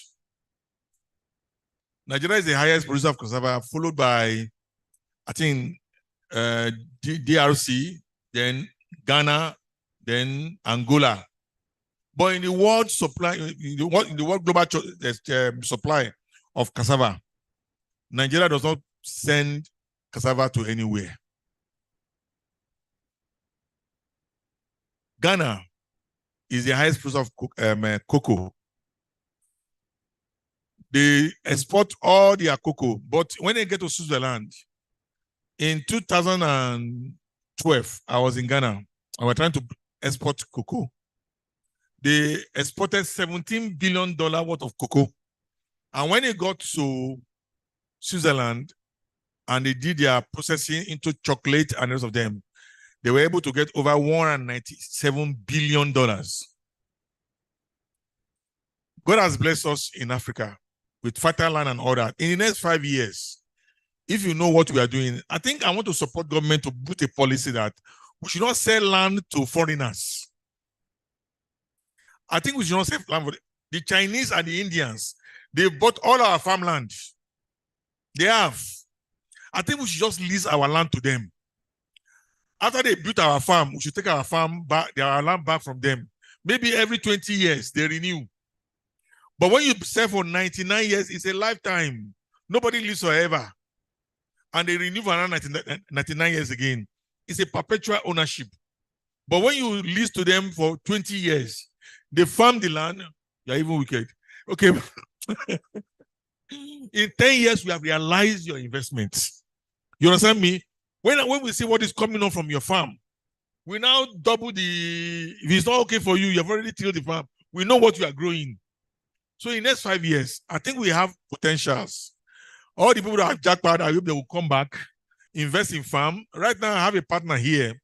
We've written a position paper to federal government in support of their declaration of state of emergency on food. In fact, that is even the reason why I came. I just used that opportunity to also attend my friend's program. We are looking at recruiting over 200,000 hectares of land in every state and supplying them. We will supply them tractors and implements. Government will guarantee payment.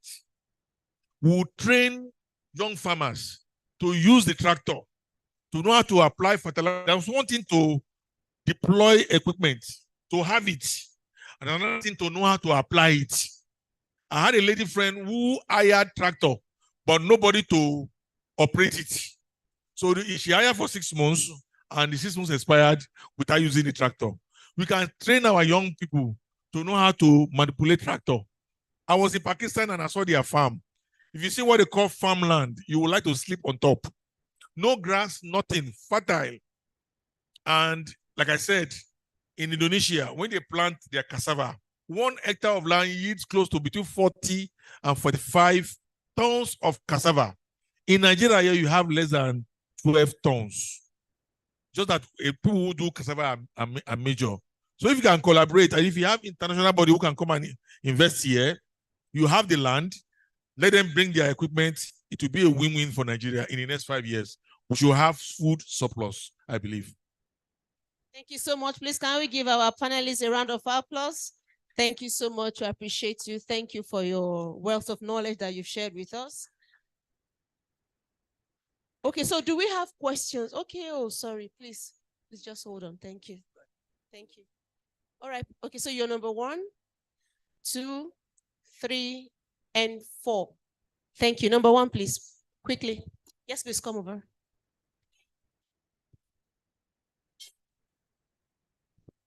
Thank you, all the panelists. Thank you. My questions, I have 2 questions. 1, I want to direct my first question to... Please, can you face the audience? Okay, I want to direct my first question to Dr. Genetically modified organism is allowed in agriculture. What are the impacts to the human health? That's the first. The second question is, in Nigeria, we have filling stations, hotels springing up everywhere. There is no cottage industries. What can be done to mobilize or to attract youth into agricultural sector to make sure that people develop interest in farming? There are forms of farmings. It not necessarily should be a crop farming. We have poultry farming, fisheries are there. What can be done? What the policy government can put in place to attract or to develop, to let people develop interest in coming to that sector? That will be for you, sir. The first question will be for Doctor, right? Please, thank you. The mic, sir. The mic, sir. Thank you. Thank you very much. So, genetically modified organisms. Is that what he said? Okay. So I would like to say genetically modified organisms. Let's not look at it as microorganisms. Before now, we used to be able to, in our backyard, substantial farming, get our birds to adulthood perhaps in a year plus. But now with the advent of broilers, and even now there are subspecies of those broilers. Now in 35 days, you have your broiler to table size. So the advantage of this is, we'll look at it like a food. We're trying to cover the space for a lack of protein. You know, we're not filling in that space. We don't have enough protein going around. Number 2, it helps livestock farmers shorten the period duration and increase return on investment. So it's good for the economy. Now, when you say what are the disadvantages, personally, I don't think there's a disadvantage to modifying genetics. What the disadvantage is how you raise those modified organisms and then feed them to individuals. So we indiscriminately, you just Google do it yourself, DIY, and it tells you that just keep pumping antibiotics. You go ahead, you pump antibiotics. I tell you, they grow faster even when you pump those antibiotics. But the adverse effects comes with the general public that consumes it. So for me, I think is the way they are being raised that is the problem, not the organism themselves. Thank you. All right, thank you, sir. Satisfied? All right, so the second question. What do you do to attract young youth into farming? Nigerian youth generally, you know, the habit of in our days when we were young, we are ready for hard work. Nigerian youth is soft life. Yes. Praise the Lord. A lot of them are here. It's soft life. My friend said maybe we should create a set of sexy farmers.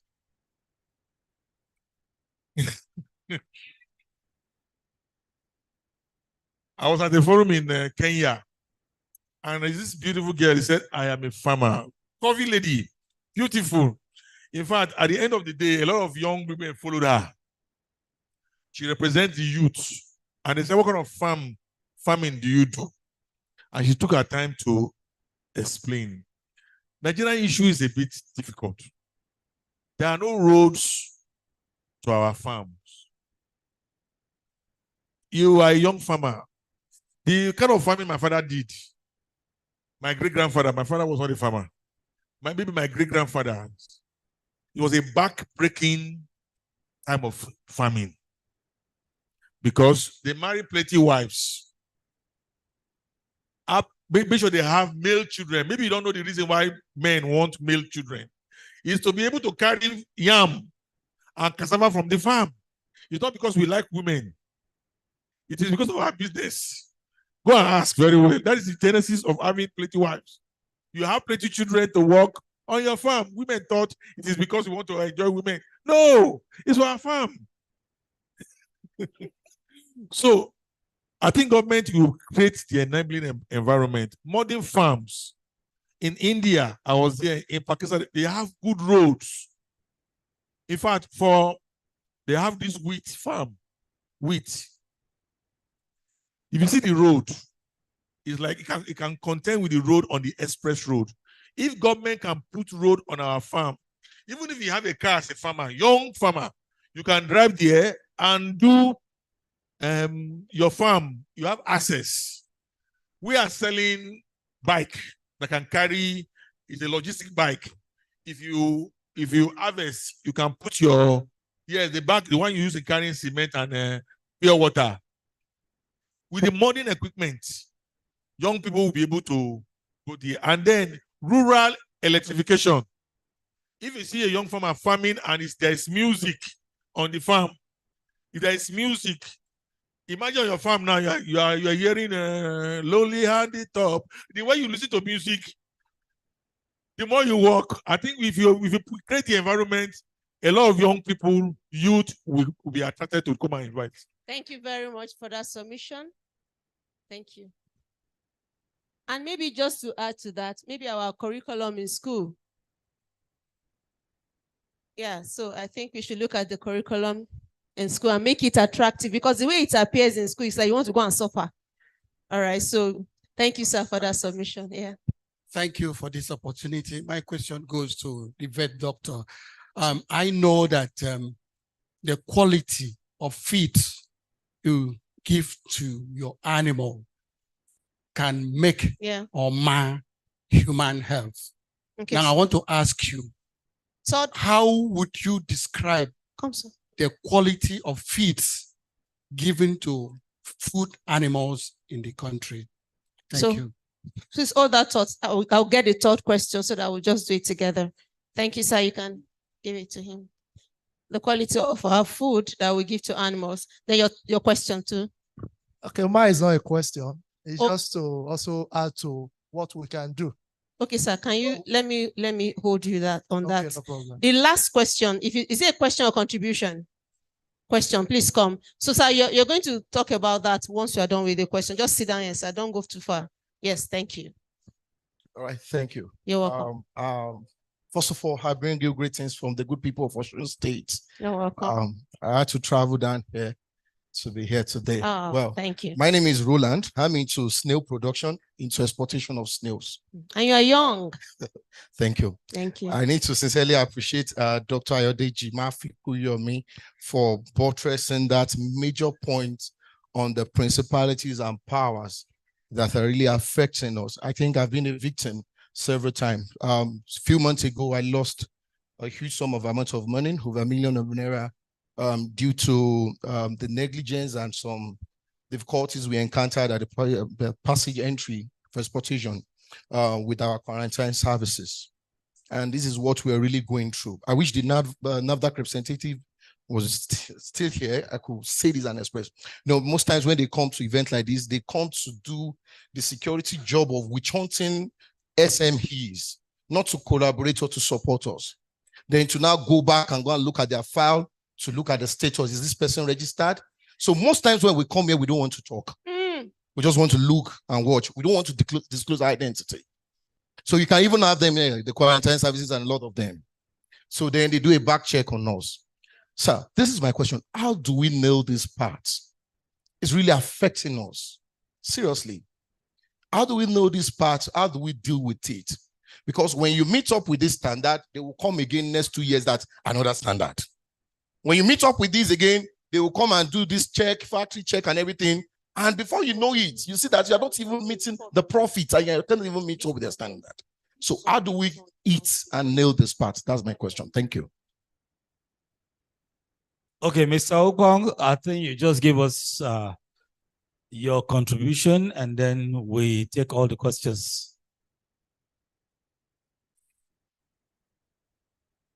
Is a question. He's the one that's okay. Okay.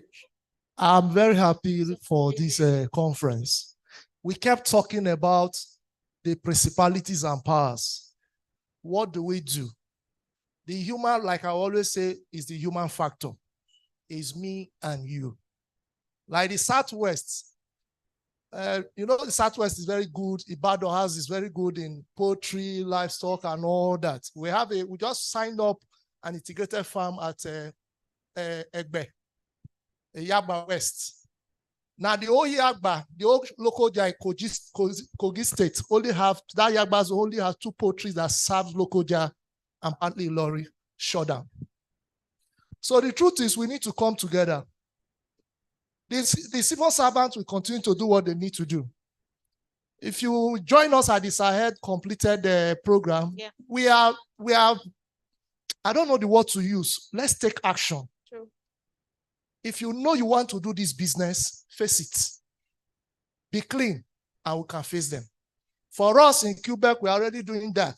As far as security matter is concerned, in FCT and other states, once you have that issue, call us on our Make We Go Farm program. We'll contact this defense headquarters. Straight ahead, decisions will be taken. Don't tell, see, Nigerians are waking up gradually. We're all feeling the pain. True. I'm happy I'm from Delta. I'm happy that my sister is doing very well.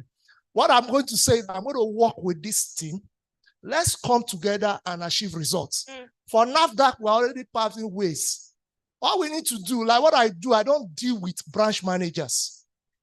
For years, I've noticed, if you come and market me as a bank manager, there's nothing you can do. There's a limit to what you can do.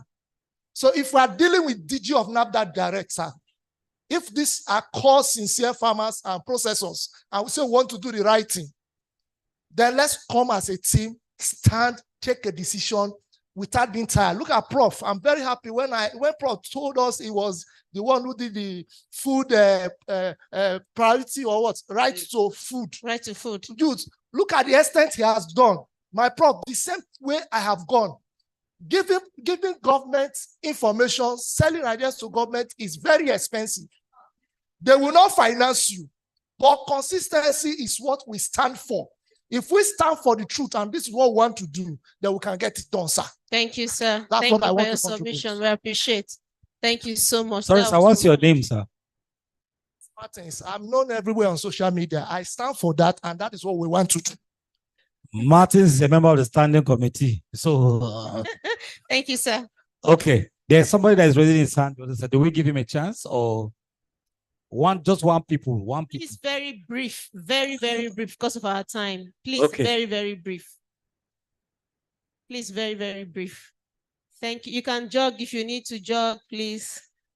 Thank you, sir. All right. Good afternoon. I have a question and also have a contribution. The question I want to ask is, can school be created just for farming, apart from the normal schools we have now? Just a separate school? Because I heard this man mentioned about fish farming and poultry farming. So that is my question. Then the contribution and the advice I want to give, because I was once a poultry farming and a fish farming manager. So I went around to some farmers, and when I see the way they treat the laborers who work under them, and I found out that they don't really take care of them. And you see, the way they neglect farmers, it makes some people to be ashamed when you call them farmers. So they don't want to go into farming. Okay. You understand? So, and you know, health-wise, somebody who is working in a poultry and you're not taking care of that person, there are some treatments you have to give to that person. Yeah. If not, the health of that person will be in danger. Yes, sir. So you people have to do some kind of work by, coming out, let people know, because most of the poultry farmers, the owners are rich men, as we know. And you cannot talk to them. You talk to them, they sack you. You tell them this is what you want. Some of them, they will sack you. So how do you take care of all these things? Thank you. So that the farmers, some of them will have say, some have say, some will have say. Thank you so much, sir. Let me just answer him for the schools available. So under ARC and Agricultural Research Council of Nigeria, we have 16 federal colleges of agriculture and 16 national agricultural research institutes all over the country. And each institute has its mandate, crop mandate. All right. So I think the problem we have may be lack of information. So there are schools for farming. If you want to go into farming, the different types of farming, there are institutes and colleges that are already on ground where you can go to study farming. All right. So I think we have those available, but just that maybe people are not aware. And that's why we're saying there should be a correction in our curriculum and a form of harmonization such that everyone will be carried along and people will not be lacking information. You can please come to ARCN if you want to get information on improved seeds, on research, on things you need to know, from livestock to animal arable crops, whatever you need to know about agriculture.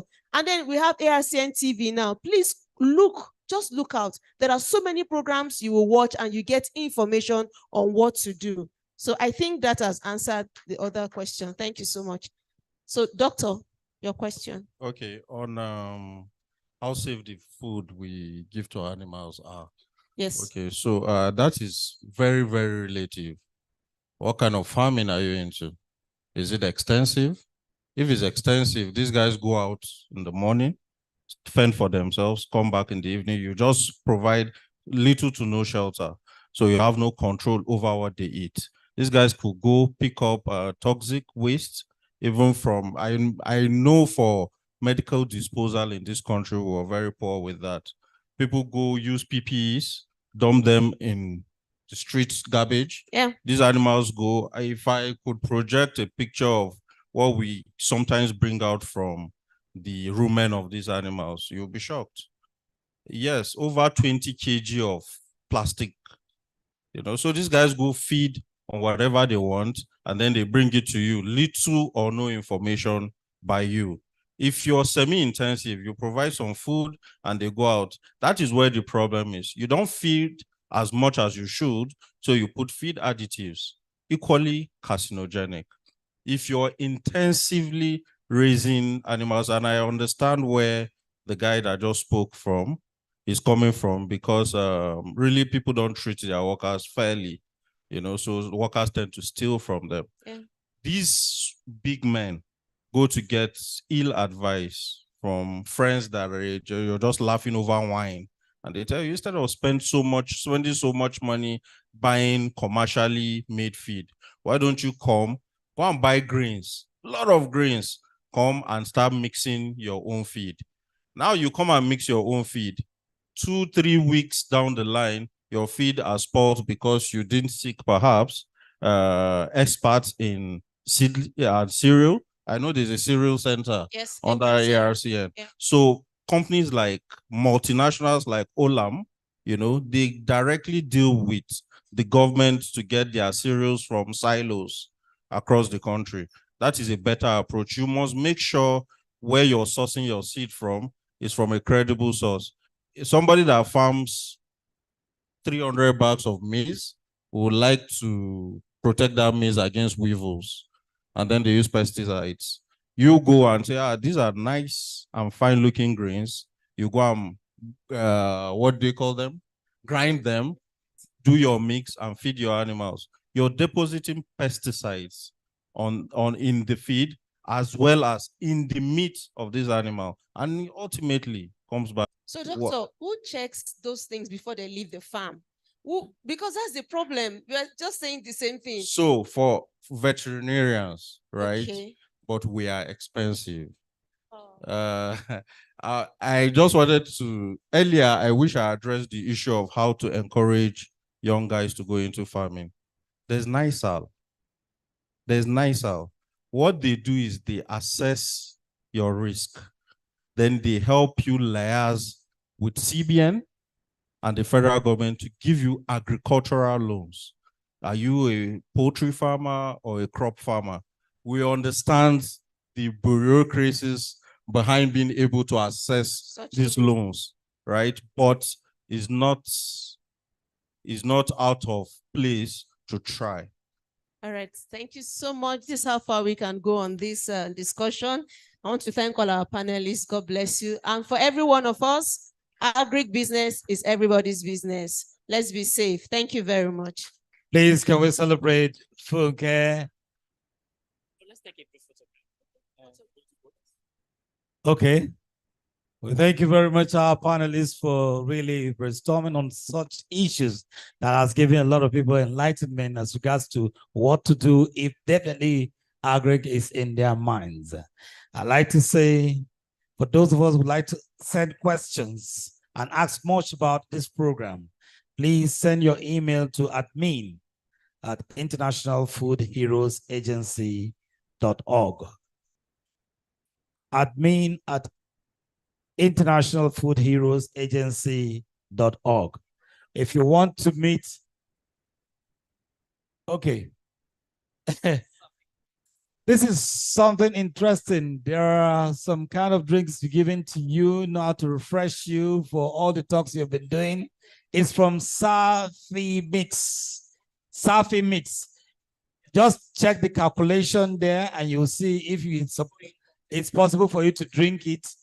There's mathematics in it. So in case you are not good with mathematics, do not take it. Please, Safi Mix, they are there behind, and they are also offering an opportunity for those that want to learn how to mix, mixologists. You want to mix on international level or just for your home. Please do the honors of meeting them. They will teach you. It's just a month training, and their website is www.safimix.com. When you meet them, they will teach you so that when you have guests, you know exactly what you can do to make it interesting for your guests to appear. And for those of you that want to reach Dr. Ayodeji, you can get him on his email, math2411@gmail.org. gmail.com, sorry. If you want to relate with Dr. Ayodeji, he's on email maf2411@gmail.com. I'll repeat that again for emphasis so that you can get it well. maf2411@gmail.com. Okay. We'd like to appreciate this individual, Cheesy Food. They brought food for those that want to buy. If you feel you want to top up with everything they've been giving you, they've got very, very quality food and drinks for you to buy from them. And Musa Abubakar wants you to convince Madam that you did not waste your time here. There's dry fish outside. Please do yourself the honor to get the fish there and take it home. And then you definitely will receive a very refreshing welcome from Madam. We're glad to have in our midst Madam Ene. She is indeed a woman of great substance. Can we please celebrate her? This woman can fight for anything positive for the sake of humanity. Thank you very much for being part of this celebration. In continuation of this program, we'd like to celebrate those that were born in October, and then we'll move straight to awards and then induction ceremony. Where are the people born in October? Just wave your hands. Make some noise! I want you to get excited to tell other months that October is indeed a very unique month. DJ, are you ready for me? Let me ask them. October.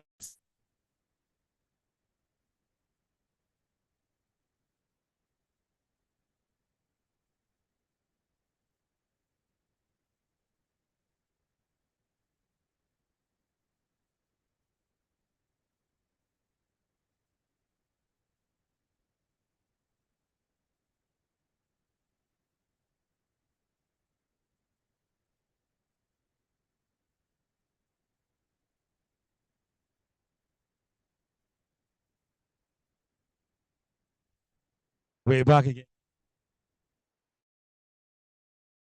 Ayodeji, there is something you mentioned. I'm interested. You said there was this lady who was into farming, coffee lady from Kenya. Can I get her address? There are some business we need to discuss, agri-business. Okay, October people, are you ready? Where are you, October? Just wave your hand, October. Okay, pump it up for me. Let me ask for October people. We are HAPPY. Listen to me. We are HAPPY. We know we are sure we are HAPPY. If you're happy and you know, please clap your hands. If you're happy, no, please clap your hands. Well, if you're happy and you know your life will surely show that you're happy and you know, clap your hands. I'm a doctor in my country. Somebody know me well. If you look me up and down, you will know that is true. Sandalili, sandalili, sandalili, sandalili, sandalili, sandalili, sandalili, sandalili. Okay. Oh no, man, I'd like to give you this mic. Let me hear you sing a song. Pawpaw is the type of fruit. Yellow like Fanta, sweet like honey. Everybody like pawpaw. There are two little blackbirds sitting on the wall. One named Peter, one named Paul. Fly away, Peter. Fly away, Paul. Come back, Peter. Come back, Paul. Come back, two little birds, and see. Well, I'll give you the song. A, B, C, D, E, F, G, H, I, J, K, L, M, N, O, P, Q, R, S, T, U, V, W, X, Y, and Z. Now I know my ABC. Next time, would you sing with me? Anybody? Yara Meganga Yagudi, Yara Megan. Mommy, let's hear you. What song do you have? I didn't go to nursery school. HIP for the hip. Pio, pio, for the hippo. For the hippopotamus. When we have all the October celebrants, please rise to come around to cut their cake. If you know you're an October person, hey, celebrate Norway! Hey, here they come. Here they come. Here they come. From October 1 to 31st. Here they come. Here they come. Here they come. Here they come. Move your body, shake your body, move the left now, to the right now, up the body, hip the body, move the hey. Hey.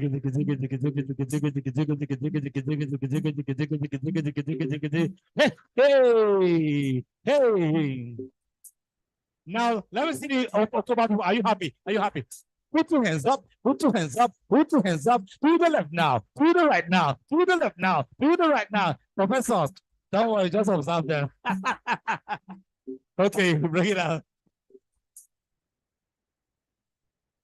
This very beautiful cake was donated by Nikki Cake Studio. Where are they? Make some noise, Nikki Cake Studio. Where are you? Okay, she did for front here. Okay, this is a very beautiful cake. It looks like the one they will do for Paul's wedding. So, his wedding is coming up next year, Saturday. Just get Asoebi any color. It's going to be jollof rice color. So everybody just get your Asoebi. Okay, where is the knife? If there's no knife, any Hausa man can give us a dagger. Just put it down. Madam, don't tell me you're not used to cake. Okay, now this is what we're going to do. We have only 2 men celebrating, and we have about 7 ladies. Okay, this is what we're going to do. You're going to give the men the privilege to just come close. Prof, we want to put you in the middle. Okay. Now, you're going to place your hand on the cake. Everyone will support you. Now, we thank God for your lives. It's been God all through these years. And he gave you the privilege to see another month, another year in your life. And we want to thank God for it. And because he came for this conference that has to do with food, we're going to spell IFHA. For people to know, because of food, you met new friends. Because of food, they join you in celebrating God in your life. So when I count IFHA, you now cut your cake. Are we ready? Please, we're going to spell the word IFHA. Are we ready? I can't see your voices. Hello, are we ready? Somebody give me an I, an F, an H, and another A. Happy birthday to you. Happy birthday to you. Happy birthday, happy birthday, happy birthday to you. Oh, yeah, DJ, give us something for them to celebrate this moment. Okay. Come on. Let me see you move your body, everybody, to the left now, to the right now. Celebrate God in your life too. Thank God for your friends, for your family, for your work, for your account balance. Everybody, God bless you. Say. Hey,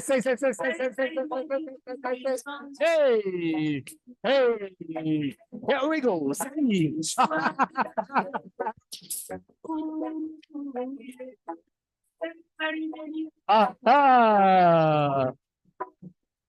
All right, DJ, bring it up, bring it up. Please, can we put our hands together for them? Let's let them.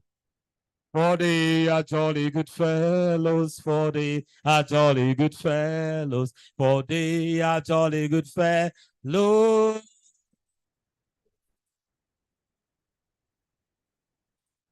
And so say all of us, and so say all of us, and so say all of us, for they are jolly good fellows, for they are jolly good fellows, for they are jolly good fellows. And so say all of us. Bossa for them. Bossa. Bossa. Bossa. Thank you very much. Can we celebrate it? Let's put our hands together for all our very lovely celebrants.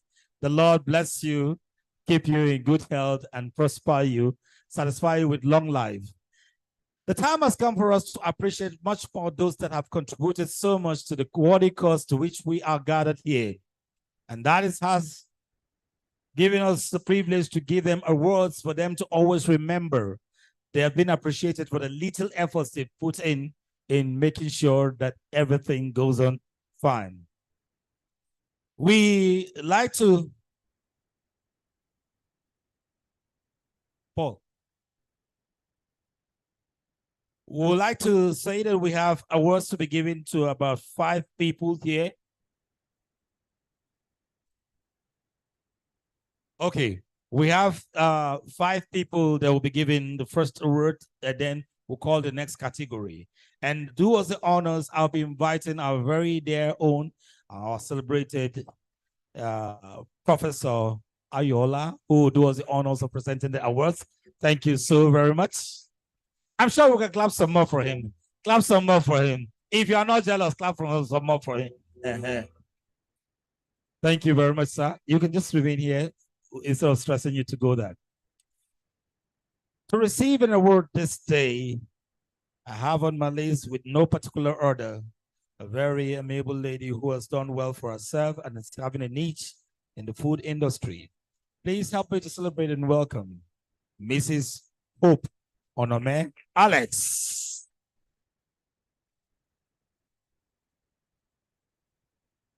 You can clap some more for her. Just clap some more. Aha. Okay, can we have that word so that we have our daddy do the presentation?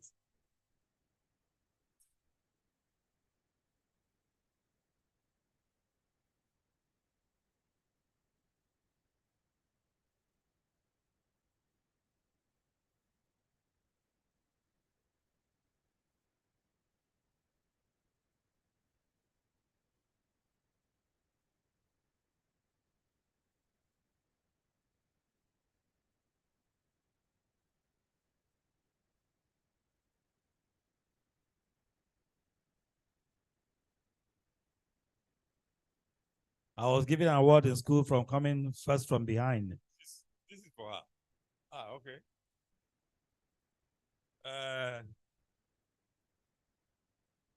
On behalf of the organizer.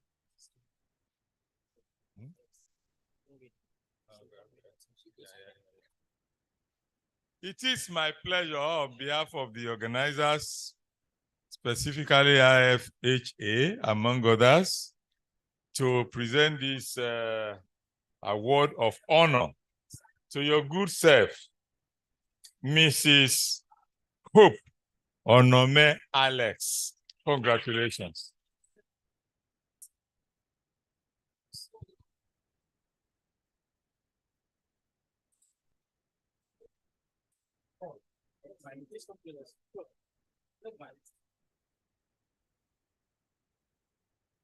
Please bring the next one. Thank you. The next awardee is a very dear mommy who I told you definitely knows what it takes to bring up children in the right way. Definitely, she's a mother at heart, and I'm sure you all want to celebrate and welcome Mrs. Linda Brown. Please, can we put our hands together for her? Can we put our hands together some more for her?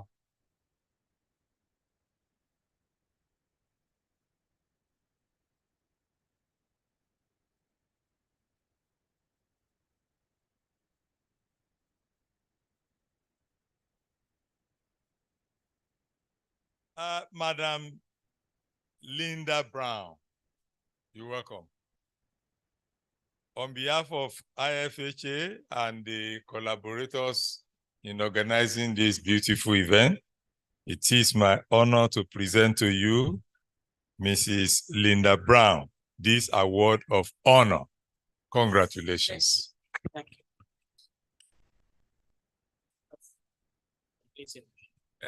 That's a trophy. And a trophy to match for you. Thank you very much. Congratulations.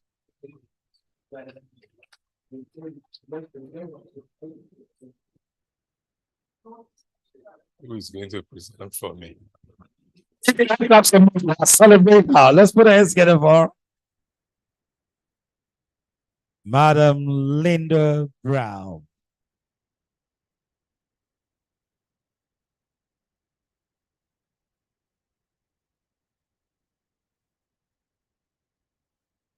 Okay, let's have the next award, which is the award goes to Angonimi David Ime. Can we celebrate them? Aha, one of our choir members.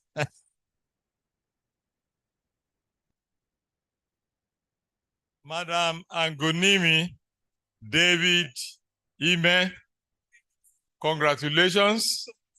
It is my pleasure to present to you this certificate of participation in honor of your good works at the instance of IFHA and collaborators.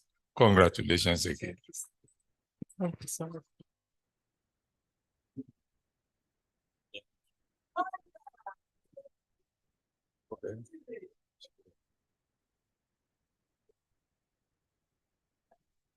Congratulations. Our next recipient of an award this day goes to no other person but from my sister, in whom I'm well pleased with, Lois Auta. Please, can we put our hands together for her? It's coming.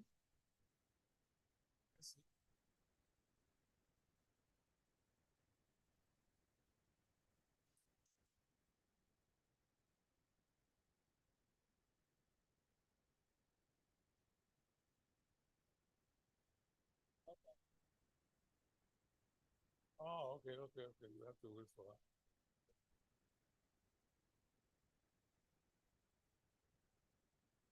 Maybe another one. Please, she's on her way coming. I hope road safety will not stop her. She's having one of the latest rides and she's coming around. Celebrate Lois Auta. But how do you do it fuel? You are welcome, Madam Auta.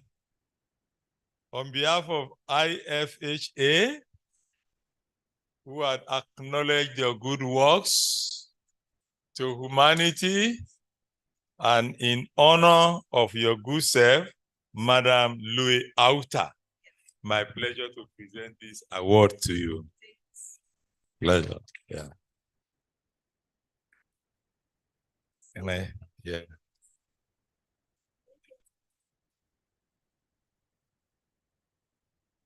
Congratulations. Thanks.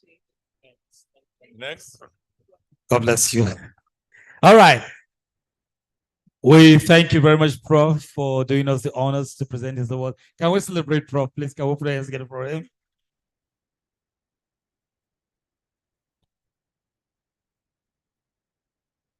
While we await our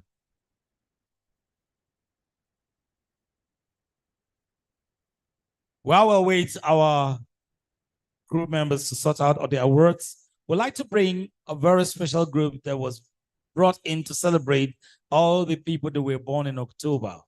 They are from Buari and they are the Buari dance crew. Please, can we celebrate them as they come to give us a very, very unique performance for the next 5 minutes. Please, can we clap some more for them? Mona, clap for them now. We're not jealous. Okay. Please, this dance is for your entertainment. Don't practice it at home. Except if you have the manual. Okay.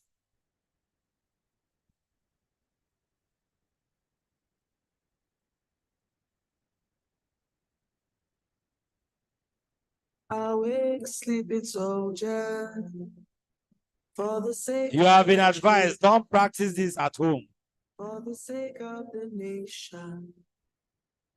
Awake, awake. Awake, sleeping soldier. For the sake of the children. For the sake of the nation. Awake, awake. Give us hearts of flesh, oh God. Give a bird for men of God. Give us hearts of flesh, oh God. True pardon for men of God. Have mercy, Lord, we echo. We've turned away from our brothers. We've turned away from our sisters. Oh, oh, oh. We are cold, we are cold. Have mercy, Lord, we are cold.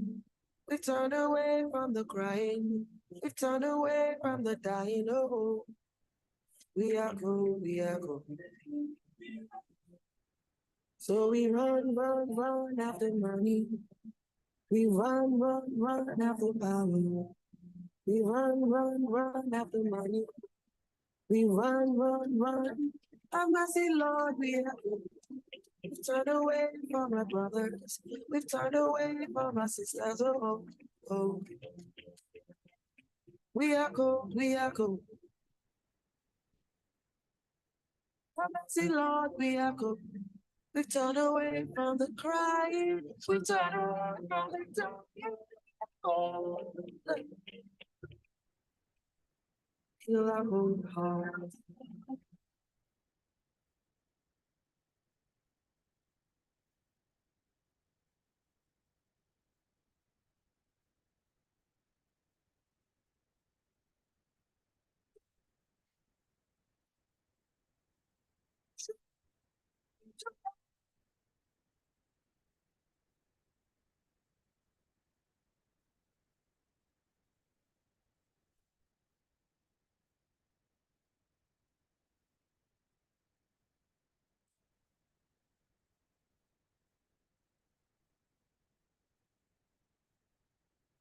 Give us hearts of flesh, oh God. A true pardon for men of God.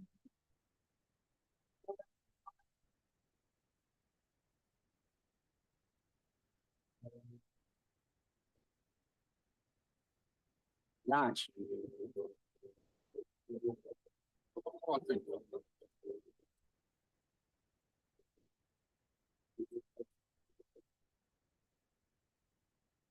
Let somebody.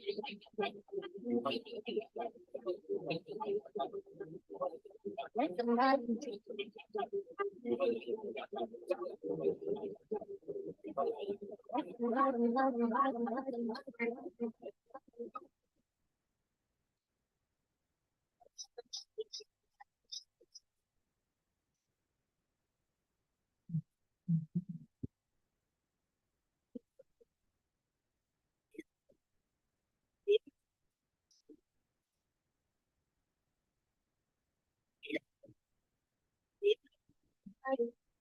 There's somebody when I go, see me maybe. There's somebody when I go, see me maybe. It's a hope, it's a pride, it's a conscience, it's a life, it's a hope, it's a pride, it's a conscience, Africa. There's somebody.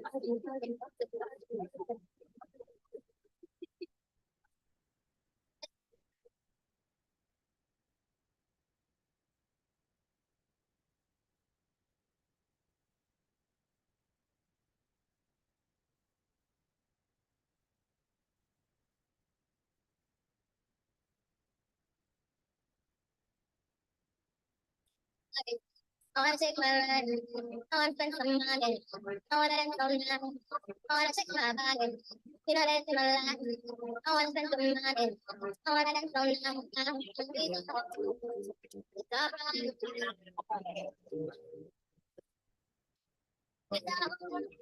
Please don't be scared. We have fire extinguisher here.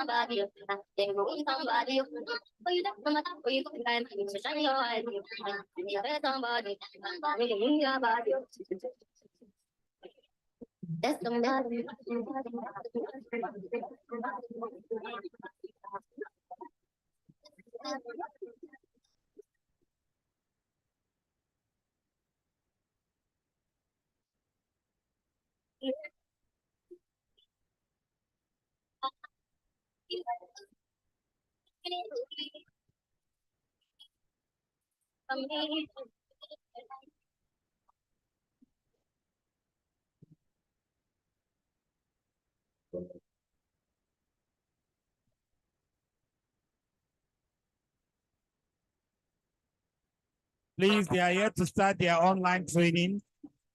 If you want to join them, you have to be at Buhari. Good day, distinguished ladies and gentlemen. On NTA News today, we bring you the headlines. BDC, also known as Buhari Dance Committee, have taken dance to the next level. Stay tuned.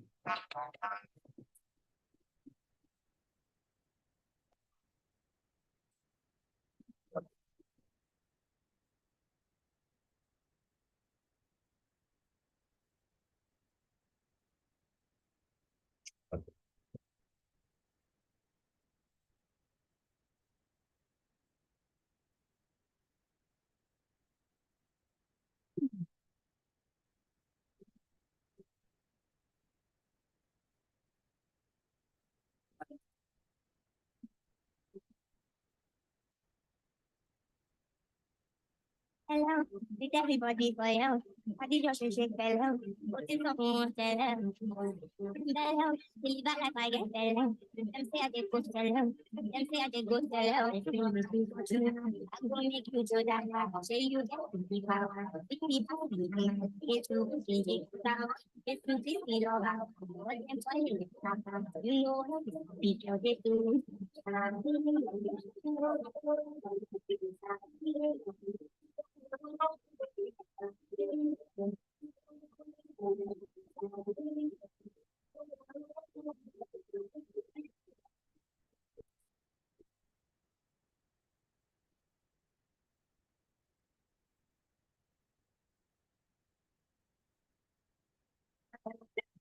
Only this thing like them they call me alone. While you be free, I'm still living, kill anything. I know fitness. You know go fit in my shoes.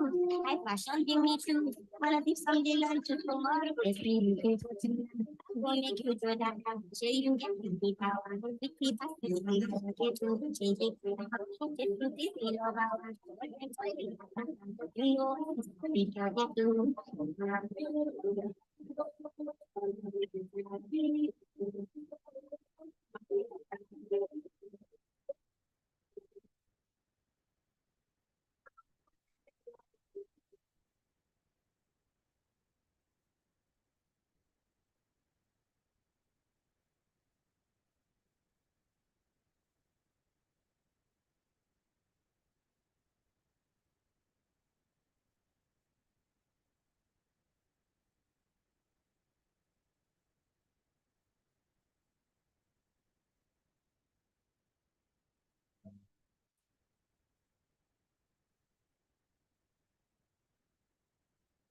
Hey, Mona, wait. Hey, stop it.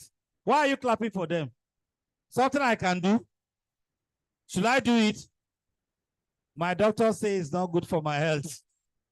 Please celebrate the Buhari Dance community. This shows that these people are feeding well. If not, they can't do this. Or I can't do this. What do you people eat apart from Indomie? Apple? Yes. No wonder. And you, what do you eat? Same thing. You, Ngo? Network failure. Please, can we celebrate them as they go back to their seat?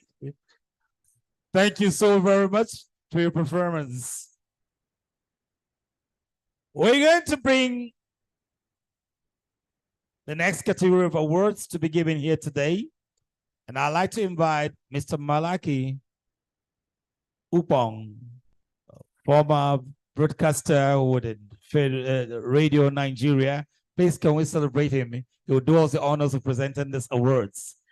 I'd like to invite my ushers to please bring the awards for us to present to our deserving delegates and also distinguished guests.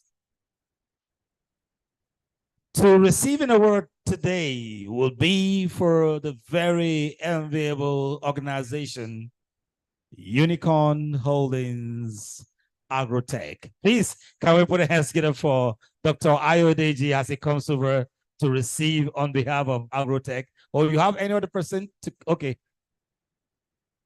Okay, he has somebody he trusts so much that will not take the awards home. Okay, that's the manager. I'm bringing 5 applications for employment. On behalf of the organizers of this conference, I have the honor to present to you this award of honors. Congratulations.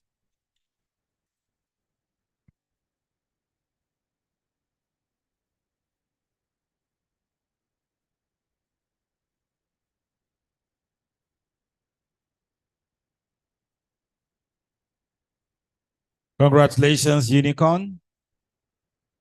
The next recipient of the award today is no other person but the very delectable Irenita Neka Easy. Can we clap some more for her? For those of you who want to know how to summarize her name, just call her Cake. Anywhere you see her. She was one that baked that beautiful cake which we celebrated the October people. On behalf of IFHA, I have the honor to present to you this award of honor. Congratulations.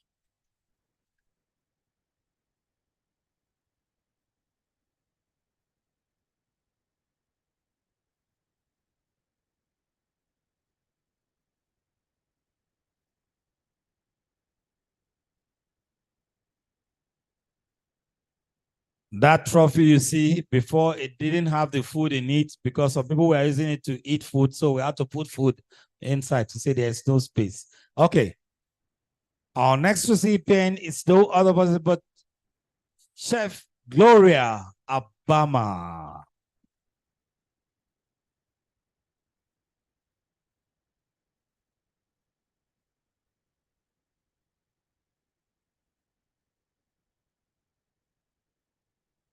Congratulations.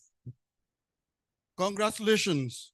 On behalf of IFHA, I present to you this award of honor. Congratulations.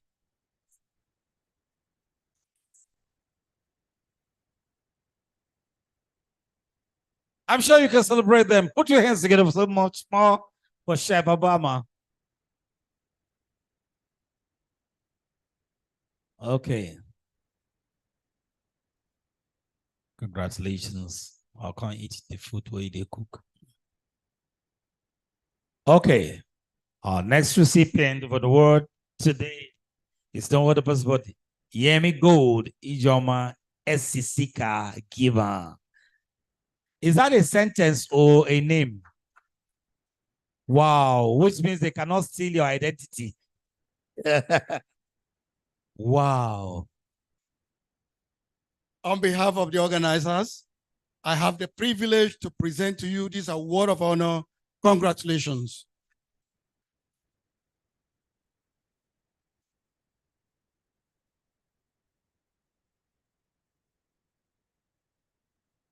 Congratulations and congratulations again. All right.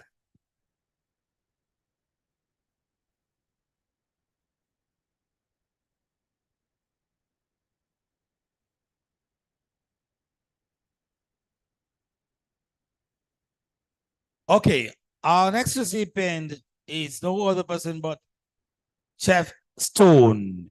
We have a representative here. Please step out to collect on behalf of Chef Stone. Chef Stone. I'm also a chef, but I'm good at warming food. I'd like to invite our very dear own and our celebrated special guest today, Professor Bola Gade B. Ayola. Can we celebrate him? I'm sure each table can clap some more. Do you need one person to clap for him? Okay.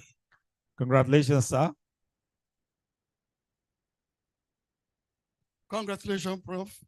On behalf of the organizers, I have the rare privilege to present to you this award of honor.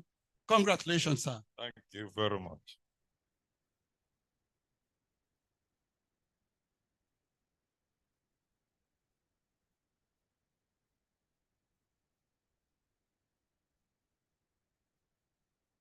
I saw one award, night post.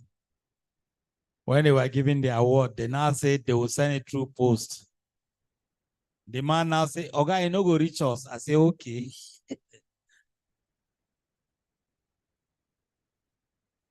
Thank you very much, Mr. Upong, for doing us the honors. I'd like to invite for presentation, among the female folks here today, Chef Fatima, to do us the honors of presenting. Aha, clap some more for her. Celebrate her. These are people that have you in heart. They know that food is indeed vital to any living thing. And that's why they're taking their time to perfect their trade and make sure it is so special. The next recipient of an award today is the very prestigious Transcorp Hilton Abuja. Okay, you come from Transcorp, now you can't calm down. Transcorp, that's our home, all entertainers. They've done so well for us. They are making money every day.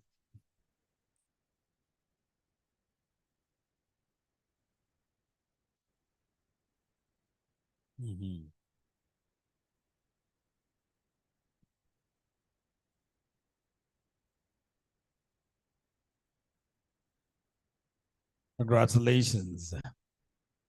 The next award is no other person but my very, very, very personal friend. There's always a beginning, and today he's my friend, Dr. Ayodeji Fred Mafi-Kuyomi. It's an award for you, sir. You can't hide now.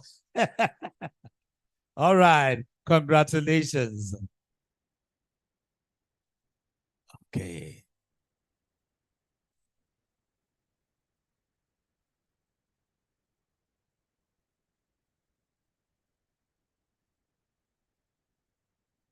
Interestingly, in the course of the program, we have a magazine that showcases a lot of people that have contributed to the success story of IFHA. So we'll be unveiling the magazine in due course. Please help me to celebrate and welcome the very next recipient, a lady of distinction. I know definitely it's easy to pronounce her name because the name is Onome Sarah Pius. Please, can we celebrate her? The true Nigerian, even in the color she's wearing and her dark green, white, green. If there's any cultural food you need in Abuja and you can't find it in her store, don't just go back home. Congratulations.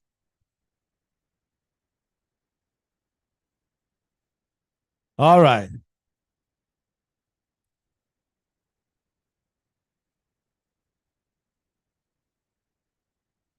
May I humbly invite the representative of the Honorable Minister of Humanitarian and Poverty Alleviation, represented by Mrs. Maya Ngajeri. That's Dr. Betta Edu's award. Please, can we clap some more for her? Celebrate her. It's not easy when they send you an assignment and you do it very successfully. You have a relief, and definitely that's where she's here to collect on behalf of the Honorable Minister.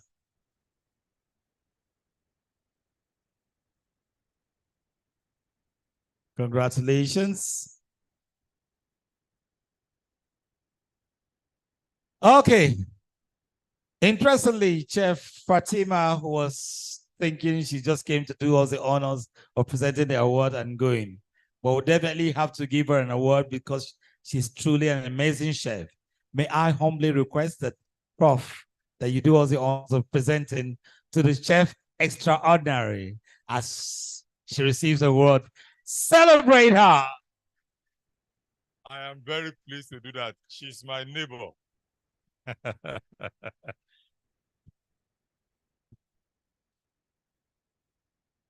Madam Chef Fatima Aruna, award of honor on behalf of IFHA. Thank God and congratulations. Thank you so much, sir. Please.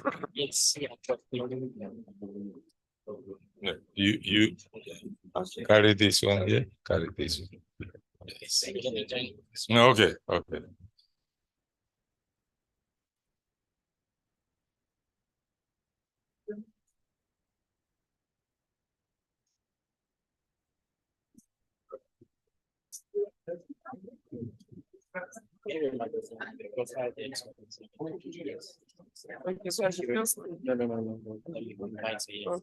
Thank you. Thank you, Prof. Thank you very much, Professor Ayola. And also, thank you very much, Chef Fatima, for doing us the honors of presenting. Now, we have a magazine, like I said, that has to do with a lot of information that you definitely need to know to appreciate much more the efforts of IFHA. I'll be requesting humbly to invite a good friend of mine, Dr. Ayo Deji, who will take charge of this magazine.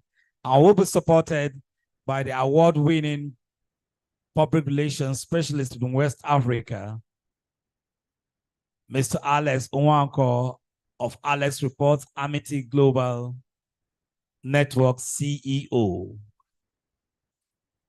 Please make sure you go home with this magazine to convince people that Nigeria is truly moving ahead. Please, let's welcome Dr. Ayodeji as he comes over, and also all awardees to support them in this for the sweet launch of this magazine. It's the maiden edition.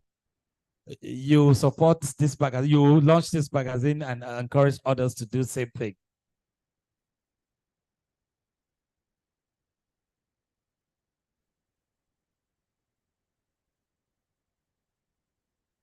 Hello, good evening once again. You should have done this launching when the hall was full now. Now it's empty. I see millionaires and I see millionaires here. This magazine is by the organizer, IFHA, Food Heroes Hall of Fame. And I know that I think I received the ambassadorial award February this year. Now we are launching recipients and beneficiaries of this award into a magazine, a compendium. A compendium is a thing of honor. And I know that my friend, please don't go. I want moral support. So I'm launching this magazine to the glory of God with a sum of 100,000 naira. I want co-launchers and I want your support. I want you to, we are receiving pledges in case you left your checkbooks at home or in your car. You are free to go and you can do a transfer also. Who is supporting me, please? Who is supporting me? We have 100,000. Auntie, I need you to support me, please. Who is coming forward? I will start pointing at you. I will start nominating you. Should I? Some people say if you nominate me now, you go pay the money. No, once I point to you, you will. You come to support me, Abi? Oh, Fatima, God bless you. Dr. Ayo, I think all the awardees will support you today. Okay, once again, good evening, everyone. I'm supporting with the sum of 50,000 naira. 50,000 naira. Can you please celebrate Chef Thank you, Chef. Fatima? Fatima. My sister. My Yeah, sister come with now. with a name like a sentence. My Very beautiful name. Sister, are you coming for support? Oh, okay. Put your hands together now.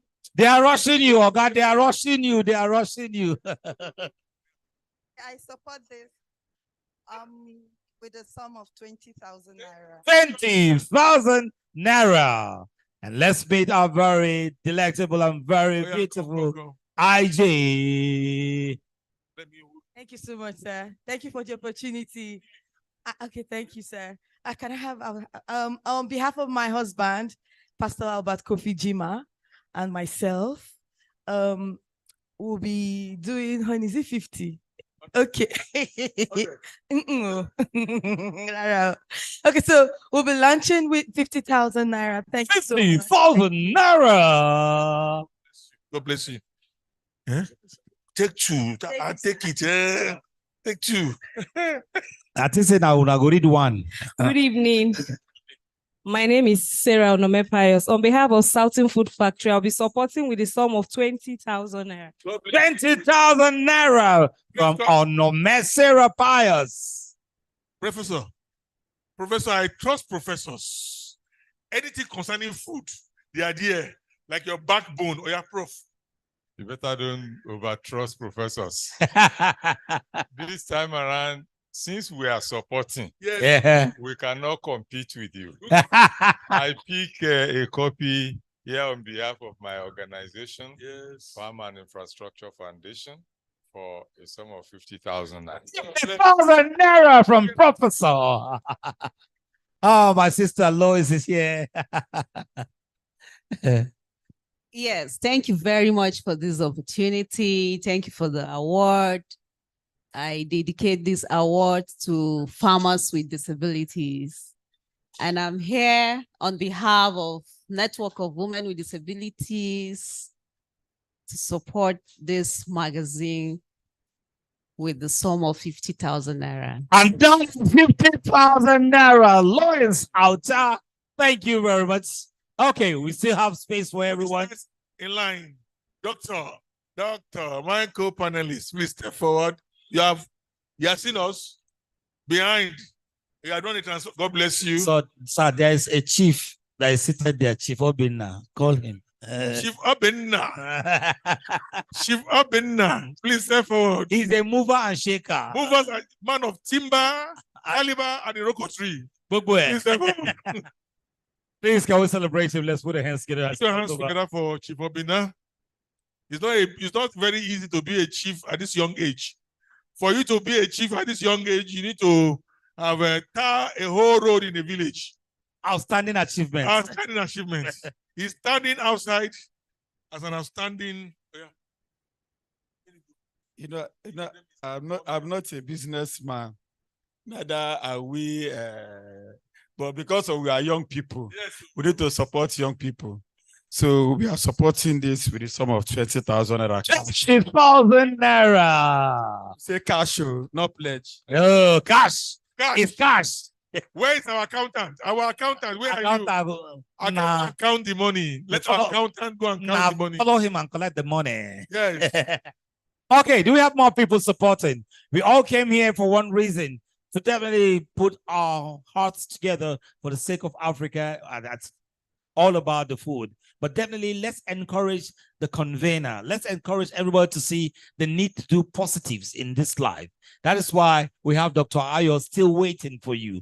Please, let's not keep him waiting. Let's celebrate him. My brother, in the church, yes, sir. Once they start to take offering, they will start with $10,000. And then when all the $10,000 come, they will say 5,000, and then 1,000, then the 500. You must fall into one category of these people. Where do you fall? 10,000 naira, you come. Where's your offering basket? Okay, can we have all our ushers in white and green to collect all the 10,000 naira? Bring the ushering basket. You must support. Everybody needs food, and you must return to land as a farmer. Well, I'll be made to understand that at least if there's anything you need to take this magazine, even if it's for 5,000 naira.